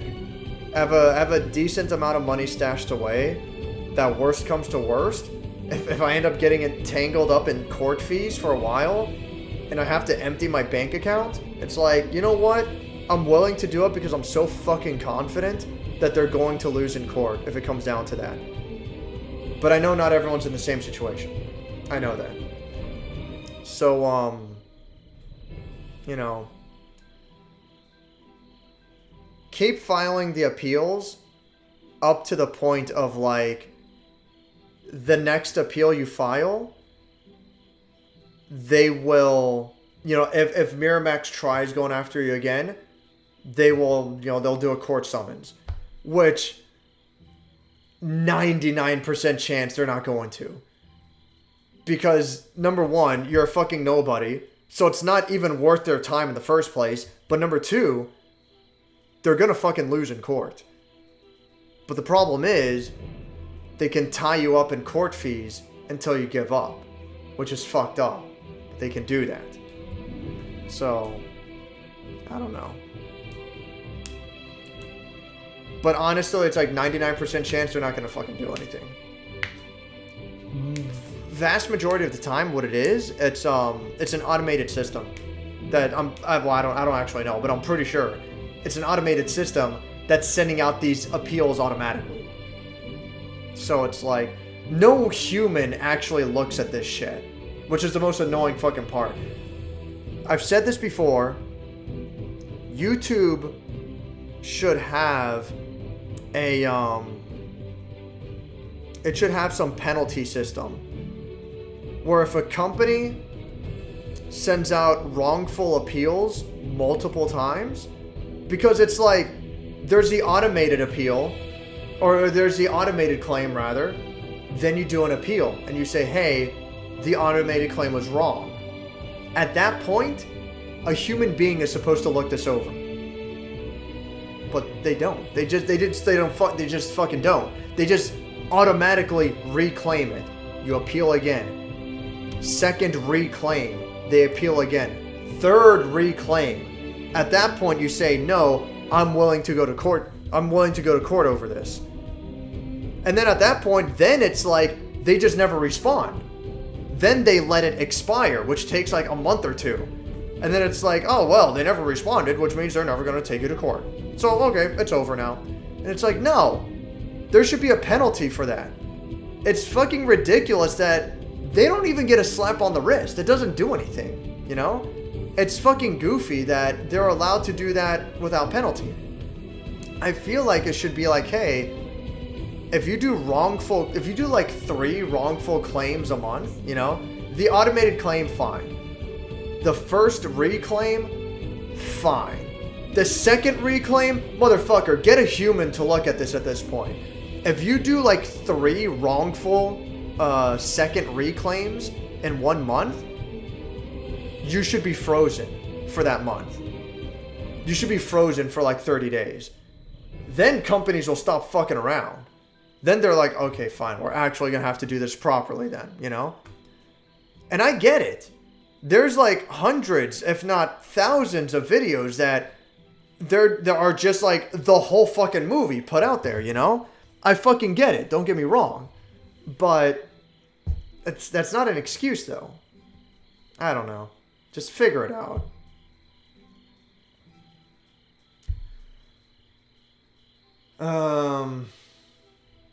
We are truly alone, yeah.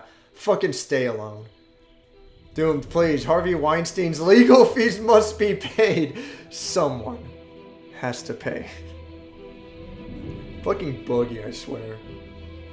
Nintendo games are good games, yeah. I like Splatoon. Splatoon's pretty good.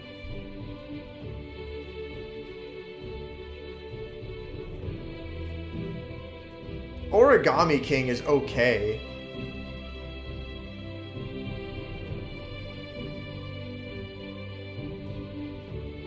If you're into Fire Emblem, I'm like, alright, there you go. What else? What else does Switch have? I really don't get it. You know, like, I don't know what the fuck to tell you. It's like 40% of Switch games suck. The other 40% were ported from the Wii U. So it's like, oh, cool. Oh, Captain Toad Treasure. Oh, wow. I'm so fucking glad. Oh, dude, I'm so glad they ported my favorite games to Switch. Like, holy shit. Like, wow, dude. Fucking awesome. Wow. Look at this shit. Isn't this fucking awesome? First of all, this game fucking sucks. Alright, so we can just, like, get that fucking out of there. Wow, I'm so glad I can play Super Mario Odyssey on Switch. Wow, I'm so glad I can play Super Mario U on Switch. Wow, I'm so glad I can play Mario Kart 8 on Switch. Wow, I'm so glad I can play fucking Donkey Kong on Switch. Wow, I'm so fucking glad I can play Captain Toad Treasure Tracker on Switch. Wow, I'm so fucking glad I can play Bayonetta 2. And I have the one with Bayonetta 1 on Switch. Wow, what a fucking treasure. What does the fucking Switch have? Like, I don't fucking get it. I really don't fucking understand. It's like the Switch just has the fucking Wii U's library. Like, it's so strange to me. I don't know. I don't get it. I don't fucking get it. Switch sucks. I don't give a fuck. Switch is overpriced, underpowered. The controls are insanely overpriced, and they fucking break easily. I'm trying to think. I'm not a fan of the Dreamcast controller, but you know, like, you gotta make it work. It is what it is, but I'm not a big fan of it. Same with, like, the Xbox controllers. I'm not a fan, but, you know, I'll make it work. I honestly think the Switch is the first console I have bought where getting a controller that doesn't come with a console is practically mandatory. The the Joy-Con controllers, they're fucking worthless. Like, they're like insanely fucking bad. It's so ridiculous. The Switch basically doesn't come to controllers. The Joy-Cons are like so fucking like, dude, like, I don't know. I fucking hate it.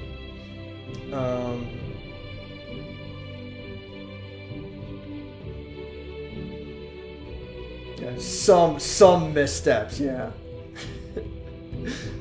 My brother bought me We Happy Few and I've never played it. I don't know. Maybe one of these days. I have no fucking... I told him, I'm like, I don't want to be a dick, but I told him straight, like, dude, why'd you fucking buy me this game? He's like, I don't know, look cool. I'm like, dude, no. I have zero fucking interest in this game. It sucks. It's whatever. Sony buying Bungie is funny in part because Microsoft is buying everyone under the sun and getting some good things. And Sony's idea for a big acquisition is to buy Bungie, who have one game. Yeah. Yeah, it's so fucking dumb. Just whatever. Sony shouldn't have even bothered, you know? Fuck it. A game that they seem determined to fuck up at every turn. Oh yeah, fuck yeah, Destiny 2, I know. My Sound Hell streams probably aren't fair use. I'd make a stronger argument for that, because your Sound Hell streams, basically, they could be videos. They're basically lectures, you know? You're not just going through the game step by step and, you know, presenting what happens. You're not just doing that. You're going in depth and analyzing the game. So I think that is much closer to fair use, is what I would say. It's whatever. If they were to be claimed, Konami would be receiving my steaming brown vengeance shortly. I remember reading that every one of the Tales of Fantasia streams got a copyright claim. I decided just wait it out and see if they will shut down my channel, and I'm still here. I mean, what company owns the Tales games? Like, what's up with Tales of Fantasia? Oh, Namco. I never knew that. Huh. Well, I guess Nintendo published Tales of Fantasia in America, but it was Namco elsewhere. Huh, so that's their little RPG. Every company seems to have their own RPG. Okay. Interesting. That's whatever. Preach. I think this every time I hear someone complain about YouTube algorithm. Yes, exactly. I will complain. And you will listen, Max. Oh, man. Fucking WWE filed a claim the other day. What the fuck? Worth it for the meme, though. Okay. The Switch is the Wii of Nintendo consoles. It's got tilt controls now. Don't get me wrong, alright? Don't get me wrong. I'm not against porting. So, like, for example, like, I just, like, had that rant and I talk shit about, like, all these Wii U games on Switch, okay? But I don't want to come off hypocritical. Oh, yeah, I already got Season 2, baby! I'm a fucking consumer. So, yeah, I don't want to be fucking hypocritical. So, I want to, like, give an explanation, if I may. There we go. Classics catalog. All right. Let's look at this, like the old shit. Okay. They got like a whole bunch of old games here. Jumping Flash. I'm so glad this is on here. Wild Arms. I've always been somewhat interested. Same with Ape Escape. I'm glad these games are here. This is awesome that I have the opportunity to get these games. You know, good shit. Okage, I actually bought this game already. Really cool. I have the opportunity to play this game sometime. I'm interested in it. Red Faction 1 and 2, I got through Humble Bundle. Pretty cool. Interested in trying that out one of these days. Might be neat. They have PSP games on here. I fucking love Half Minute Heroes so fucking much that I'd be tempted to buy the game again on fucking PS5, you know? So, what's the fucking difference? The difference, if I'm gonna buy a PSP game, it's $10. If I'm gonna buy a PS2 game, it's $15.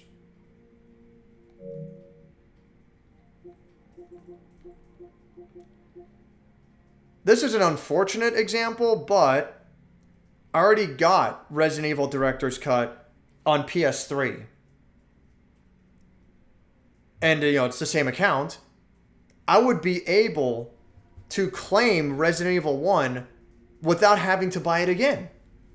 Unfortunately, in this case, Resident Evil 1 is exclusive to PlayStation Plus Premium, which is fucking bullshit in my opinion, It's fucking dumb. But what the fuck ever. But if I had bought Siphon Filter on the PS3, I would be able to download Siphon Filter for no extra cost. This is great. More games should be available on future platforms. Absolutely. I don't want to come off like that's not what I'm trying to say. All right. I don't want to come off, hypocritical here. The thing with Nintendo, I fucking bought Super Mario World, the digital game, on the Wii. And when the Wii U came out, I had to pay an extra fee to download the Wii U version. It's fucking why? It's fucking insane. Oh, because you get additional features.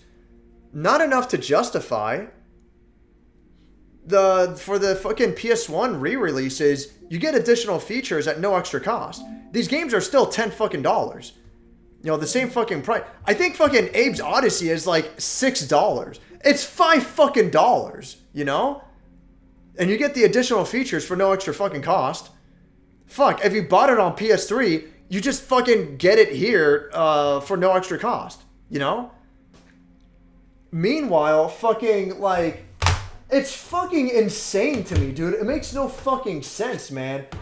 I remember when fucking Tropical Freeze came out, alright? When Donkey Kong Country Tropical Freeze, when this fucking game came out on Wii U, it was $50 fucking dollars, alright? I'm gonna fucking find out the years this fucking shit came out. Because, motherfucker. Donkey Kong Country Tropical Freeze. Where's the Wikipedia page? Alright. It came out on Wii U in 2014 for $50. They ported to Nintendo Switch 4 years later in 2018 for $60. A 4-year-old game cost $10 more. It's what the fuck, man? And they keep doing this shit. They keep fucking doing this shit. It's fucking absurd. So no, I don't give a fuck what anyone says. The whole goddamn console is dog shit. It just is. Nintendo's business practices are fucking, they're a joke. They're fucking nonsense. I'm fucking over it.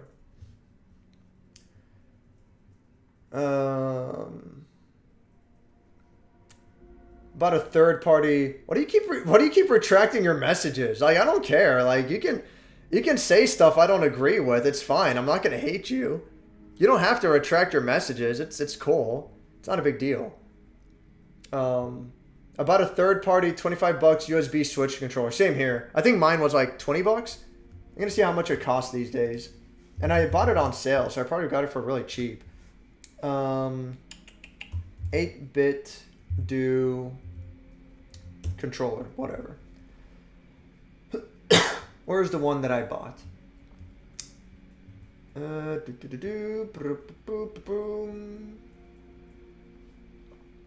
the one I bought. It costs $28 now.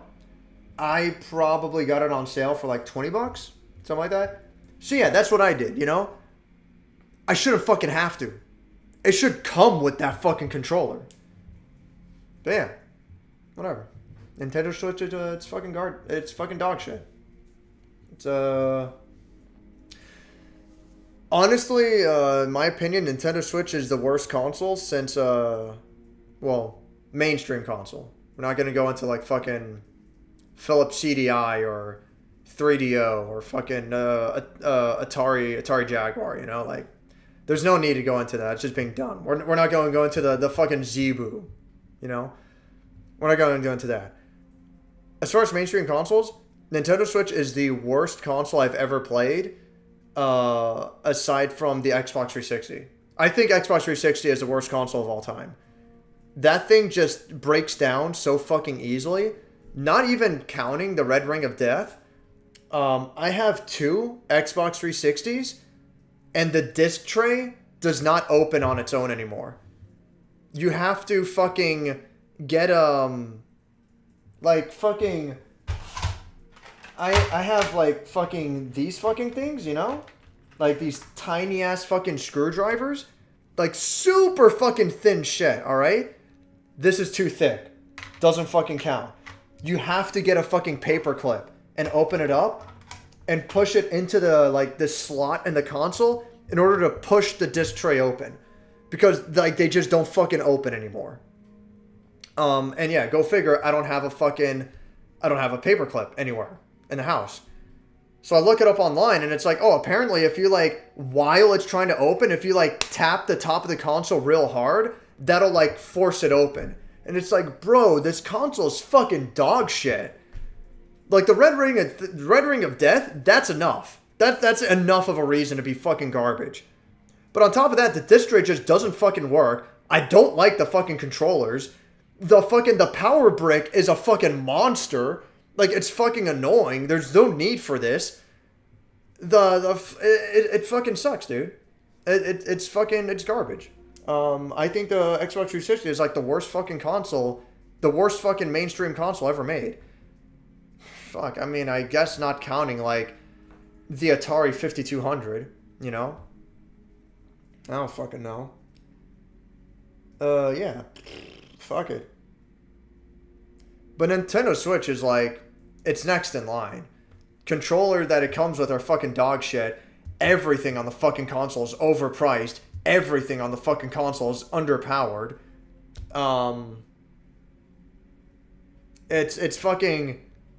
It's portable, but the portability does not justify how underpowered it is. Like, what a fucking joke. It's portable, and it comes with this little kickstand, which normally would be nice. You can't charge it while the kickstand is up, because the charger is on the bottom of the console.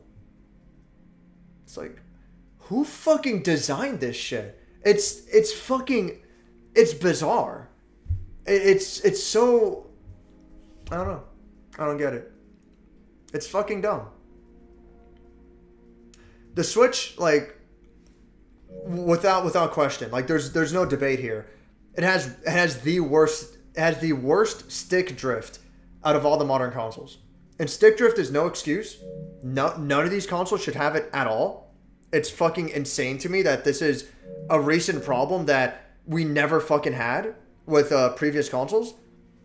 But Nintendo Switch, by far, no competition, has the worst stick drift out of all the fucking consoles. It's fucking insane. Yeah, no, I don't give a fuck what anyone says. Nintendo Switch is a joke. And I hate it. Sorry that like I'm just passionate. I get something I want to talk about and I go on a fucking rant, alright? What is this shit that Doom just sent me? Oh, he fucking clipped.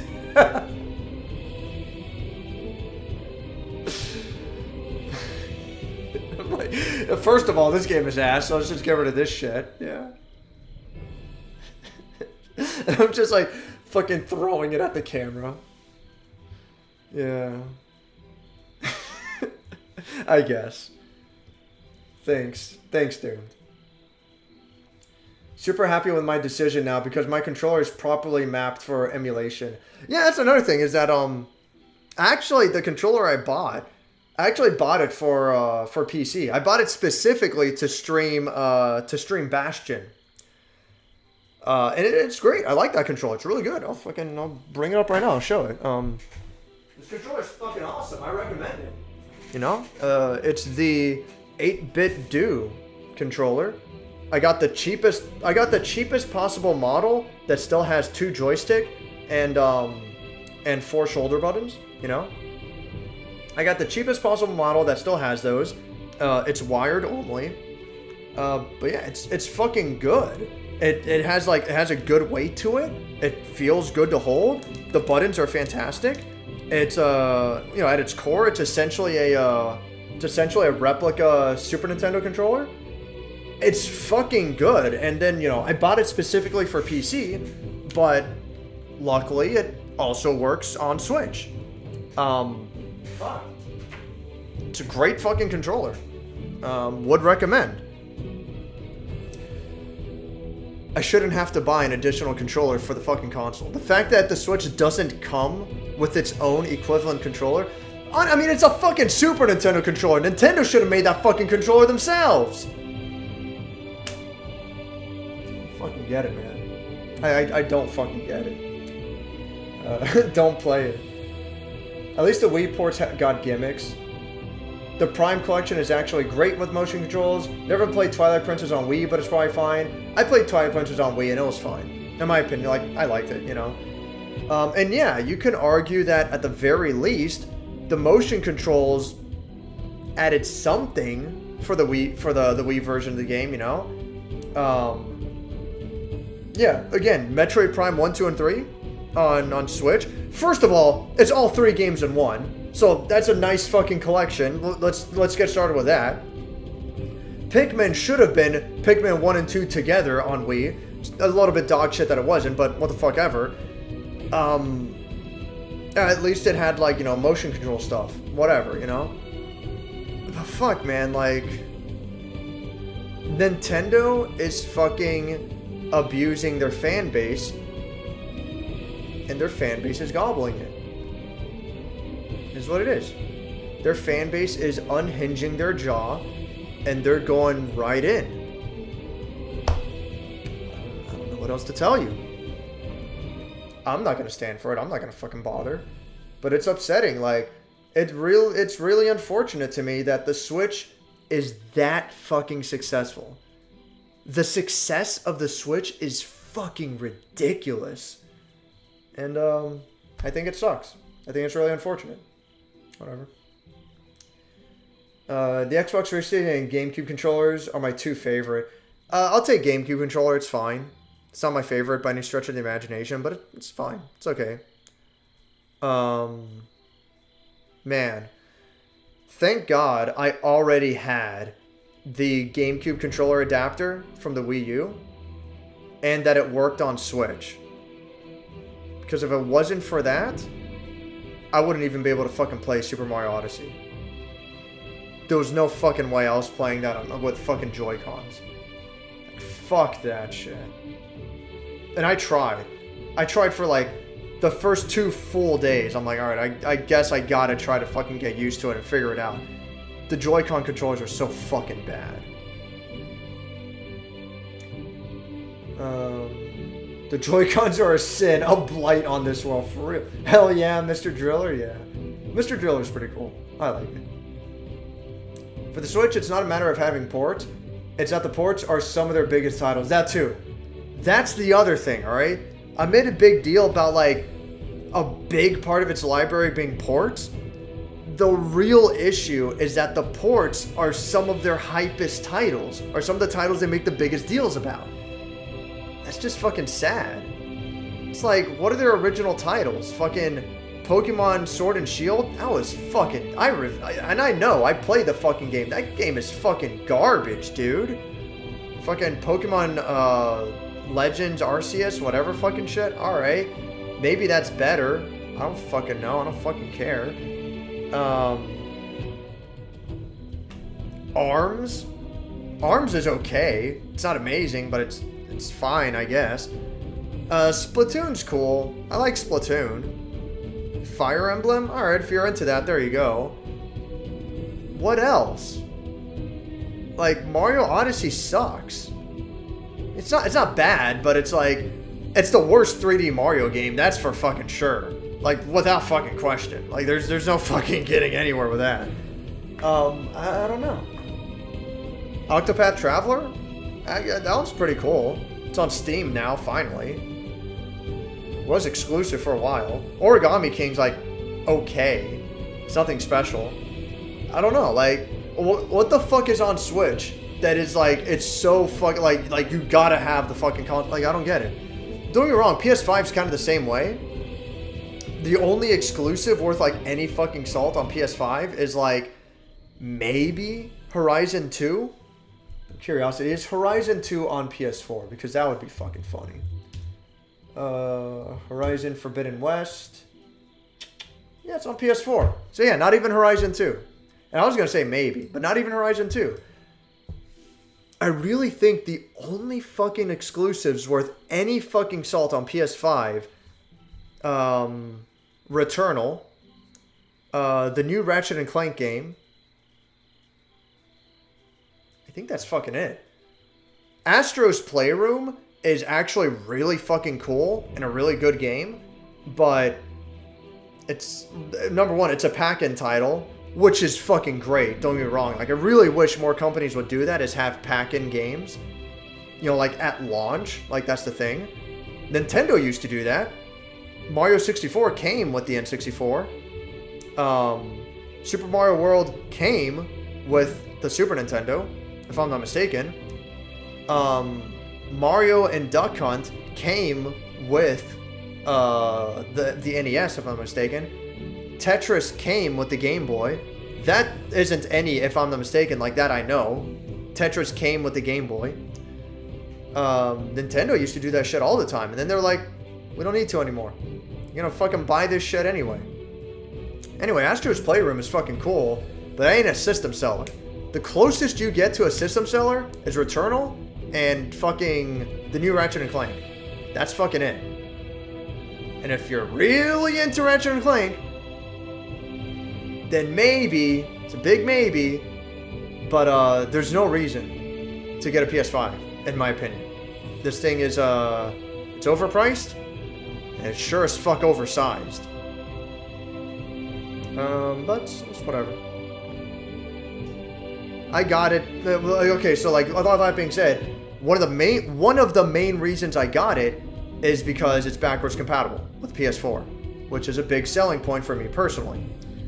And I got, you know, I was thinking about it, and I'm like, look, I can either sell my PS4 Pro, I can sell it now for like $200, and then I buy a PS5 for like $200 off, you know? Or I wait for the PS5 to go on sale, like, you know, 3.5 years from now, maybe, like a Black Friday sale, whatever shit. I can wait for the PS5 to go on sale, and then at that point, I sell my PS4 Pro for like $100, because it's a lot less valuable at that, you know, so many years later. So it's like, I'm gonna sell my PS4 Pro now for $200, or I can sell it for $100 later and then get the PS5 for $100 off. It's like, what's the fucking point? I might as well just fucking get it now and get it over with, and I'll have a more powerful console. That's the only fucking justification I can possibly give it. If you're getting a PS5 like now, like, it doesn't make sense. Like, there's no reason. There's no purpose behind it. Which, by the way, like, this is fucking ridiculous and inexcusable that PS5 has no fucking exclusives. Like, it's really fucking absurd. Oh, I almost forgot. Destruction All-Stars, which is like fucking worthless. So, whatever.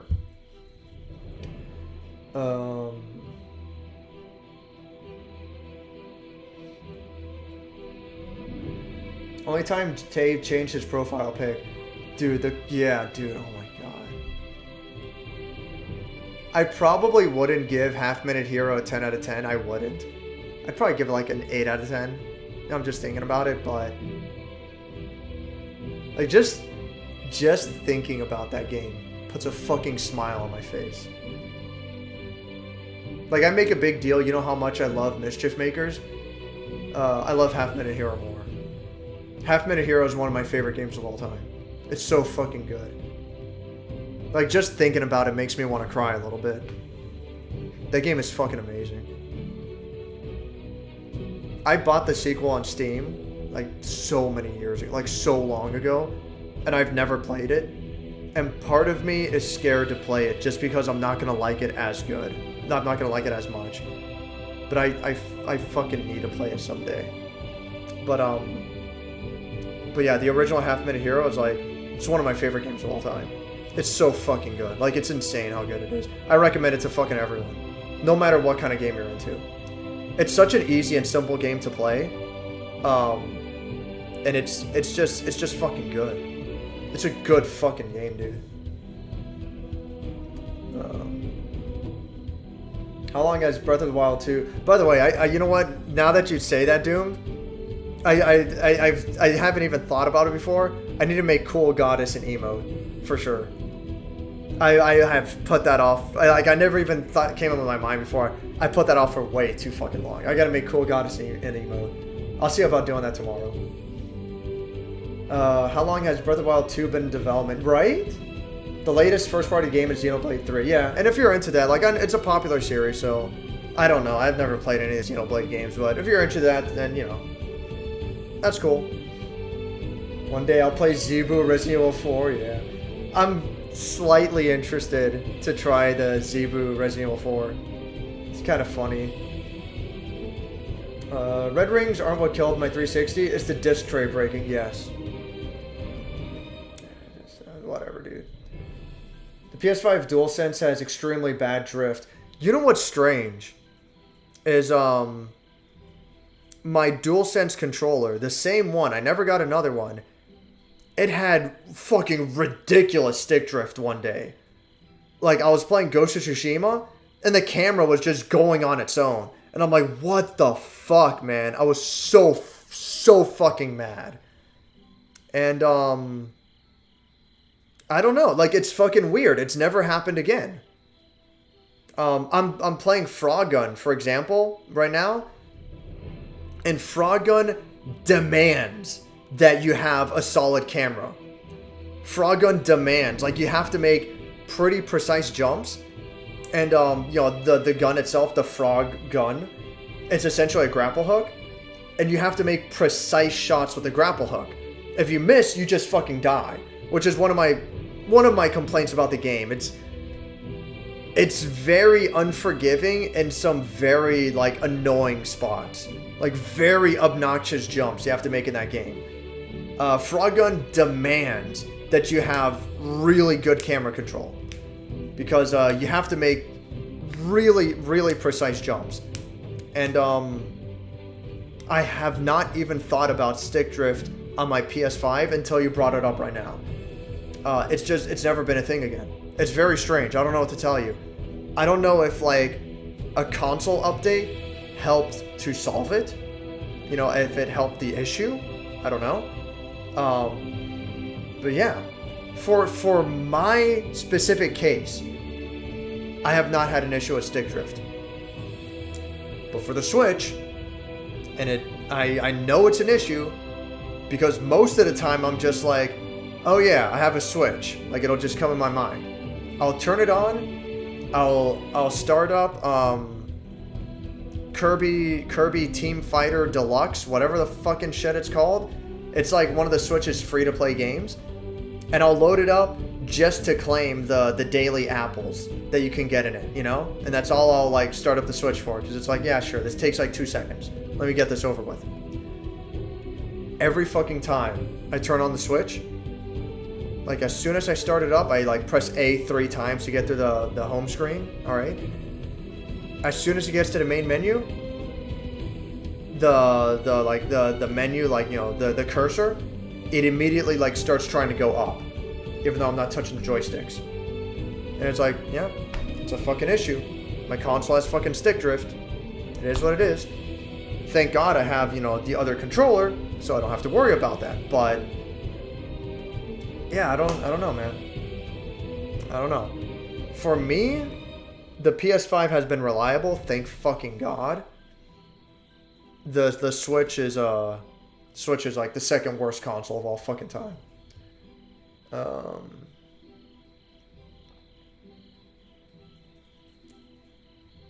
Worse than our Joy-Cons and the Pro. Like, that fucking sucks. Like, that shouldn't be a fucking issue, man. It fucking blows. You know what it is that, you know, all these companies, they all use, like, the same manufacturer for, like, specific parts. There's, like, one manufacturing company that makes like these weird joystick parts, you know?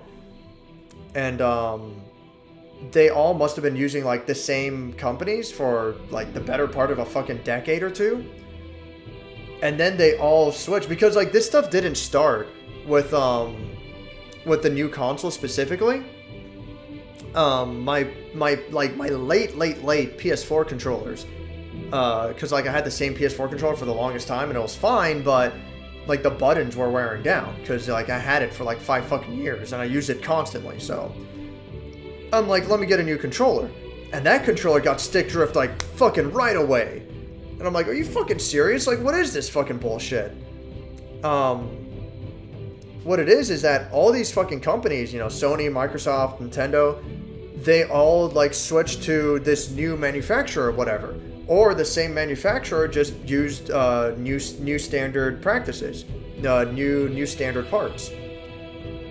And yeah, those fucking joystick parts are fucking garbage. Honestly, they should have recalled the controllers.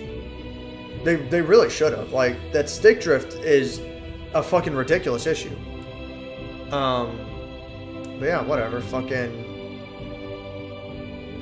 I remember, yeah, dude. I bought a fucking controller. I was playing fucking Final Fantasy 14 and had fucking severe stick drift. I'm like, fuck, alright, let me buy another controller. I bought the second fucking controller. That one got stick drift right away. And I'm like, no fucking way. Like, this can't be right. I look it up online. I bought those controllers within 9 months apart. I'm like, fuck you. I never do this kind of shit because, like, I don't care enough. But I'm like, no. This is under warranty. I'm gonna mail those controllers in. I mailed both controllers in. Sony sent back one. And I'm like, fucking what happened to the other one? And they're like, oh, we don't know. We must have never gotten it. You fucking got it because you sent back one. And I sent back both controllers in the same fucking box. They're like, well, I don't know. Nothing we can do about it. So Sony, you know, they basically stole one of my fucking controllers. So yeah, fucking thanks. Real fucking cool. It's so fucking frustrating because when I initially started the, you know, you send like a ticket, you know, like a ticket, so to speak. And it's like with customer support. It's like, hey, I got one of my controllers back. Where's the other one? And it was like, oh, we have it here. We're still working on it. All right. Wait like 2 weeks. Hey, is there an update? Like, what's going on? Oh, yeah, sorry. We'll get back to you. It's like another 2 weeks. It's like, anything? So like fucking 3 months later, it's like, yeah, we don't know what controller you're talking about. And it's just like, I wanted to fucking murder someone. Like, it was unfucking believable. I never got the controller back, by the way. I don't know. It's just, I don't know. I don't fucking get it. Like, it sucks. And it like, this shouldn't be a thing, but whatever. But yeah, this whole stick drift thing, like, that didn't start with the PS5 and the Switch. Like, that started as early as the later model PS4 controllers, you know? And it's insane. This shouldn't be a thing. This shouldn't be an issue. But it is. I don't know. It's just... It blows my fucking mind.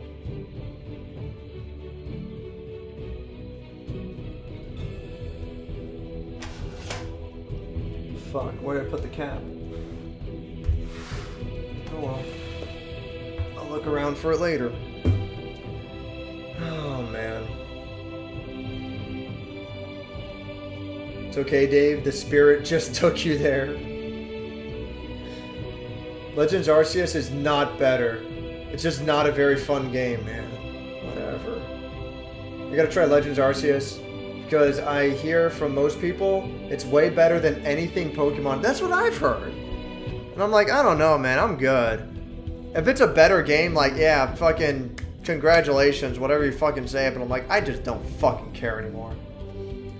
Also, Odyssey might be boring as fuck, but I'd be tempted to say that Sunshine left a bad impression on me. You know, I never really hated Sunshine. You know, when I was even, maybe I'll hate it more today, but when I was younger, I was okay with Sunshine. I preferred, even when I was younger, I preferred the N64 game, like, by far. But, I always liked Sunshine. I thought it was okay.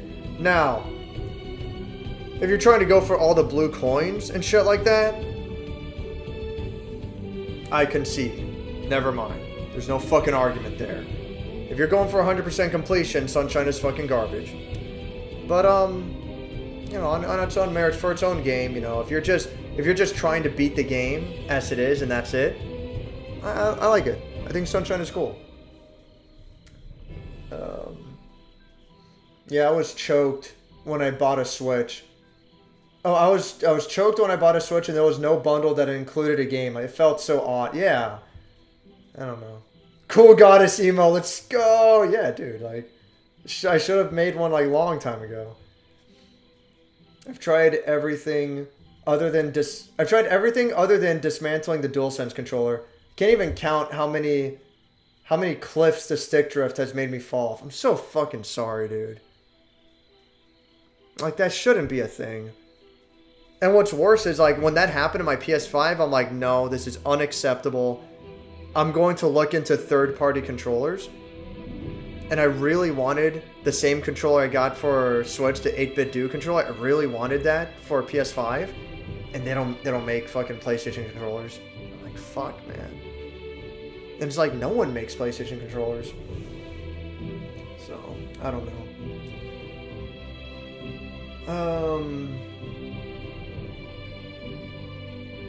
The most recent thing I used the Switch for was watching something while I was letting my nephew play a game on my PC.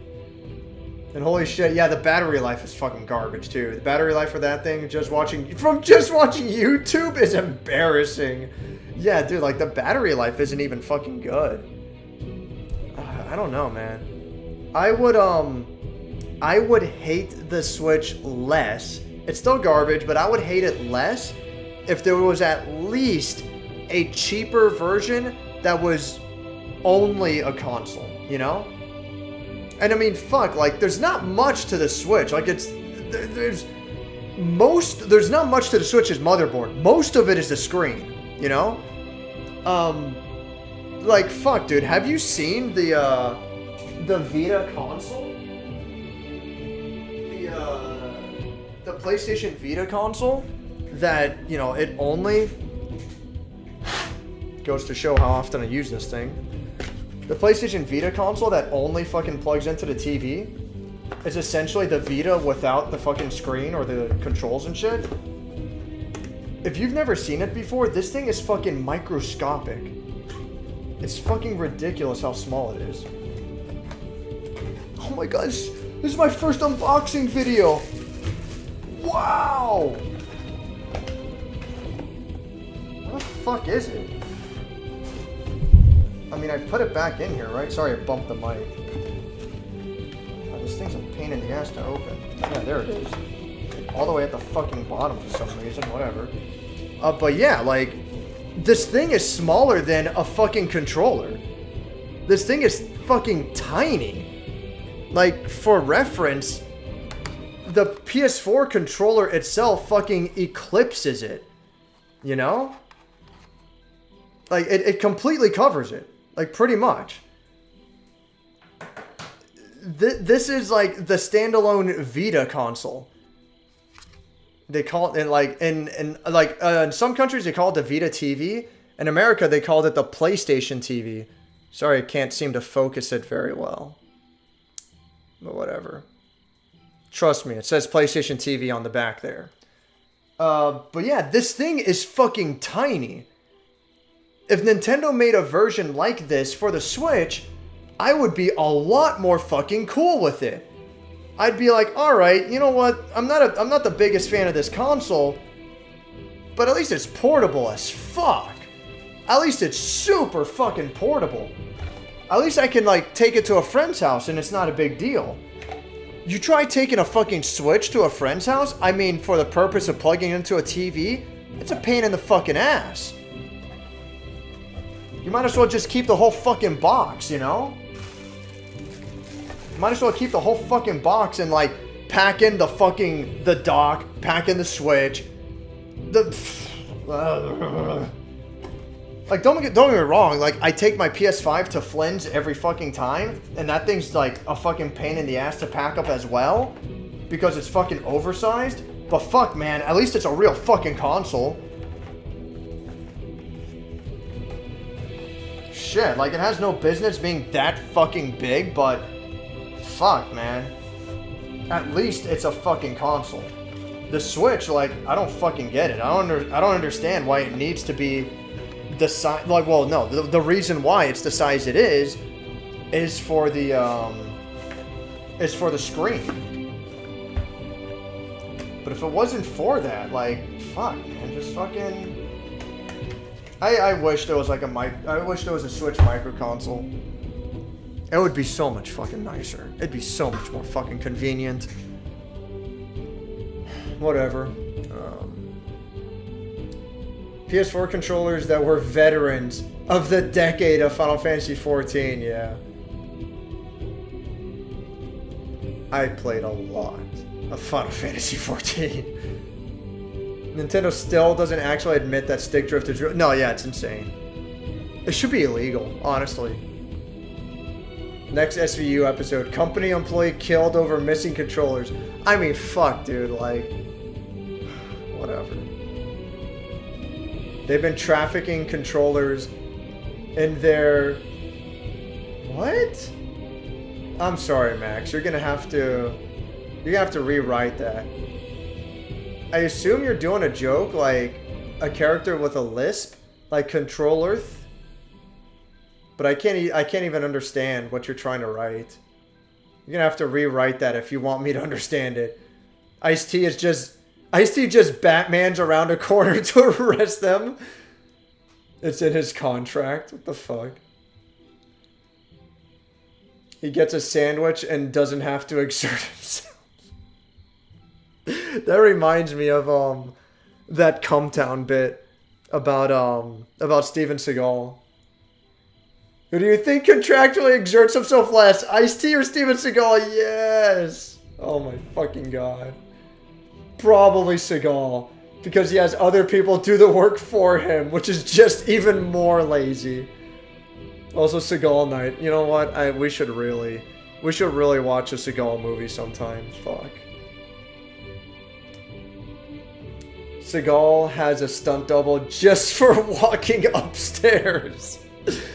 I thought you wrote that, Seagal ate. Seagal ate his stunt double. Vita means light. It's unfortunate. You know what? Because I think conceptually, Vita is a really good console. At the very fucking least. The PS1 emulator on Vita is fucking nice. It's super fucking good. And like it's a reasonably powerful console, you know? It's cool. I like Vita quite a bit, you know?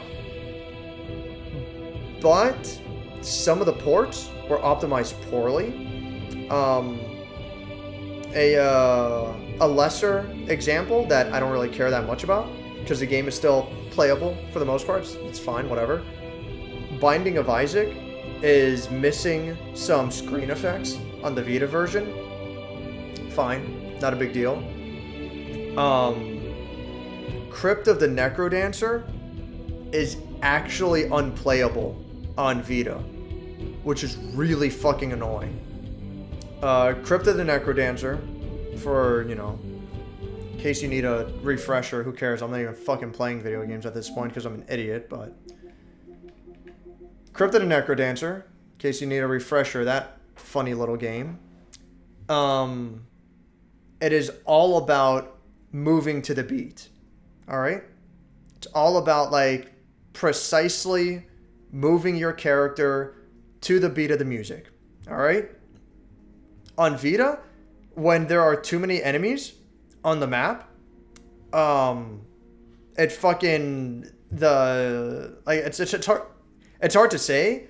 It's like a combination of it both slows down and it skips frames. And it's just like, once you get to, there's like the first 3 levels and then the boss. There's the next 3 levels and then the second boss. So like, that's like the first 6 levels. Once you get to level 7, you start to feel it. And it's like, what the fuck is going on? But I like that game so much, I really try to push through. So like 7, 8, and 9, that's like the 3rd world. Once you get to level 10, the 4th world, it's over. It's unplayable. It can't be done. It chugs so fucking hard. And it's like, fucking why, dude? Like, what's the fucking reason for this? Some of the games in the, what was that? Bit Trip. The Bit Trip collection. Some of the games in the Bit Trip collection for Vita, they have, like, some major graphical glitches. Almost unplayable.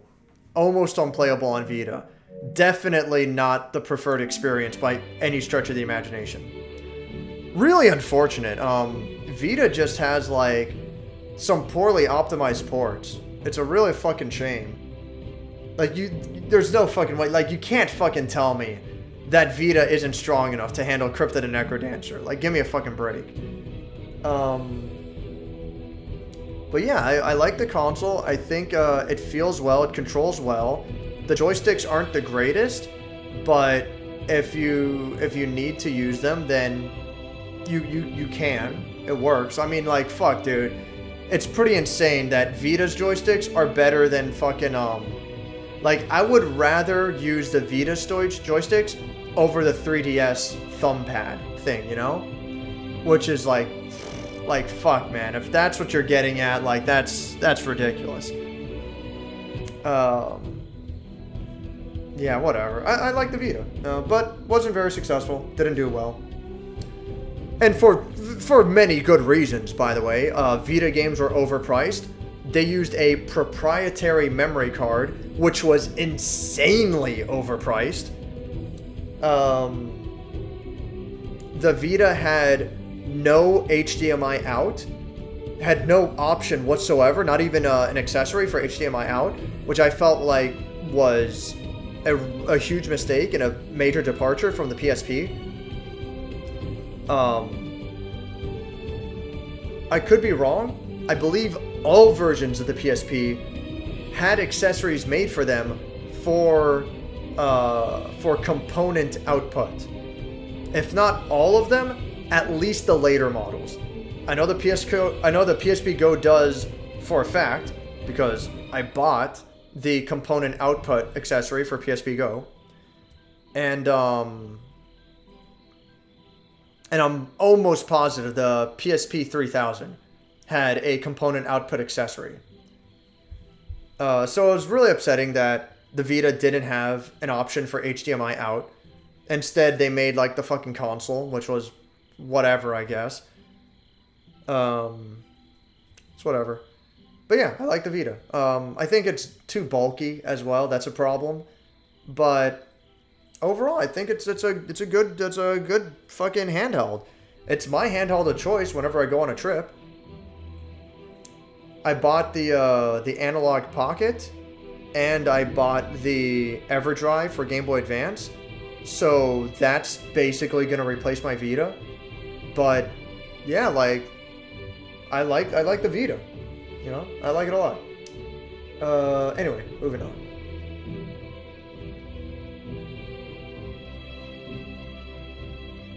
Oh, well, yeah, but that's a separate incident. What, Seagal eating his stunt double? God damn it. The 3DS has great battery life. Yeah, I think it does. I think 3DS actually does have a good battery life. And Switch games sometimes seem like 3DS games that are 1080p instead of 480. Yeah, well, because it's an underpowered console. It's overpriced and underpowered. Yeah, and the dock is atrociously designed. I don't fucking understand it. Why would they make that big-ass fucking box? Why? For what purpose? The only thing I can imagine, at least, like, this is what I've heard before. The Nintendo Switch dock has like a little motherboard in it, and that's what helps the Switch output games at a higher resolution on television, you know? Regardless, I don't understand why Nintendo thought the dock was a better idea than just like a cable, just like a cord, you know? If you need that, like, fucking, that motherboard, you need that little microchip thing, just make it go out into a breakout box. There's no fucking way the motherboard is gonna be bigger than, like, fucking this, you know? I'll bitch about the fucking, the Xbox 360's brick, the power brick, because that thing is a fucking mess. But that's because it's fucking gigantic. I'm not gonna cry over like a tiny little breakaway box, you know. Like, they really thought it was a better idea to make this giant hollow piece of plastic to put your Switch in. Like, it's fucking crazy to me. It's really fucking crazy. And it's like, oh, but the dock helps protect your Switch. It's like, bro, I would rather, all right? I would rather have a separate carry case for the Switch. And whenever I'm going to play it on the TV, I would put the Switch, I mean, like a fucking carry case like that would protect it better than the fucking dock. But I would put the Switch in the carry case. I just wouldn't close the zipper. And I'd have the, you know, the cable plug into the Switch from there, and it would go out to the fucking TV, you know?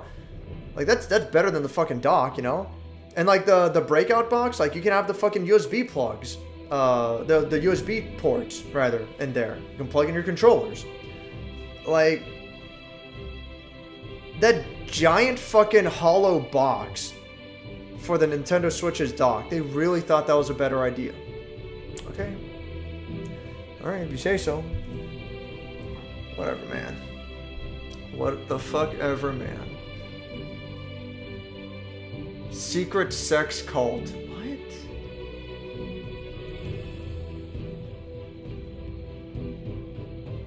They've been trafficking controllers and their secret sex cult game company. What the fuck? I don't know, whatever.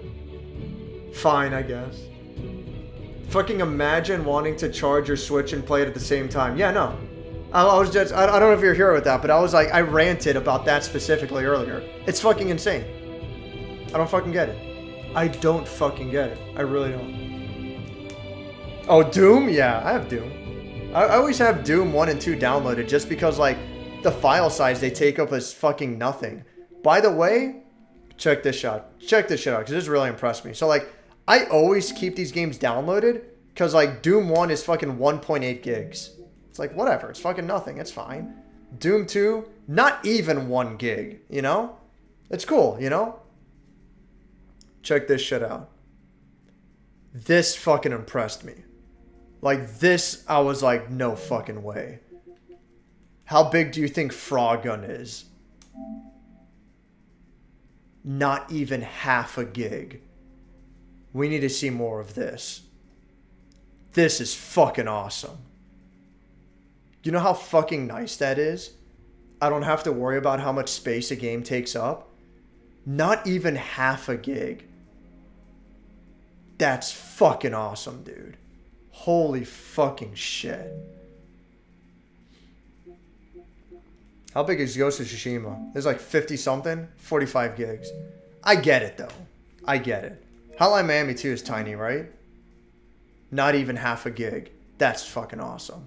But Hotline Miami 2 is like entirely a 2D game, top-down shooter. So it's like, that's more expected. I'm surprised they got Frog Gun almost to a quarter of a gig. That's fucking incredible. That's fucking impressive, dude. I really like this fucking game. I'm just Guilty Gear Strive, by the way. 35 gigs. Not bad. I'll take it. So yeah, like, if a game is tiny enough, like Downwell is fucking nothing, right? Yeah, Downwell is like 63 megabytes, but Downwell is like fucking nothing. That is a tiny ass fucking game. Cuphead's like a couple of gigs or something. Oh, okay, almost 5 gigs. It's a little bigger than I expected, but it's fine. Crypt the Necrodancer, not even 2 gigs. So I'll keep these games downloaded for the fuck of it, you know, because they're tiny. Sonic Mania is another great one, by the way. Not even half a gig. Not even half a fucking gig. It's good shit, dude. I want to see more of that. Meanwhile, how big do you fucking think Uno is? Take a fucking guess. Almost 5 fucking gigs for fucking Uno? Come on. There's no... You can't fucking tell me you can't optimize Uno better to get it down to like 2 gigs. Really? Right under 5 fucking gigs for fucking Uno? Yeah, okay. Whatever you fucking say. And then there's my game. Literally my game. Only 200 megabytes. Let me... The splash screen for this game is like fucking ridiculous. I want the Duke to work on every system.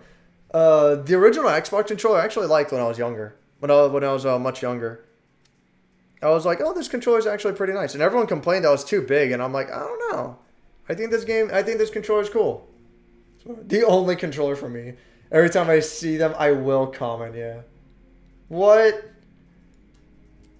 How did they bloat Doom to over a gig? I agree. It's bigger than it should be, but... these days, I'll take what I can get, you know? But yeah. Frog Gun is... Dude, I like that game. I think it's fucking cool. Not even 0.4 gigs, yeah. Remade assets and a new custom cinematic credits. Oh, okay, yeah. I guess that'll do it for sure. That's it, yeah. Dave has All-Star Brawl? Shit, he's got a good game. What? What? What do you mean All-Star Brawl? Like... Oh, it is called All-Star Brawl. I thought you meant the PlayStation thing. Yeah, I've, like, never played it. I have no idea how it plays at all. It was a PlayStation Plus game, you know, so... I got it for, you know, having a subscription. So, whatever. I don't know. I'm not interested in it. I'm not into platform fighters anymore. I used to be really big... Not really big, but... I used to be a really big fan of, I was going to say I used to be really big into Super Smash Brothers. But that's not really accurate because I was never really good at it. I never studied up on it. Not like I do with Guilty Gear. As soon as I got to college and I saw how people really play Smash Brothers, I like gave up immediately, you know, but back in the day, I was a really big casual fan of Smash Brothers. I was really into those games. I played a fucking shitload of the N64 one, Melee. I played way too much of Brawl. I played way too much of Smash Brothers for Wii U. But yeah, no, I'm sick of it. I don't even want to play those games anymore. I never even got the one for Switch. So that's whatever. What? I was gonna guess 5 megabits for Uno. No, like it's way bloated. It's ridiculous. 4K 120 frames per second Uno. It's not even 4K. It's not even 120 frames. It's like, I'm sure it's 60 at least, 60 frames per second, but no, it's not even 4K. It's stupid. Whoa, 5 gigs for a game I don't have. Uninstall Uno, man. That is some spyware level bloat. You're probably not wrong. It is made by Ubisoft. High intensity. Whoa, Dave. Yeah. I'm going to go record a VO. Take care, Wes. Nothing wrong with casuals, baby. The N64 one's so busted it's the best. I'm not even fucking kidding. The N64 one's my favorite.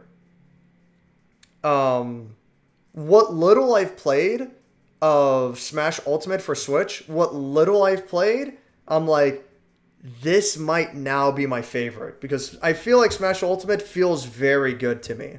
It feels very nice to play. I just don't really care about Smash Brothers all that much. Not anymore.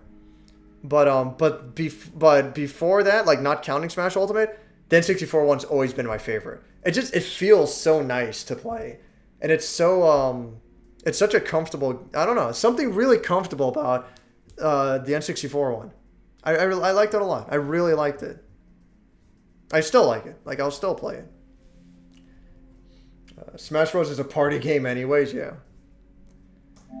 It is, but, you know, hardcore fans took it to a competitive level. And not even making fun of them. I think it takes skill to play, especially Melee. I think it takes skill to play Melee at a high competitive level. Like those are tough. Like doing the fucking wave dashing consistently, on top of keeping track of the arena, what your opponent's doing, playing footsies, positioning, so on and so forth. Like, it's those. I can't do it. Like, there's too much to keep track of. I think playing Smash Brothers at a high competitive level does take real skill. Which is hilarious, because they're supposed to be fucking party games. They really are. Whatever. When you feel bad about your netcode, just remember Smash Ultimate. Yeah. That's the other fucking thing. It's pretty amazing. If you want to count Smash Brothers as a fighting game, it's pretty remarkable that Smash Brothers is out of all the games with online, it's one of the most popular fighting games of all time with the worst netcode by far. From a company that should be no excuse whatsoever. I've ranted and raved multiple times that Capcom has had horrendous netcode for their fighting games in the past, which is inexcusable considering that Capcom is the name for fighting games. Street Fighter, Marvel vs. Capcom, these are the games that define the genre. And yet, Street Fighter 4's netcode was fucking horrible. Marvel vs. Capcom 3's netcode was insanely horrible. Street Fighter 5's netcode, supposedly it's better now, but too little too late.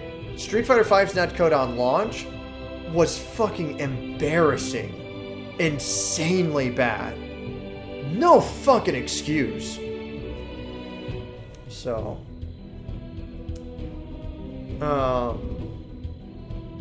but yeah, fucking whatever, dude. Anyway, like, Capcom's bad about it. Nintendo has even less of an excuse. I mean, Capcom's successful, but Nintendo's got fucking money, dude. They got fucking Scrooge McDuck fuck around bucks. Like, Jesus fucking Christ. It's fucking ridiculous. And that's their netcode? It's like, really? Okay, fucking cool. So fucking dumb, dude. I think Smash takes skill. Oh, so this is what Dave looks like when he's lying, huh? No, I really do. His poker tell is his mustache wiggling. No, but I really do. Like, in order to play Smash on a competitive level, like, we're just going by Melee, for example, alright? In order to play Smash Bros. Melee at a competitive level, you need to master wave dashing. If you don't master wave dashing, then you can't really play the game. Like, there's nothing there for you. You won't be able to keep up with other opponents.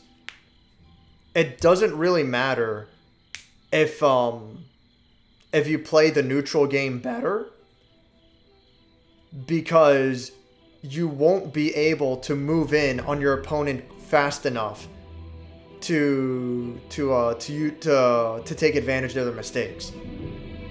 Whereas if you make one tiny mistake, your opponent basically teleports on top of you because wave dashing is so fucking fast. It's fucking ridiculous what wave dashing allows you to do. You can, so like, you have like, trying to like make an example, but you have the arena, let's say you're here, okay, and you send your opponent flying that way, so he goes like really far out, but he can still jump back to recover in time, okay? You launched him from the edge here, so if you run normally, you're both gonna meet again on the platform. He's still gonna be, on the edge, but you're gonna meet on the platform. You still have advantage, but it's not a big deal. If you have wave dashing, alright, once you launch him, you basically like fucking slide all the fucking way across the arena. And by the time he's jumping back, he's still up in the fucking air. And you can meet him in the air, or you do whatever the fuck you want and you fuck with him. It's fucking ridiculous. What wave dashing allows you to do on Melee, it literally breaks the fucking game. If you don't have wave dashing mastered, you're not allowed to play on a competitive level. People completely shed on you. It's fucking insane. And that's just for starters. That's just the basic outlook. there is so much more that gets involved. Fucking ice climbers doing like the almost infinite type of shit, you know, where one ice climber grabs, the other one attacks, then the opponent gets out of the grab, but the other ice climber still attacks him anyway, and then you time it so that you then get another grab, and you just repeat that over and over, and it's almost impossible to get out of. Once you have that mastered, it's like, if you get the right position when you're playing as ice climber, which, you know, to be fair, that's difficult to do, but I'm talking about these are the options that are available when you've mastered the game. If you get the right position as an ice climber, you basically one-shot the opponent. You get the right grab, the right position, they can't escape. Their health maxes out, and then you just jab them, they get one shot. They're out of the fucking stage. What you can do with melee at like the highest level is it's fucking retarded. It's fucking insane. But it's not easy. Like, it takes a lot of practice, especially to do it in tournament, in a competition. I'm not a big fan of melee, but I respect it. You know, I see where they're going. I'm not a big fan of Street Fighter either. Street Fighter, I've played, not a ton, but I played a little bit of Street Fighter 2 and 3. I played almost nothing of Alpha. I played a lot of Street Fighter 4 and a lot of Street Fighter 5. I just don't like the franchise. It doesn't gel with me. I'm not a fan. It is what it is. But I respect people who can do it. You know, and they're not bad games by any stretch of the imagination. And I respect people who are good at Street Fighter, you know. I'm not a fan of Smash Brothers Melee, you know. It's far from my favorite game in the series. But when I see high-level Smash Brothers play, it is a highly, highly aggressive game. You know, people usually playing Fox because he's like one of the most popular characters. But Fox, Sheik as well, they're just flying all over the fucking stage, rapid fast. But they're not just running for the sake of being idiots. Like, they're playing precisely. They're chasing down their opponent. They're doing attacks at the right times. It's a hard, like, from my perspective, it's a hard fucking game to master, you know? That's the way I see it, but it's important to keep in mind a lot of it is a matter of perspective. A lot of people tell me they can't handle playing Mei because Mei's a charge character, and they don't really get that. You know, they can't get that in their head. And,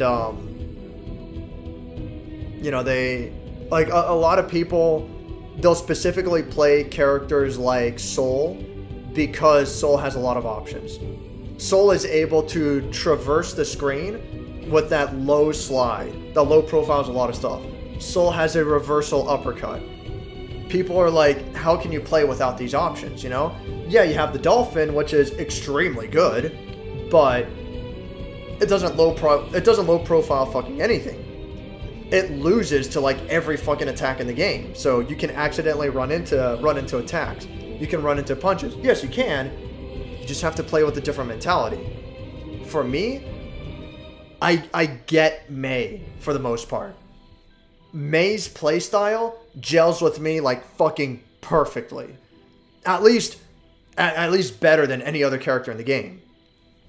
But yeah, some people are like, they don't really understand how to play Mei, and they don't like it for that reason, you know? A lot of it comes down to perspective. Maybe Street Fighter, I just don't get it. Fucking Smash Brothers, I just don't get it, you know? But, from my point of view, I think Smash Brothers is it's a hard game to play. Anyway.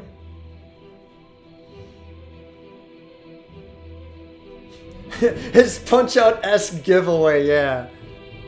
I'm fucking, I'm Von Kaiser. And I go like...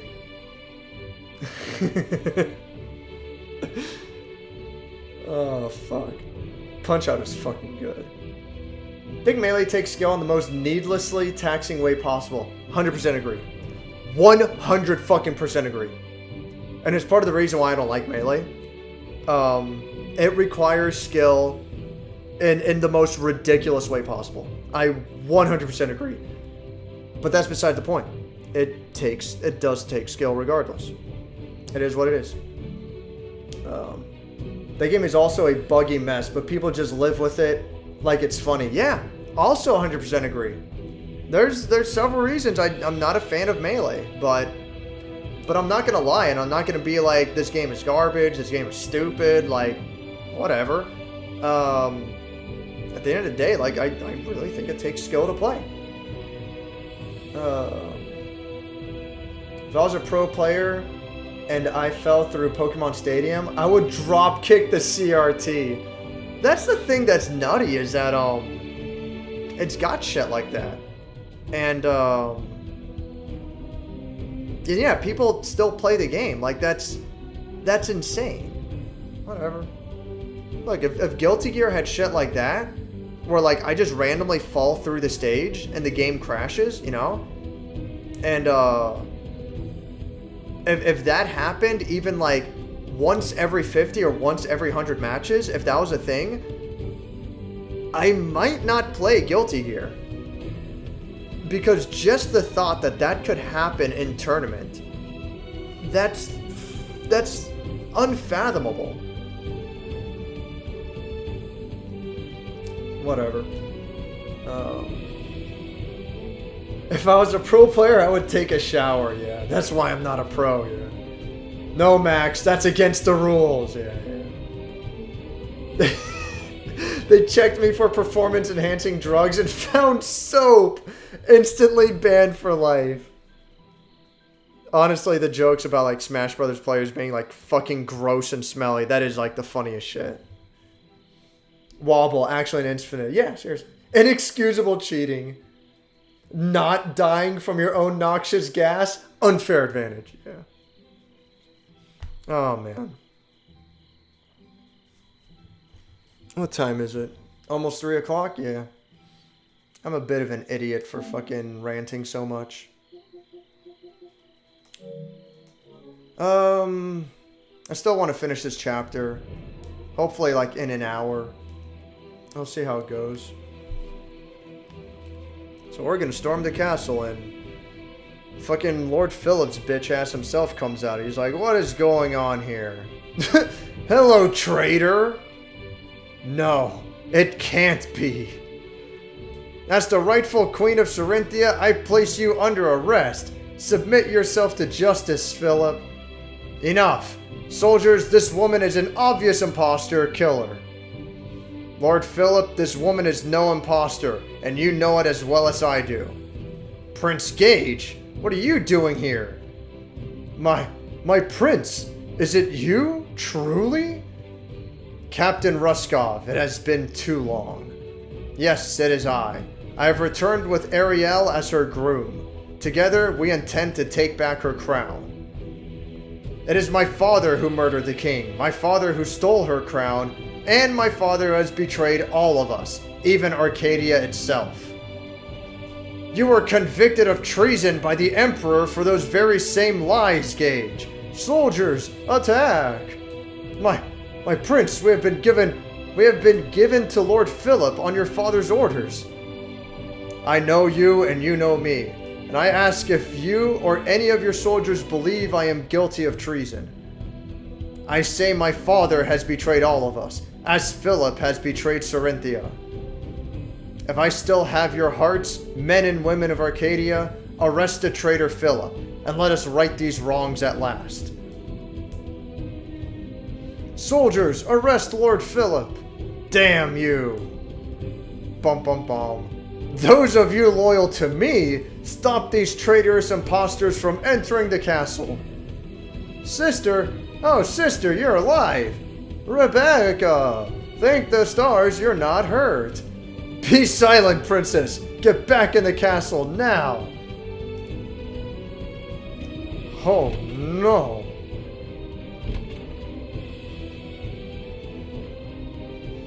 Men, clear this Cirinthian rabble from my path. They aren't rabble, and don't you hurt them. Very well, hold them at bay, but avoid bloodshed where you can.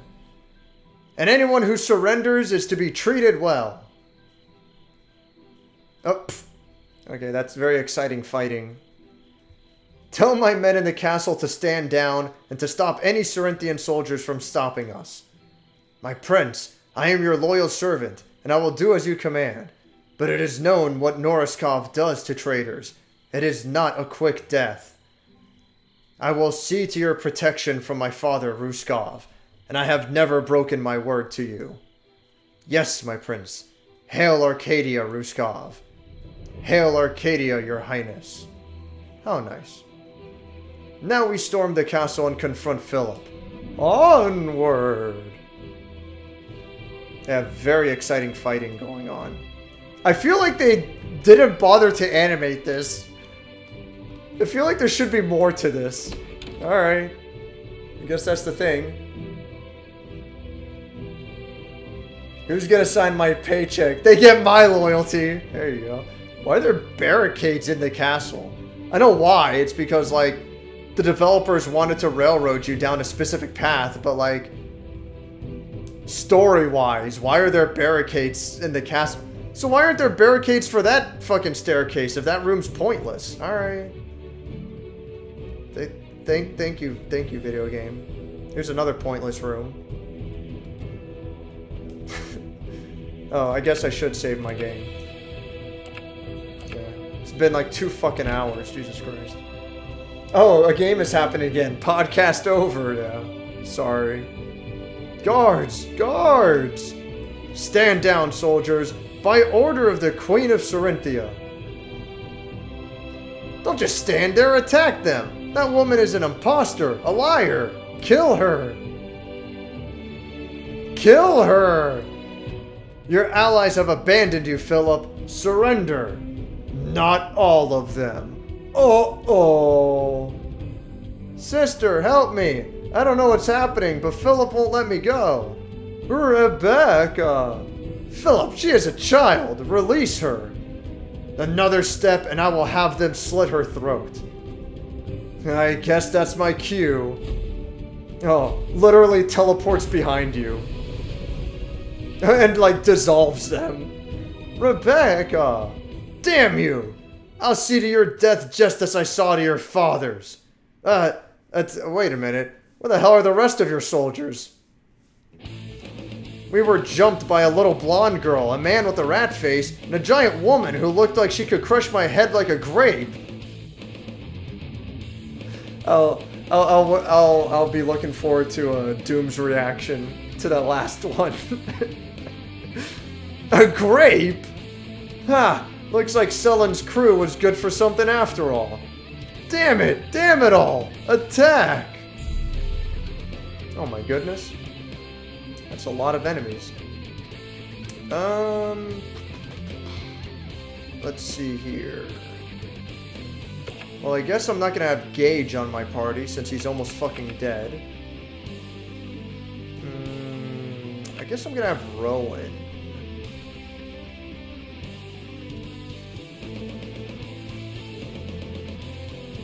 I don't know, either Rowan or Rasheen.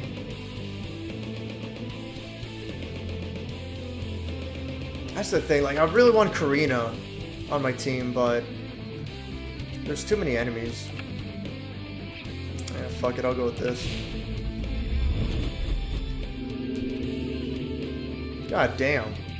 Rowan's gonna get fucking killed before he has a chance to do anything.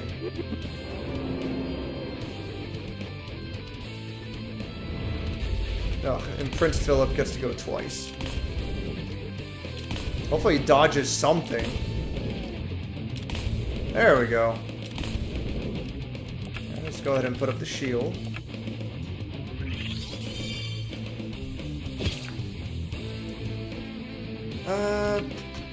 Summon demon. You know what? Black hole, right? Yeah. This would actually be a good time to use it.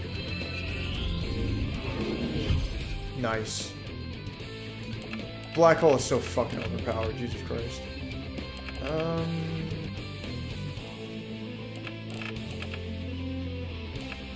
Yeah, I guess use Valor.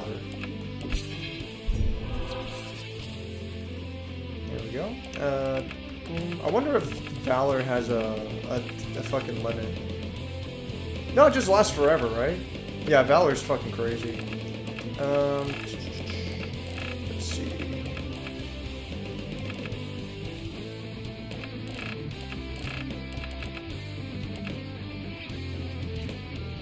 I guess give this to him just to improve dodge rate.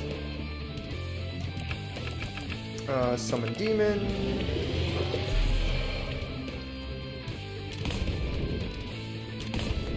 Cool beans. I love a woman who will actually just kill me. Oh, I can do Fury. Nice. Everyone's still taunted for a while? I'll do it, but it's gonna suck because Prince Gage will lose his taunt. But fuck it. I'll do Fury against this guy.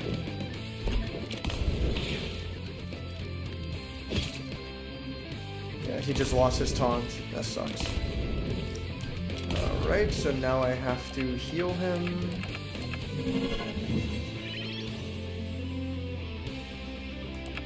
And Doom on this guy. Fuck it. Okay, cool. He never ended up attacking anyone anyway. Let me cast Blind. Because that guy does a little too much damage for my liking.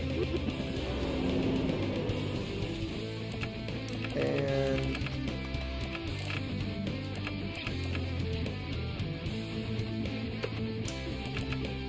I don't fucking know. Maybe Celestial Flare, honestly. Oh, yeah, I guess I can do Dispel. I'll wait. Doom. And... yeah, fucking Plague.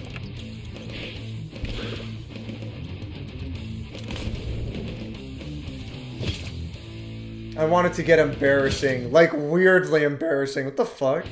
Damn, Black Hole it's just Final Fantasy 2 teleport, yeah. I mean, it literally is. It's just,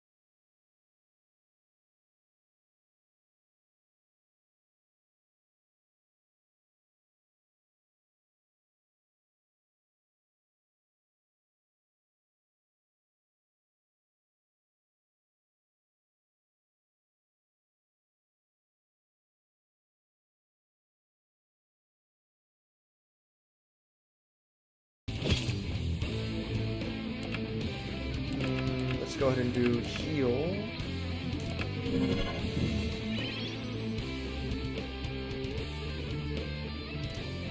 Alright, he's still blinded for now, so that's fine.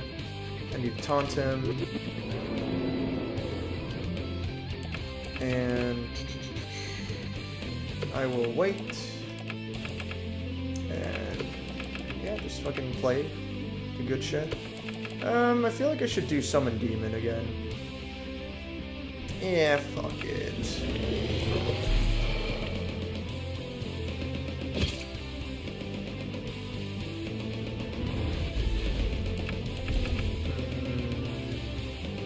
Dispel.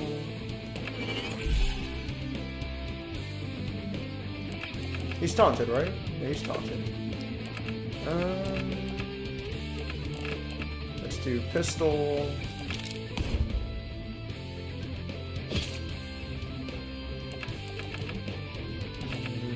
I will wait.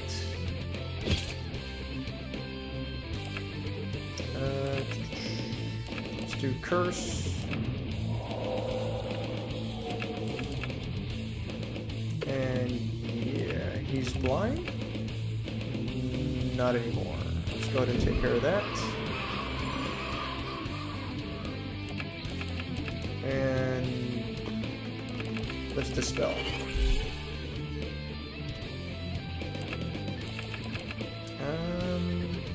I guess I'll do Valor again.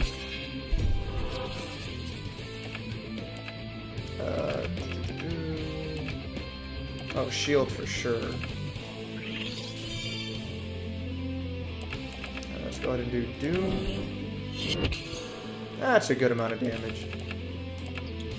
But God, this guy has like so much fucking health.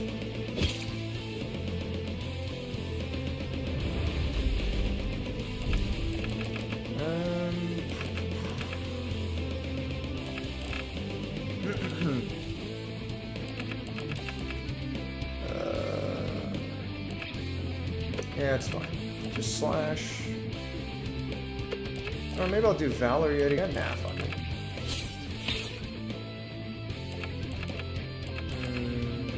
I will wait.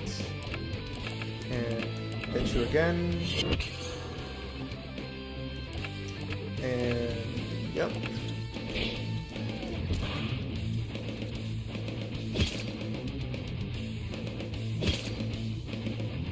Is the game almost over? Eh.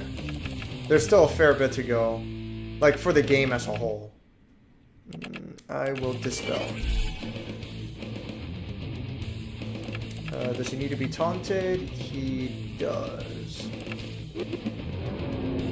Man, I so wish I had Karina for this fight. This boss would be over so much faster. Do Plague again. Shit, he's actually out of magic. That sucks. Let's see. Yeah, I'll dispel. Alright, let's go ahead and do the... Oh, shit. Yeah, I'm not allowed to kick him, huh? That's crazy. Okay. Fair enough.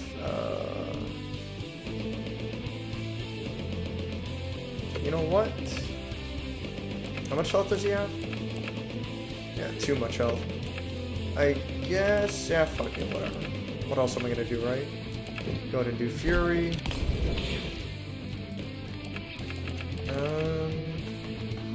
Wait.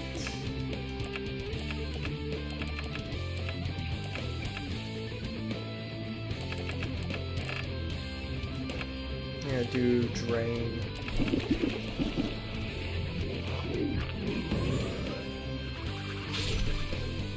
Oh, pfft. Did like no fucking damage, who cares?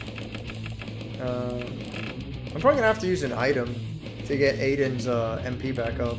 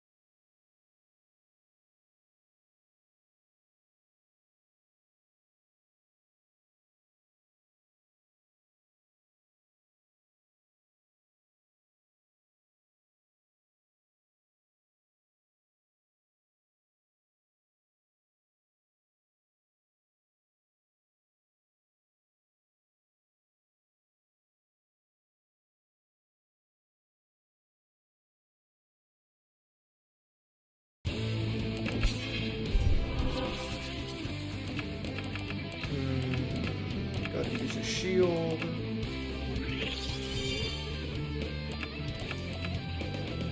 Okay. Now, how much does blind cost? 30? Yeah, that's a bit much. Well, I've got plenty of MP now, so fuck it. Yeah.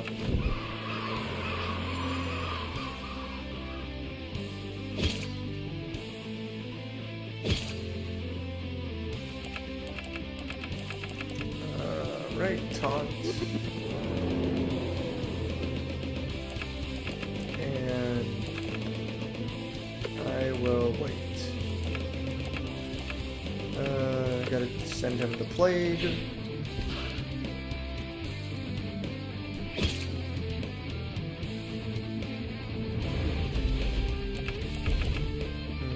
Dispel.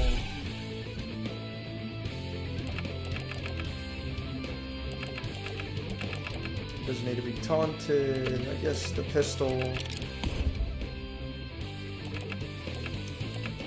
Alright.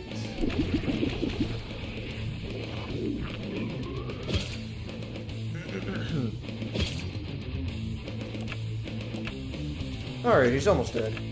Let's see.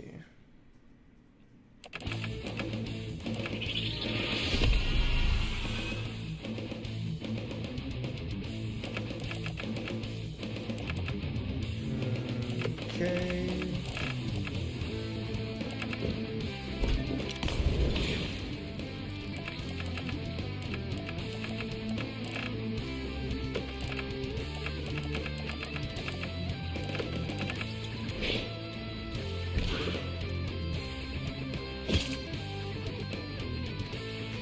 I thought Dave said he was going to be streaming this for like another 2 months.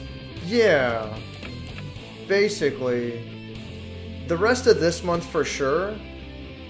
And hopefully I finish halfway through next month. If not the end of next month. I think that's about the timeline that I'm getting towards.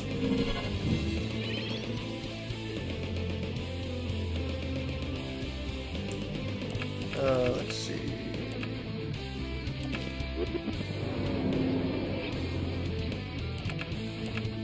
I mean, this should kill him anyway. Yeah.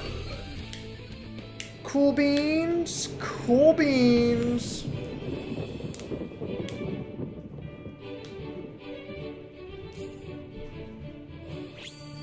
Hey, I leveled up. I really gotta look over my accessories. Sister! Rebecca, are you alright? I think so. Oh, sister, I'm so happy you're alive. They told me you were dead. Idiots! Fools! All you've done here is seal the death of countless Cirinthian lives. Stop talking, Philip. You'll have plenty of time to make your case when you are tried for murder and treason. You're just like your damn fool coward of a father. Okay, mate, I think it's about time we get you to a prison cell. Agreed. Soldiers, take him to prison. Reyna, please see if his injuries can be healed. I will do what I can, Your Highness. I'm fine, by the way. I'm glad to see that, but your recklessness is going to get someone killed someday. That's a funny way of saying you're welcome. So, that's it, isn't it? We did it. You're the queen. Oh, stars, you're right. I'm the queen. Now what do I do? The first thing you'll need to do is legitimize yourself before your people. They still think you're dead. Begging your pardon, Highness. Or, your grace, that is. Go ahead, Captain Stein. Well, as to addressing the people, there's a crowd gathering in front of the castle. Oh no. I'm gonna have to speak to them, aren't I? Fucking hate how this music loops. Oh, take care, Jonathan. Have a good night, dude. Everything we've been through, and this is what you're frightened of, Ariel? I've never really... I mean, at the Senate in Tariq I had to, but it wasn't like... What am I supposed to say? Ariel, I have not known you long, but I have watched you grow in this short time. You're a strong young woman, and your people will see that. Speak from your heart. You have nothing to be afraid of. How nice. Are you ready to address the crowd, Majesty? Not yet. Not just yet. I'm still thinking of what I should say. You'll have to come to address the crowd. You'll have to come with me to address the crowd, my prince. Yes, I suppose I shall. Do you expect your people will accept us? They don't know that Arkadya has done anything wrong yet. The people still view us as allies. If I may correct you, my lady, it is not my father who has... Oh, it is my father who has wronged you, not Arkadya. I am turning on my father for Arkadya, not because of it. I'm sorry, you're right. I am no politician, your majesty, but if I might make a suggestion. Let us make this occasion a celebration for your safe return to Evanhart more than it is about the crimes of Gage's father. I rather like this idea, Ariel. Let this be a triumphant occasion. Your people need inspiration right now. I like it too. Very well, triumphant it shall be. Excellent. Allow me to accompany you in addressing the crowd then. Sister, I missed you so much. I cried myself to sleep every night. I'm so sorry, Rebecca. I wish there was something I could have done. Philip said it was Tariq that did it, but he started acting very strangely after you were gone. He lied to you, little sister. It was not Tariq, it was Arkadya, Noriskov, Victoria, and Sparrow. Philip himself as well. Philip was always so nice to me, until today. It seems that the world is filled with bad people who pretend to be your friend. Nods, trying not to cry again. Now I need your help, Rebecca. Philip has created a terrible mess that I have to clean up, but I can't do it without you. With Valeria gone, that makes me heir to the throne. You have to support my claim. Philip said someone pretending to be you might come and say something like that. An imposter, he said. Can you think of why he would lie to you about such a thing, little sister? Because he wanted it for himself. That's right.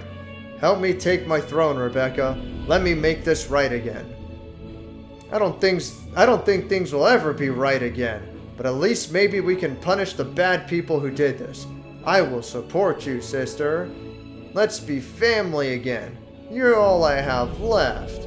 I think that's a splendid idea, Rebecca. Come with me to address the crowd, won't you?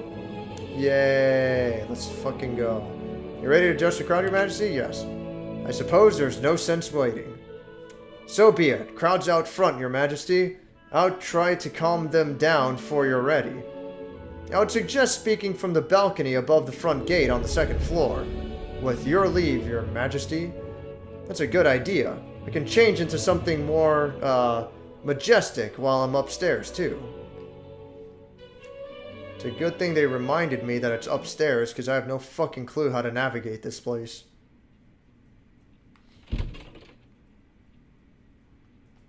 Yeah, okay, I'm fucking lost. As usual. I fucking hate this castle. It's so fucking easy to get lost. Oh, I should change into something formal first, then address the crowd from the balcony on the second floor. How nice. And we're off. God fucking damn it. Oh, the barricades were magically removed. Is this my room? Oh, nice. Oh, hey. Ariel. This is twice now that I thought you were gone forever. And twice now you've returned to me. You're not gonna yell at me again, are you? Oh, Miss Tessa. Welcome home, Ariel.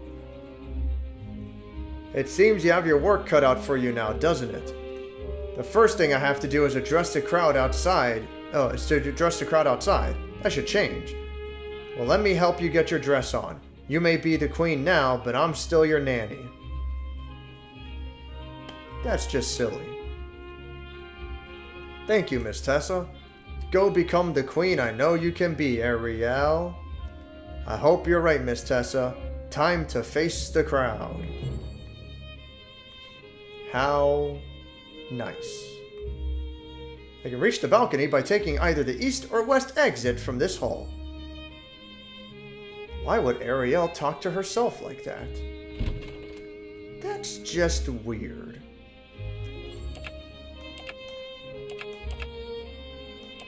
Yeah, what time is it? Yeah, I'll finish this chapter easy. Last time we were in this castle was like 5 months ago. Oh, man.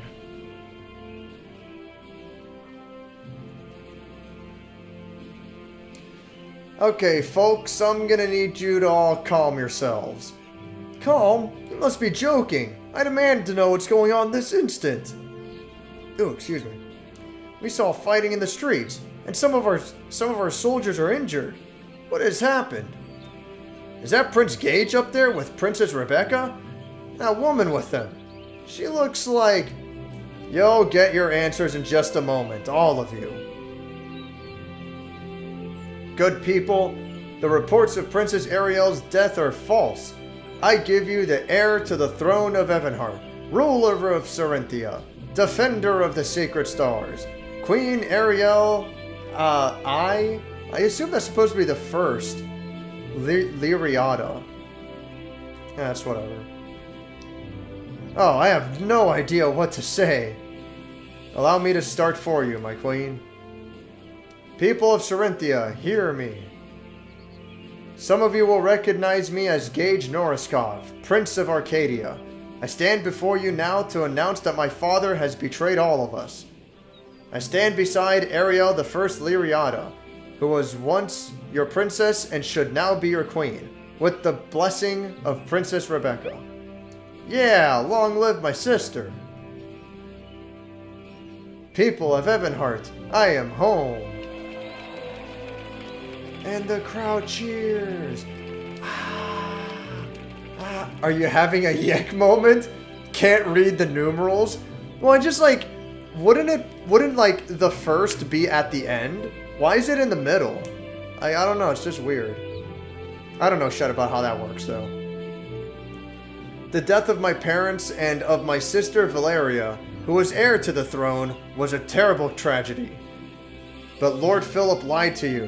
He claimed Tariq was responsible, but it was Emperor Dmitry Noriskov who sentenced my family to die. And now you will die. And the crowd goes mild! That's fucking great. Ariel's speech is just her going, me money, money me now. The fuck? Oh man. Philip, with the help of Noriskov and his agents, schemed behind my father's back and murdered him when he was about to discover the truth. Whoa, that's a lot of people. The fuck are you even doing here? Rowan, we thought you could use some backup, kid. Okay. Everyone, we all wanted to stand behind you while you gave your speech. People of Cirinthia, behind me stand the resistance against Emperor Noriskov. They risked their lives to show me the treachery of the Arkadyan Empire. They are the reason I live. Their goal was to prevent war with Arkadya. I fear the war cannot be stopped at this point, but at least we can let it be fought with our friends and not against them. Join me, people of Cirinthia. Let us honor our old alliances. Let us remember our old friends. Let us recognize our true enemies. And let us fight against the tyrants that seek to overthrow everything good and just in this world. With our allies in Tariq, we hold the shield that wards the forces of darkness in this world. The liars, the murderers, the traitors. Mostly the liars. Off to liar's jail. What's up, Zyno? I am free.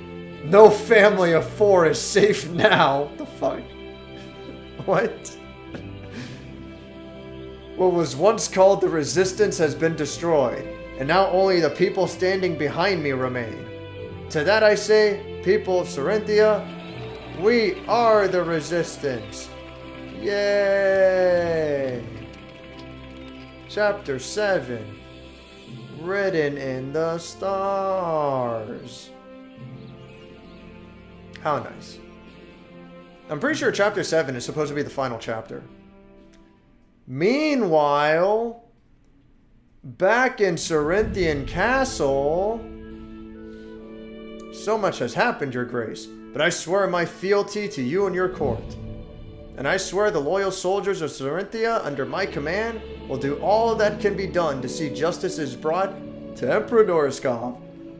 Our king will be avenged. Oh, goodness. My father always said that justice is the finest way to honor the dead. Wise words, my queen. I do have one problem, however. Our ships are in good condition and ready to fight, except for a lack of sailors. Is that so? You three, how would you like to be rewarded for your service with the honor of serving in my navy? I got a feeling this ain't something we ought to be saying no to. While I very much appreciate your assistance in retaking my throne, you're still guilty of serious crimes. Like trying to murder me, for example. Well, when you put it like that, I reckon we'd be honored to serve in the Cirinthian Navy, Your Majesty. Ain't that right, you two? As long as I get to kill something, I don't care one way or another. Wonderful. Take your new crew and go give them hell, Admiral. At once, my queen. Hey, this ruling thing is easier than I thought. Well, speaking of that, I'm getting reports all over the city that your rule is being more or less accepted, Your Grace. We got a couple of pockets of these bastards holding out, claiming you're an usurper, but I don't expect much trouble dealing with them. Thank you, Captain Stein. Please treat the holdouts gently. They only resist because they believe the lies. Now then, Miss Tessa, I have a task for you. Of course, Ariel, anything. I'd like you and Captain Stein to serve as advisors in my court. We'll need more than just the two of you. But for now, I'd like you to find some scribes and messengers. One to reject the alliance with Arkadya, and another to offer one to Tariq. Ah, now, dearie, you know I'm happy to help you in any way I can. But has your little misadventure detached you from your senses? I don't know a thing about politics, policy, or ruling anything. How can I advise you? Because I don't know what I'm doing either, and I need someone to tell me when I'm doing something stupid. Also, you can't call me dearie when anyone else can hear you anymore. Now, go send those messages out. Oh, very well, Your Grace. Well, get out of my way, boys. Old Tessa's got work to do. Tessa put a little attitude on that Your Grace there, didn't she? She'll be perfect at her job. Now then, there's the matter of who should lead my armies. Philip commanded them before, Captain Stein. I would like you to replace him. Do you accept? Yes, Your Grace. Philip wasn't well liked by most folks, but he had a hold of the army. There may be loyalists yet, but I reckon I can do it. Good. The first thing I want you to do is to start raising an army, and use it to make sure our borders are safe. The second thing I want you to do is act as a regent for my little sister, who I now name as heir to the throne. Regent, Your Grace? Yes, she'll need someone to watch over her when we travel to Parandesh. We still have a job to do after all. You're leaving again? Don't worry, little sister. I'll be back before you know it. This is just a formality, I promise. Okay.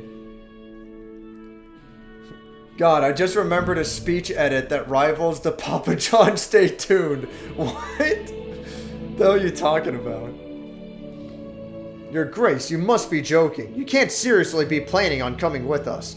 Oh, I am extra serious. Queen or not, I have been part of our mission since the beginning, and it isn't over yet.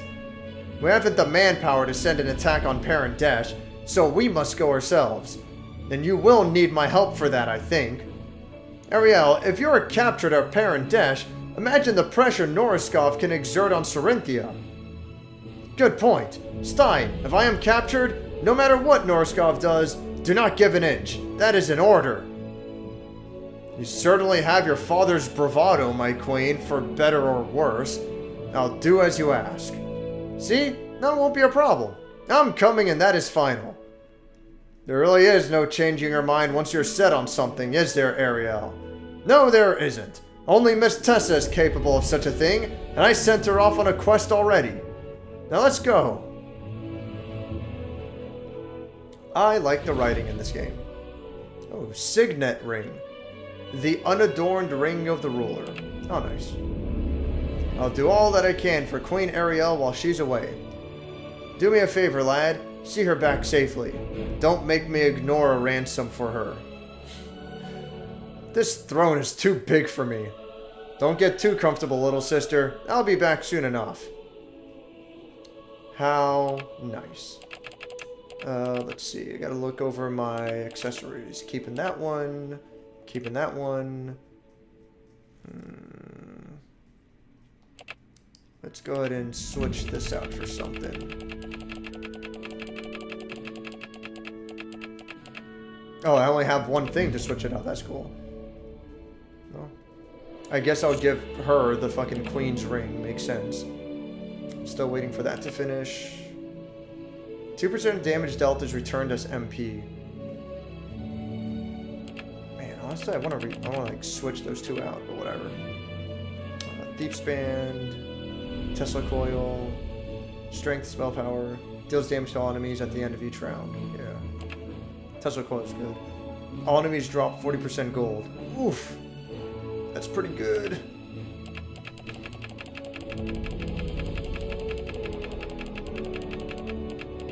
Yeah, that's it. So, what else then? Oh yeah, Curse Ring is fucking insane. Strength, Spells, Power, and Speed. I'd probably give that to Aiden. I don't know. That's dumb. Frog Charm is like pretty fucking OP. Gage should have that, really. No, you know what? Fucking, Gage is the only character who can't heal himself, huh? Spearhead, Spark, Taunt, Lightning Strike, Thunderclap, Storm Shield. Increases the damage of all allies by 50% for 3 turns. Deals extreme damage to a target and interrupts casting. Deals critical damage to marked, stunned, and sleeping targets. Ooh. That's pretty good.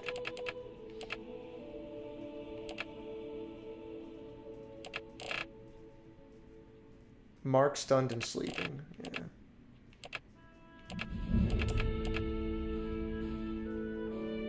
Yeah, but if I have Natasha on my team, but it's just like at that point it's not really worth it though. I will give Gage the Frog Ring because that shit is fucking OP. Let's see.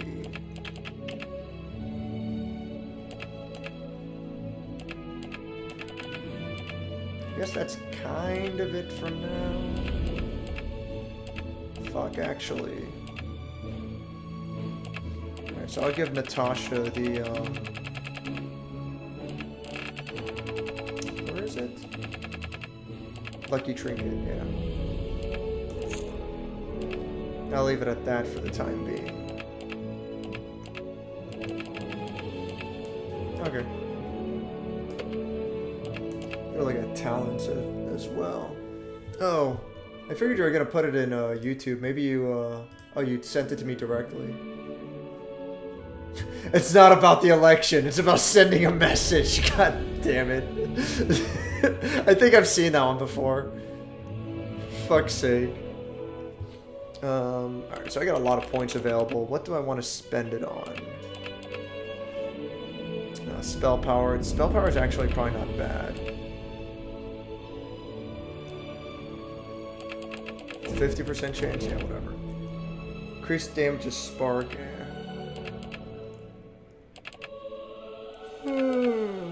Spark has blah blah blah. Yeah. I can increase his spell power. That's not bad. What else? For Natasha, plus 5% dodge. Poison does bonus shit. Poison deals 30% more damage. Not too bad. Attacks have 25% chance of dazing enemies. Increases the damage of Sunray by double. Increases damage, radiant explosion. Radiant explosion, 20% chance of stunning. Bonus speed. Gain 1 stack of lore. Yeah. All of this shit just fucking sucks. Detonate dazes enemies. Yeah, I don't care. Allies do not incur exhaustion. No. Yeah, I don't really need to do anything with Aiden anymore. Increases damage, celestial flare. That's not bad at all. By how much? 30%? Yeah, that's not bad. These two are like fucking useless. Allies build exhaustion slower? Yeah. That's not fucking bad. Plus to dodge. Killing an enemy restores energy. Cannon has 50% chance stun. Cannon has 50% chance to apply sunder. Yeah. All of this shit I can do without.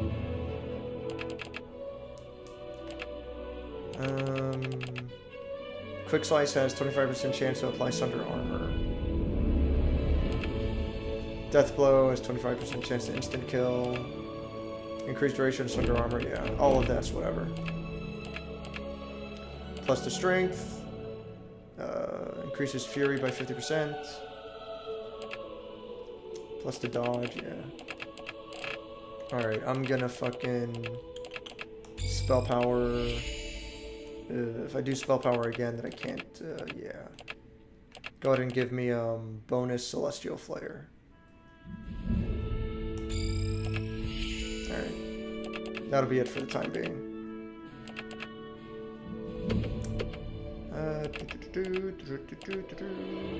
Alright.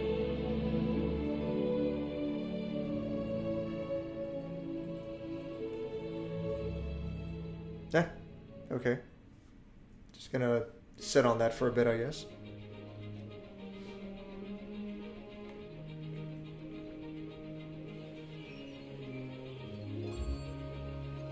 Ah, Rowan, I'm glad we arrived while you're still in the city. Majorin, hell, it's good to see you again, old man. Oh, thank the stars. Majorin, I've been so worried about you, but we've had no opportunity to intervene. I thought the Arkadyans might have killed you. They nearly did. Fortunately, even Noroskov had the foresight to understand the diplomatic ramifications of murdering priests. Once word reached Cirinthia of the Queen claiming her throne, Sister Anne and Sister Marie helped me escape. It was our honor, High Priest. Besides, we couldn't pass up a chance to see Priestess Reyna again, as well as Her Majesty the Queen. Yeah, let me out those Arkadyan jerks. Punch, punch. And I swear, if you don't calm down. I see you two haven't changed much in the time we've been apart, sisters. Soldiers, please have a guest room prepared for the High Priest and his escort. At once, Your Grace. So I have to understand Cirinthia is still held by Arkadyan soldiers. Sadly, yes. That is why we are here, in fact. I would petition you, Queen Ariel, to send military relief to Cirinthia. I would love to, but our army is in poor condition after all that has happened. It would likely take at least a week to organize a response, and quite possibly longer. No matter, this sounds to me like a special operations mission anyway. Ooh, we could sneak in and take out the guards before they can take anyone hostage. Yeah, punch. That's the spirit. Yeah, I could probably melt a couple of faces, I guess. Let's do it. They are my countrymen, and they are following orders. You shall leave their faces intact. You're such a goody-goody pretty boy. Call it what you will, but they will be spared. Besides, they may yet be persuaded to join my rebellion. Or be taken as hostages, if nothing else. And I may sweeten the deal further. Cirinthia would make an excellent neutral place to meet with Tariq to discuss your alliance on even footing. Provided it has not been discovered, you may be able to use the secret exit I escaped from to attack from within. Very well, then it is settled. We will liberate Temple Talendra when at the first opportunity. Thank you, Your Grace. I am sure Cirinthia will prosper under your rule. Come along, you two. Yeah, that's they make it sound like it's mandatory part of the story, but it's actually a side quest. But it's one of the major side quests. I think it gives Reyna her final equipment upgrade. Like her strongest weapon. How much money do I have? Alright, last thing to do is to get Gage to that sacred mountain. So now we're in the endgame. Now it's like, when you go to Parandesh, that's the final dungeon of the game. And, anything otherwise is side quests. So, at this point, it's basically, unlock the rest of the trophies in the game. Speaking of which, one of the trophies is just enter Parandesh and that's it, right? Yeah, enter Parandesh. That's the last story trophy of the game.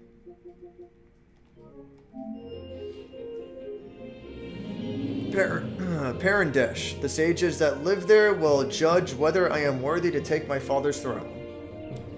If what Natasha claims is true, that he was never legitimate to begin with, that he killed and tortured the sages.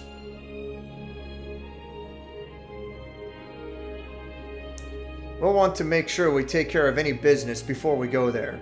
No turning back at that point. I'm actually gonna go to Parandesh real quick, just for the sake of getting that trophy. What time is it? 3:30? Yeah. Maybe I'll have time to, God damn it, I went the wrong way. Maybe I'll have time to liberate Talendra, do that side quest, and then that'll be it for the stream.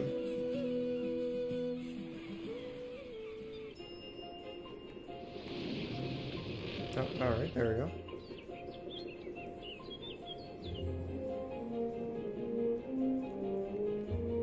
I should also go to a shop and sell a ruby already. There's no real good reason why I've been holding on to it for so long. Okay. There we go.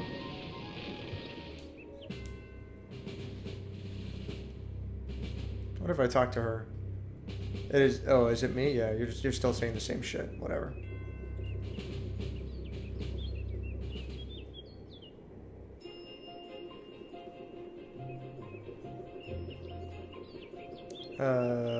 West exit. That's really nice that they added that. Otherwise, going through there would be a pain.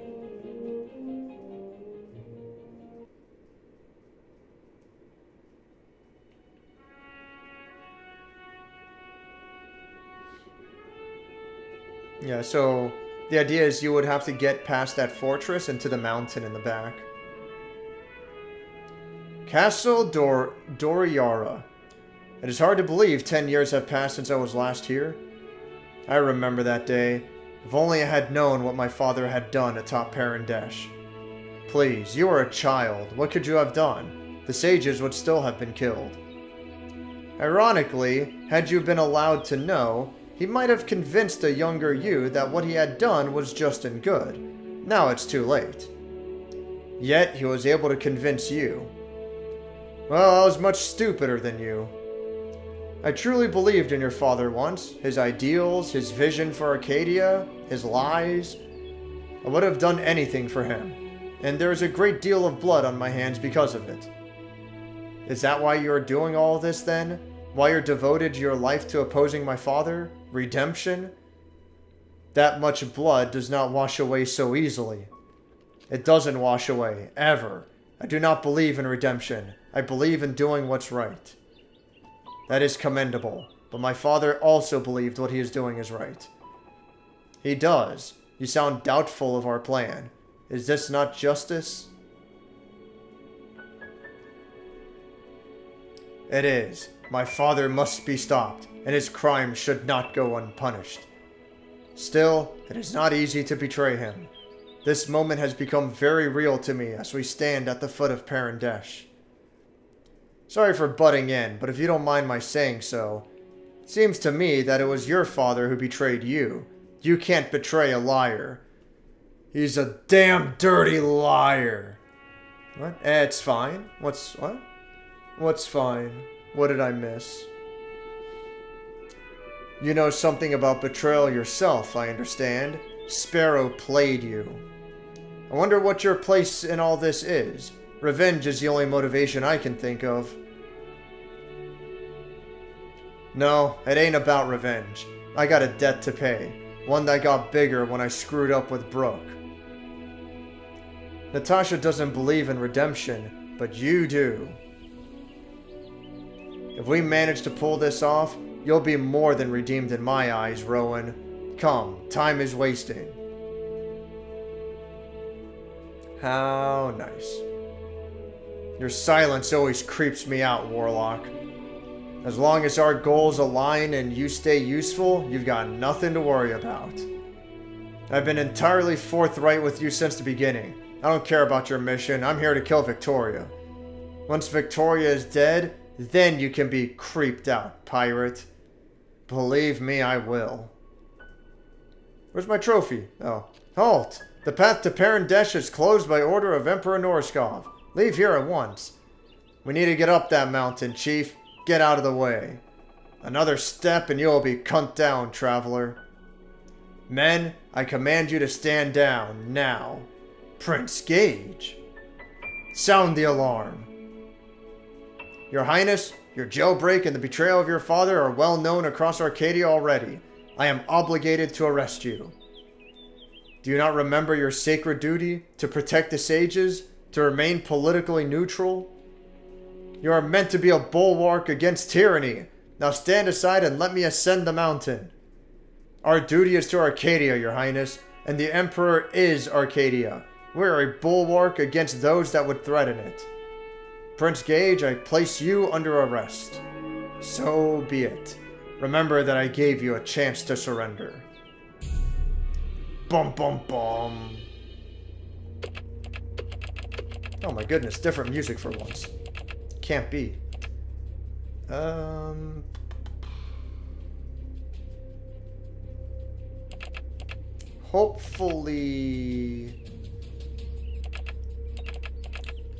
Hopefully they are not resistant to instant death. But they probably are. We'll cross that bridge when we get there.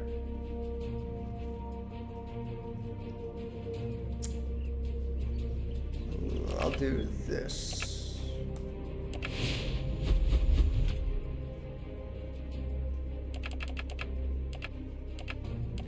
Oh, they're not, yeah, so they're not immune to instant death. Yeah, these guys fucking suck. Whatever then.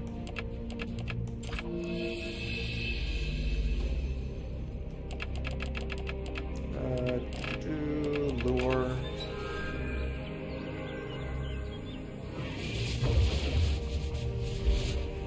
Bonus turns. Well, we can't have that now.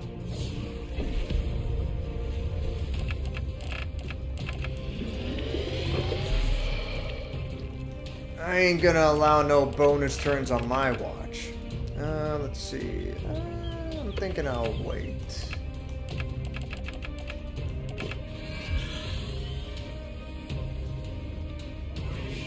Oh, jeez, okay. Oh, this is getting out of hand. Let's see.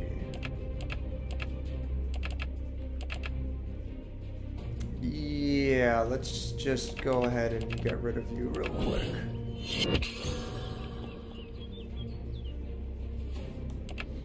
Okay. I'm thinking blind for starters. And plague. Yeah.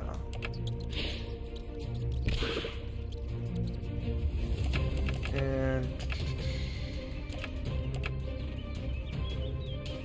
kinda want to do first aid, but nah, fuck it.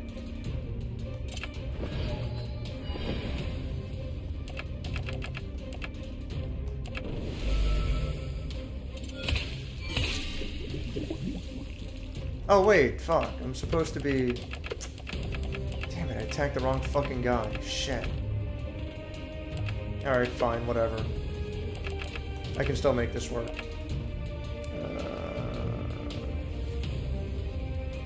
Yeah, honestly, I'm gonna kill them all right now, so just Radiant Explosion. Oh, I did the wrong move. I'm just doing all kinds of fucking up, aren't I? Assassinate...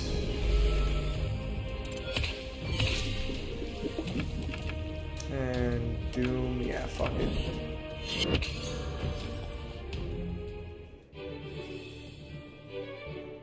Now Ring of Focus and a Derek Ring. That's good. How much further do I have to go to get the trophy? Oh, fuck it then. I just have to leave this for another time.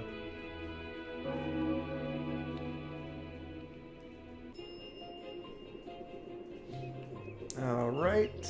I am going to... I'm gonna go to an inn.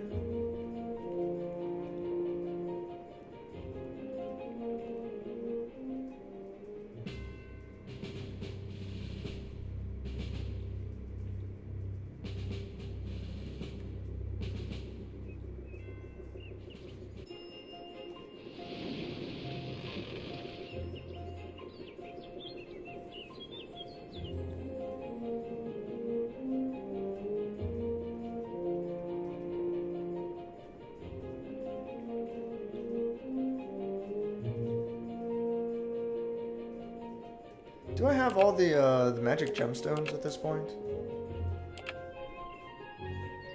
No, I'm missing one more. Okay. Anyway, what else is there? Oh, this shit, yeah. I'm missing those three. Alright. Yeah, and then there's that. Yeah. So, liberate Talindra is next.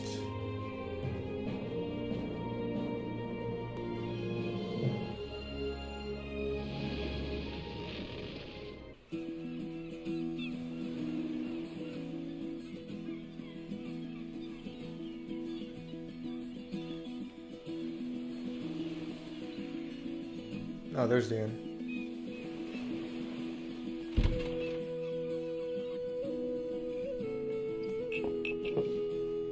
Give me the merchant's bed. White wine, known for its dry flavor. Romaine salad, vividly green romaine lettuce with local vegetables and white wine dressing. And grilled swordfish and snails. Swordfish and snails fit for kings and peasants alike. How nice. How nice. Dude, the casters have Santa hats. He's gonna truth. Yeah, at least I'm trying to over here. A man denied his truth.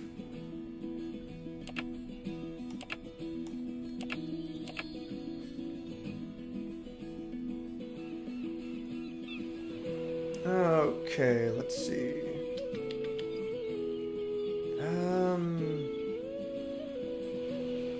Guess get back on the boat. Actually, it might have been faster to walk there.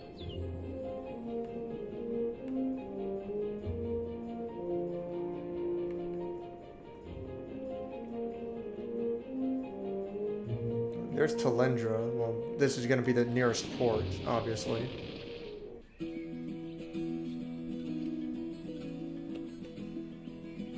Oh, wait. Is this a shop?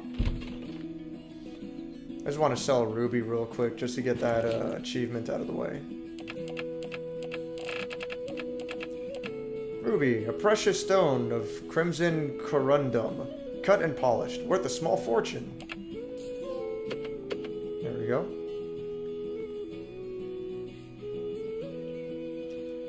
What else am I missing here?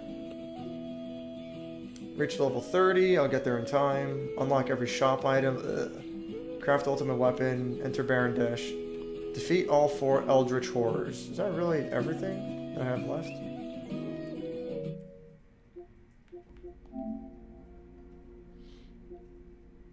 Oh yeah, obtain all the relics. Obtain all the weapons. Craft every piece of gear. Unlock every shop item. Defeat all 4 eldritch horrors. Craft an ultimate weapon. Reach level 30. Complete all side quests. Enter Parandesh. Yeah. Like, I mean, it's dumb because, like, all of those basically fall under complete all side quests. So it's like, alright.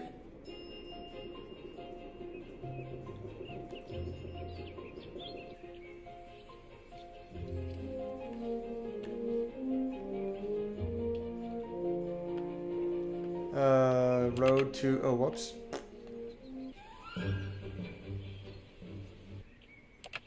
Road, world map. Yes. What's with this camp? Oh, yeah, okay. Okay. There we go. Pissed! Over here! The secret entrance to the temple is hidden in these bushes. Are you ready to attack now? Not just yet. I will save my game first. What time is it? Nah. I'll leave this for next time. I will leave this for next time. This will be the end for tonight. If I didn't do any ranting and raving, I would have finished that in time for sure.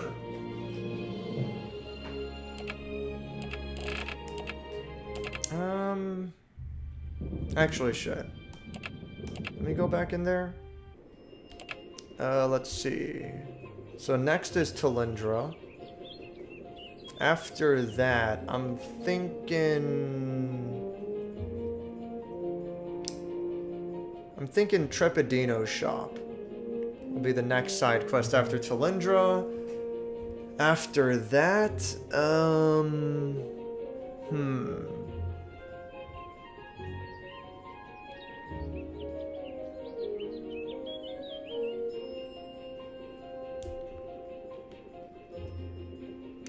I guess after Trepidino's shop, then I'll do Reskov Estate, which I never did before. I don't think that was even in the alpha.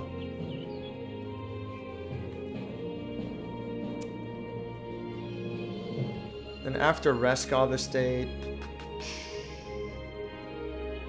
I guess I'll do Thunder Isle. I want to leave Thunder Isle for like way later, because that's probably one of the harder parts of the game.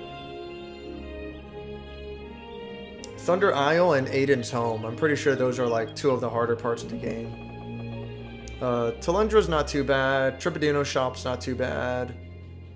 So yeah, I'll do Reskov Estate, which I have no idea what to expect. Thunder Isle and Aiden's Home afterwards. And there's probably not going to be much else after that. So we'll see. Maybe I can finish everything this month.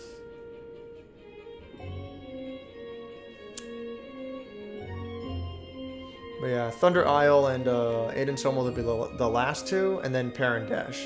And that's the end of the game. Alright, well, I'm getting there.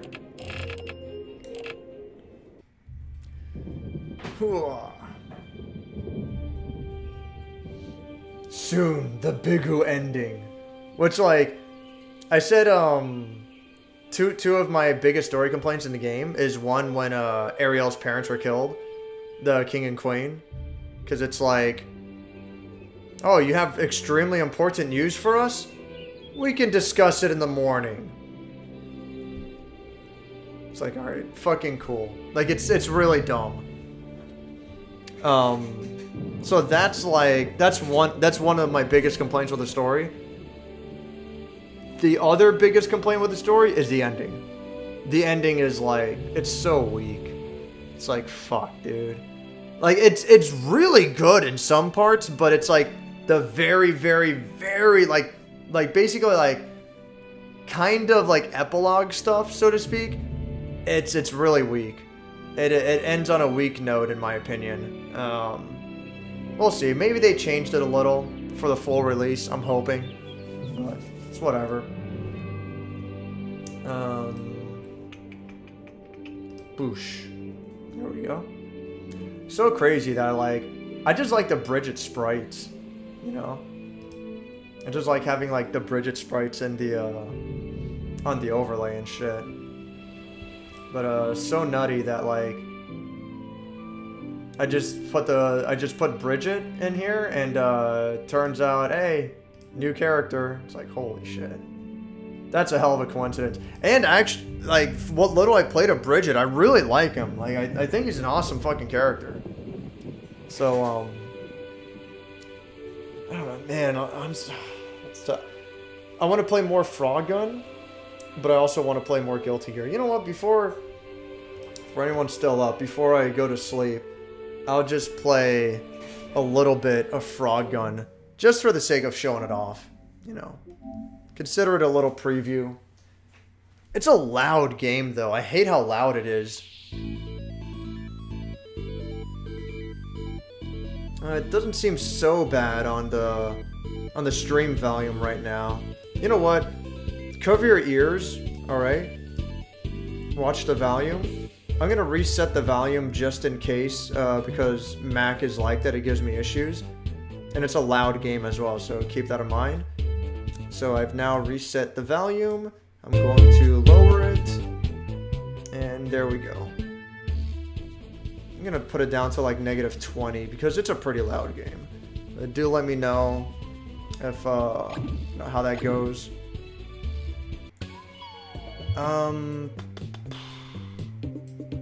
Yeah, all I have left at this point is the boss rush. But you know what? I'm gonna do that one level that keeps on glitching on me. Oh, I have to beat this without dying? I'll save that for later. Oh, yeah. Yeah, that was a cool level. I like that one. Yeah, this one. I'll try to do this level again, because it keeps fucking glitching on me. And this would give, like, a good example of what to expect from Frog Gun. But keep in mind, this is an extremely late game level. Like, this is very late game. And it's one of the better levels in the game.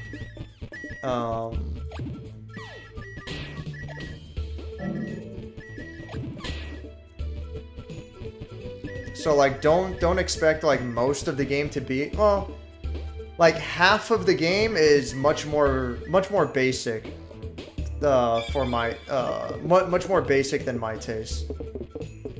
Like I wish the game was like had this level of quality most of the time. But this is a good example of like showing you all the features that the game has.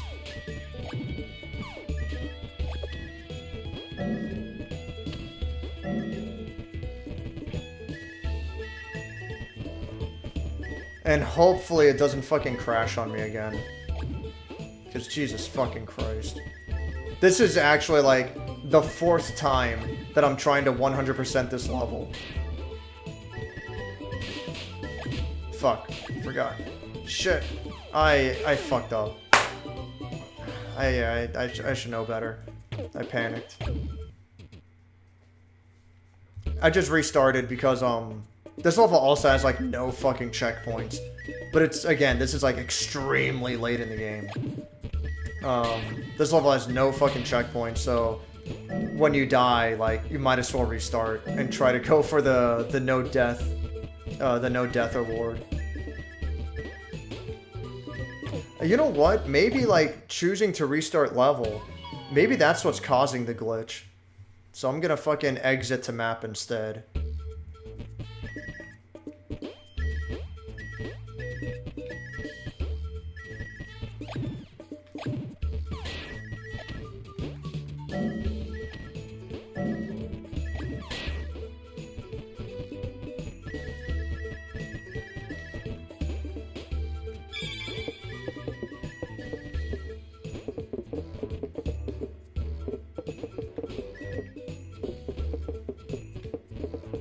Ah, fuck.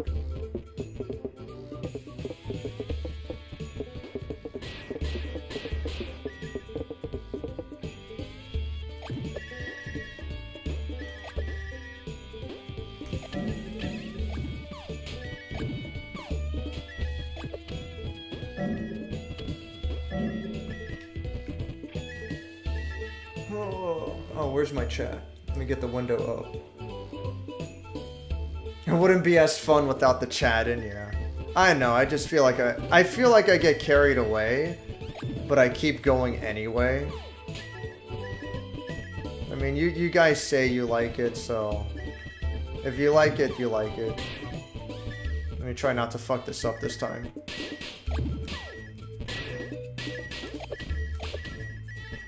There we go. All good.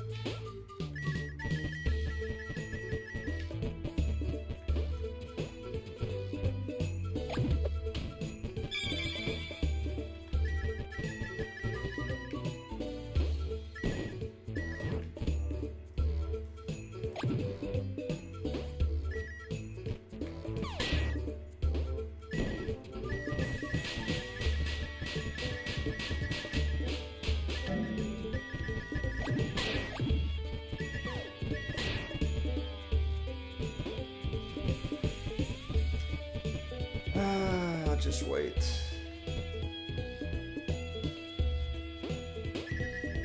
Fuck. God damn it. You gotta get every fucking coin. Can't miss a single fucking coin.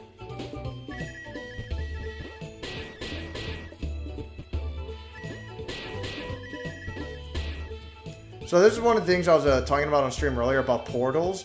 You'll jump in here and it'll transport you elsewhere, but rarely it just won't work. And then when you jump in, like, you can't jump back out. You're stuck. It's fucking ass. Thankfully, that's rare, but, like, it shouldn't fucking happen at all. Alright, hopefully I don't fuck up this jump. This jump is surprisingly difficult. Like, it doesn't look like it's that big of a deal, but it's like... Alright, good. And same with this shit. Alright, good. It doesn't look like that big of a deal, but I fucked it up way too many times already. It's so obnoxious. Yeah, just harassing you to play N++ ain't the same if you never read chat. I don't want to make promises, but I mean maybe. Limp endings always take the wind out of your... For real, man, exactly. Fuck. It sucks ass. There we go. Oh shit, I almost forgot. You have to get the, there we go, the emerald. Oh, fuck off. Okay, that's never happened before. Just going across the fucking water.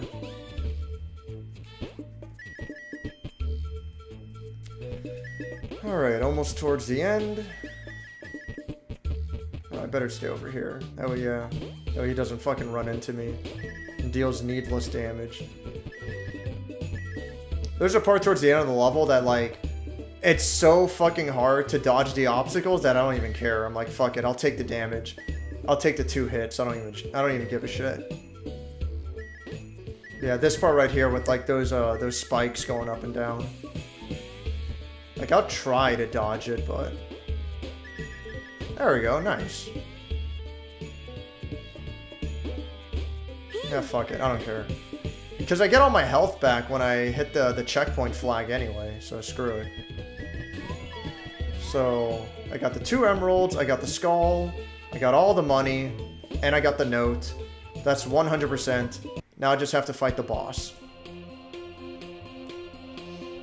No Eno. But doomed, you don't get it. Eno wants to actually destroy the whole world.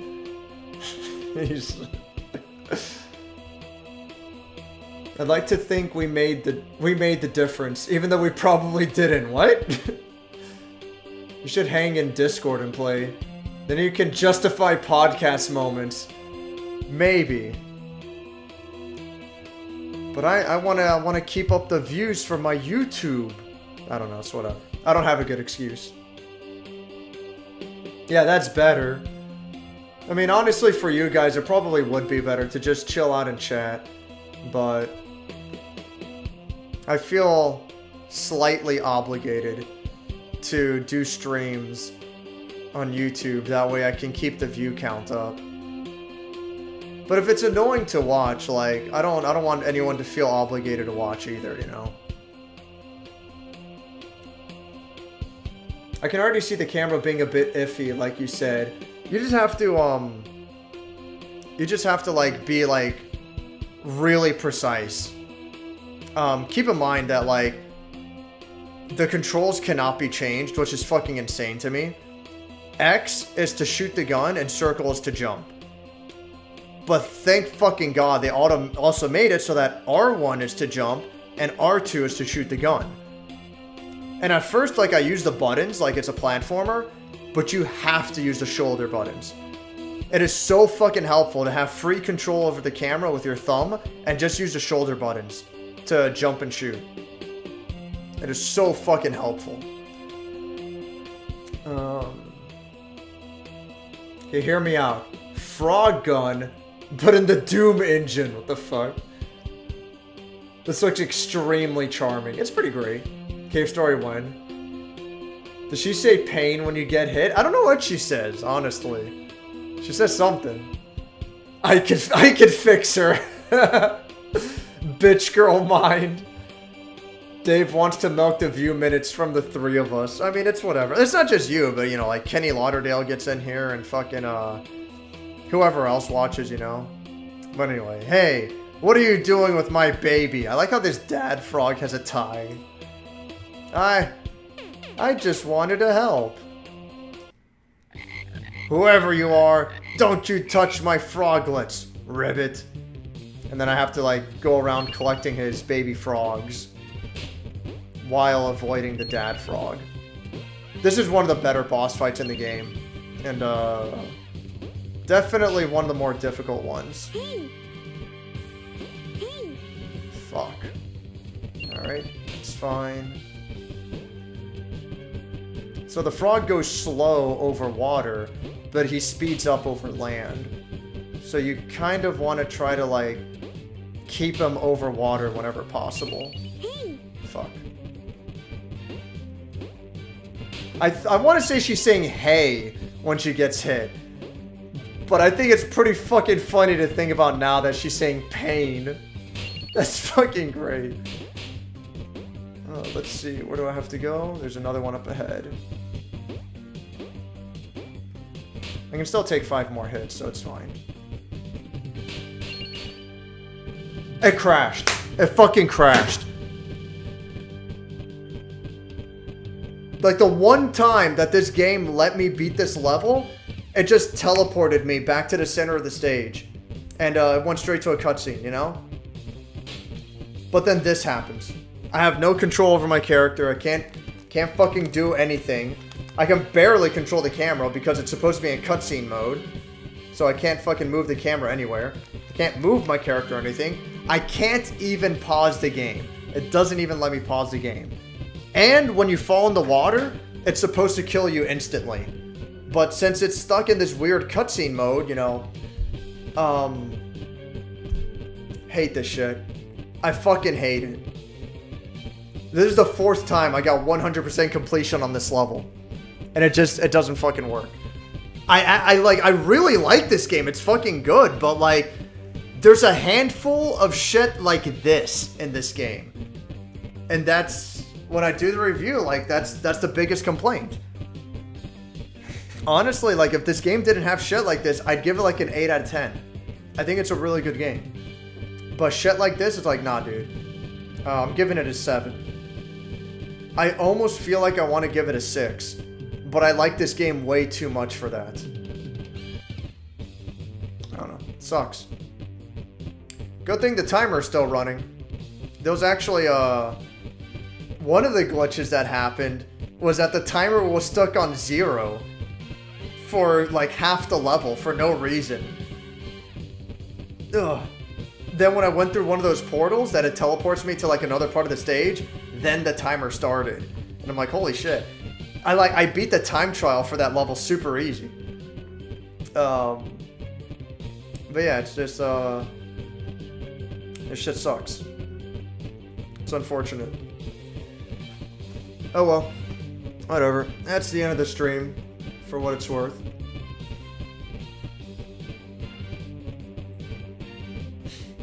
Froglets, when will they learn? She does say pain, does she? It's so silly. Boo. No. Yeah, it feels bad. Fuck. This looks 7 worthy. It probably deserves a 7. And with the glitches, it should get a 6. But me, personally, I like this game a lot. I don't know. Maybe I will end up giving it a 6. Just something about this game that, like, really appeals to me. I've been waiting for a game like this for a while. Just a nice, simple 3D platformer. You know, nothing too crazy, but it's just fun to control and has good level design. And this is that kind of game. God damn it, dude. Oh well. It is what it is.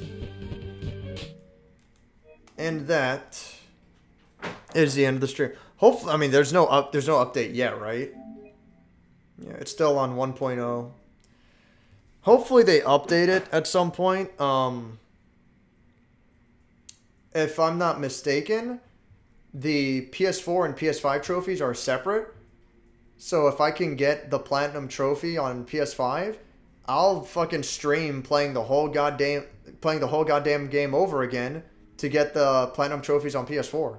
You know? Like, I'll play the whole fucking game twice. I like this game. It's cool. Well, anyway.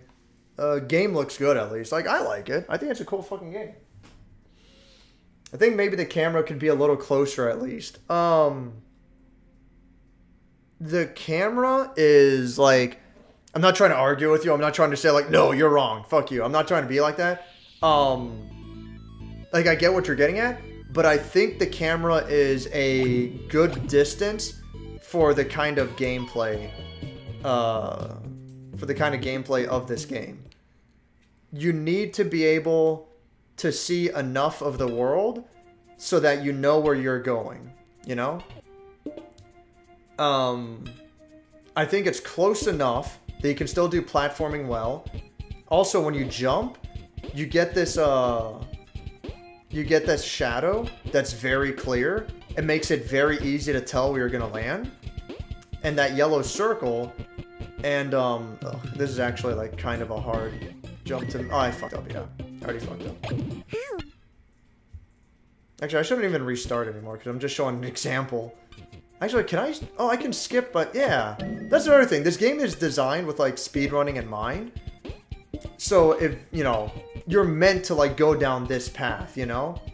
But if you're just trying to go quickly, like, you can skip a lot of shit. Anyway, so with that circle, like, it's yellow if it's like, normal ground. By the way, I'm, like, jumping super high because I'm jumping into that pink thing. It, like, launches me.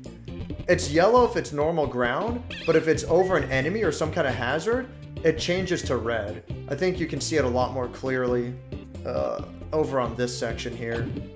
Oh, goddamn. You have to, like, jump and shoot. There we go. So, yeah, you see it, like, changes to red. It's, you know, trying to tell you, like, hey, you can't land there. Like, that's a danger spot.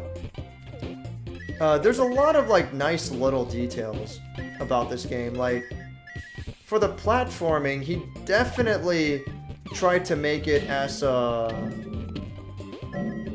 comfortable and, like, as you know, as good as possible.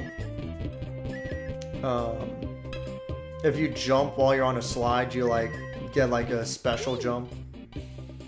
Like, this is a bad example, but most of the times, like, the slides will, like, launch you.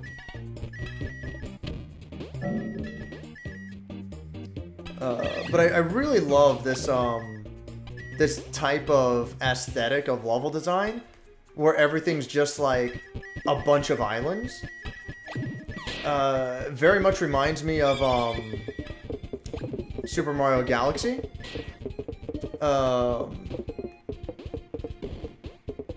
And although I haven't played it yet, but I really want to one of these days, reminds me of Captain Toad. How Captain Toad stages are, like, super small. They're like tiny dioramas, sort of. I like that kind of level design a lot. Just, like, smaller, compact sort of stages.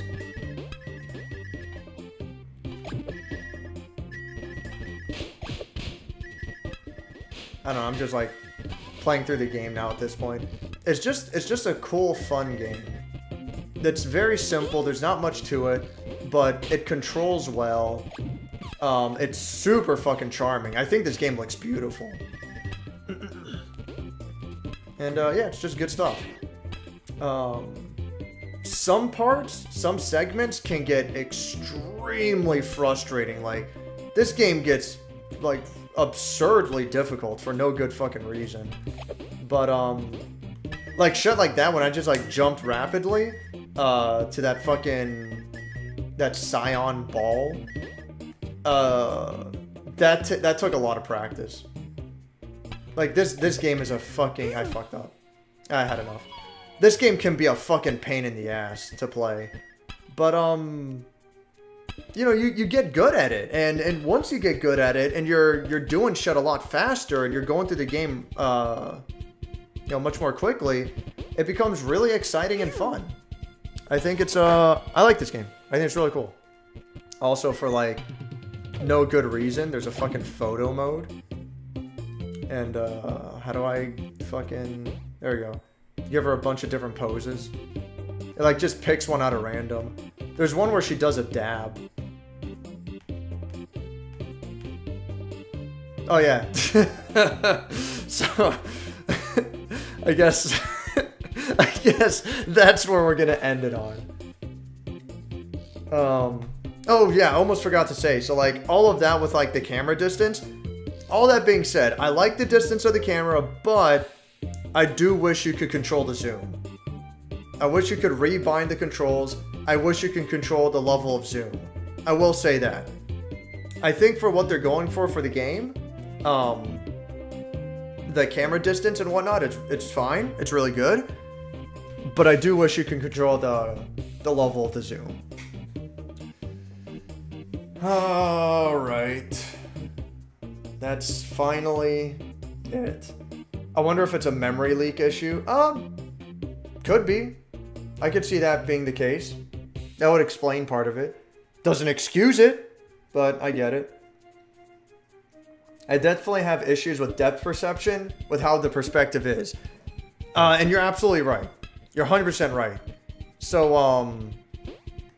I want to get back up there. Try to give an example.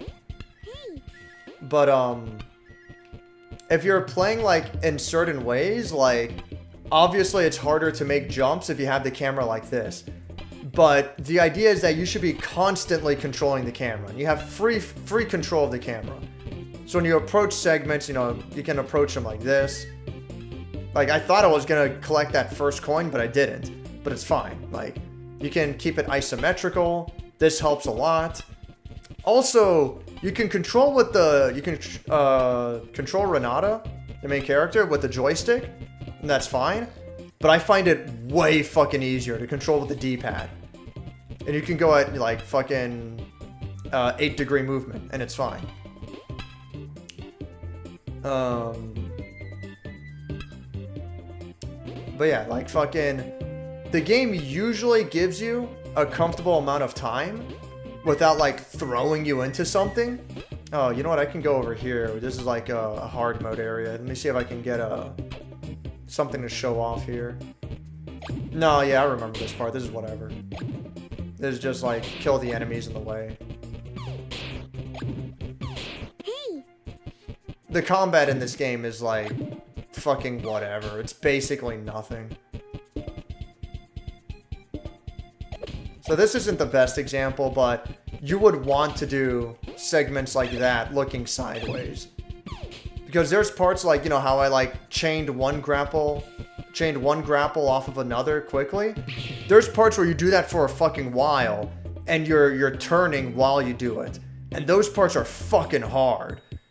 But you get good at it. You get used to it.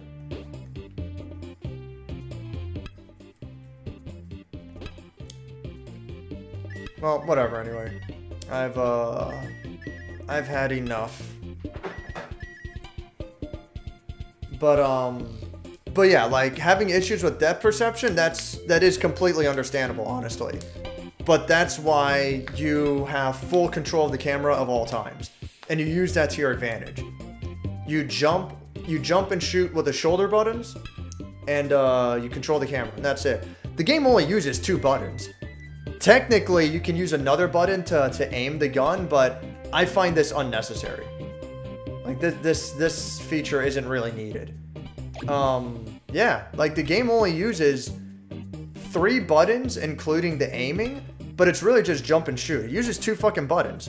Use the shoulder buttons and keep your control over the camera. And that's the whole game.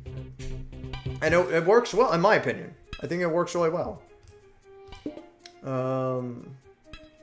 Pretty much everyone believes that probably God will be the final boss of Rise of the Third Power, so we'll see how that goes.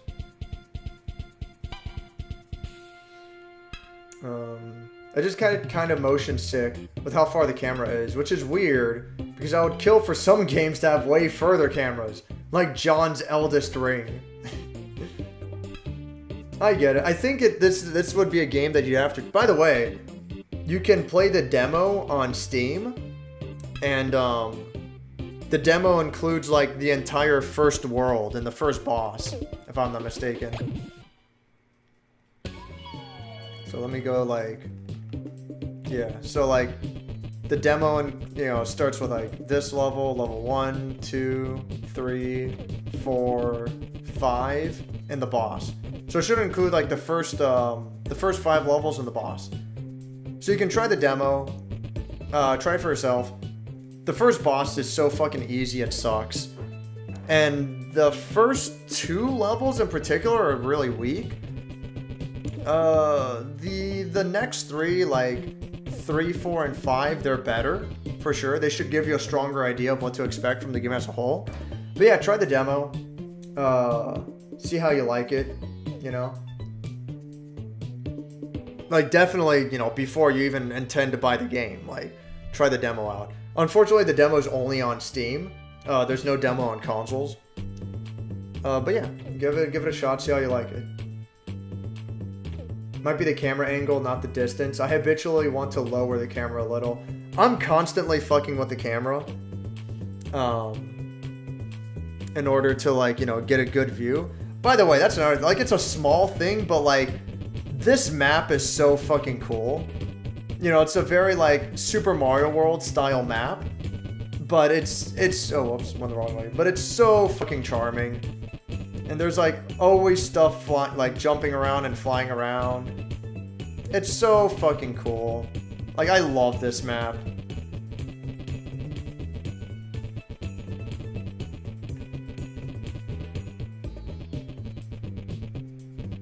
Like, it's such a small, like, thing that doesn't impact a whole lot, but shit like that is really nice.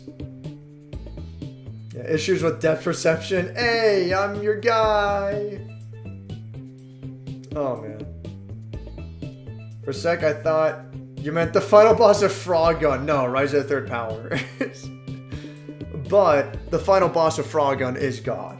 So, spoilers. No, I'm just kidding. Yeah, that's it. I will now get ready for sleep.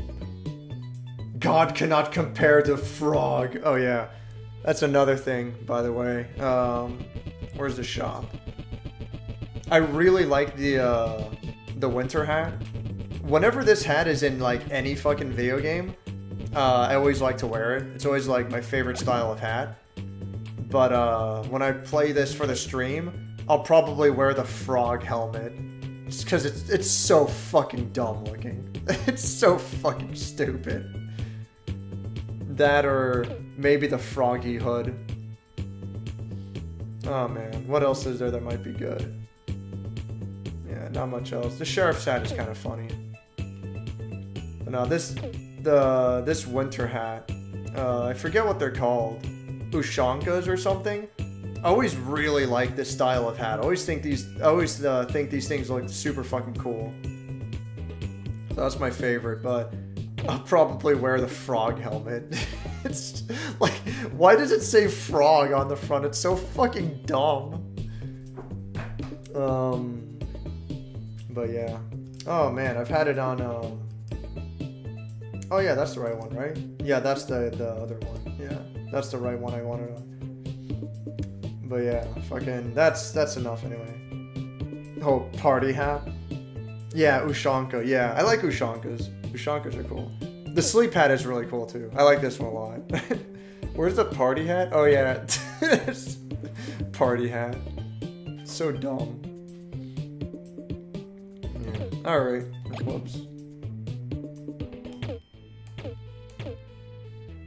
That's fucking that. Oh yeah, and there's like, man, this is what I'm gonna hate. I don't know how I'm gonna handle it, but one of the achievements is buy all the hats and buy all the gallery items, and it's like, fuck, man, getting like 2,000 coins alone, like that's not necessarily easy. That can take a while. And I mean, 4 of these is 2,000 alone, and there's a fucking ton of these. Like, I probably have to get, like, 20,000 coins or some shit. There's so many. Oh my god, I haven't gotten these before. These are thousands on their own. Fuck. Yeah, it's ridiculous. I'm gonna have to look up online, like, the best way to fucking grind for shit, because, like, fuck. I love these, by the way. These are, like, fucking... These are clearly, like, N64 pre-rendered graphic style kind of things, or maybe like Earthbound style claymation stuff. But I fucking love those two. Those look fucking great. I just want to unlock all the hats first, then I'm gonna spend money on concept art. But yeah, it's like, man, some of that shit is like super fucking overpriced. I'm not looking forward to figuring that out. Okay. That's it. It's over. You don't have to go home, but you can't stay here. Yeah, Mario 64 concept art style, yeah. I fucking love it. I think it's fucking great. The one of him fighting Bowser that bleeds soul, yeah. I know exactly the one you're talking about. He's like spinning Bowser around. Oh, man. Alright. Thanks for watching. Good night. Or good morning. Probably more appropriate.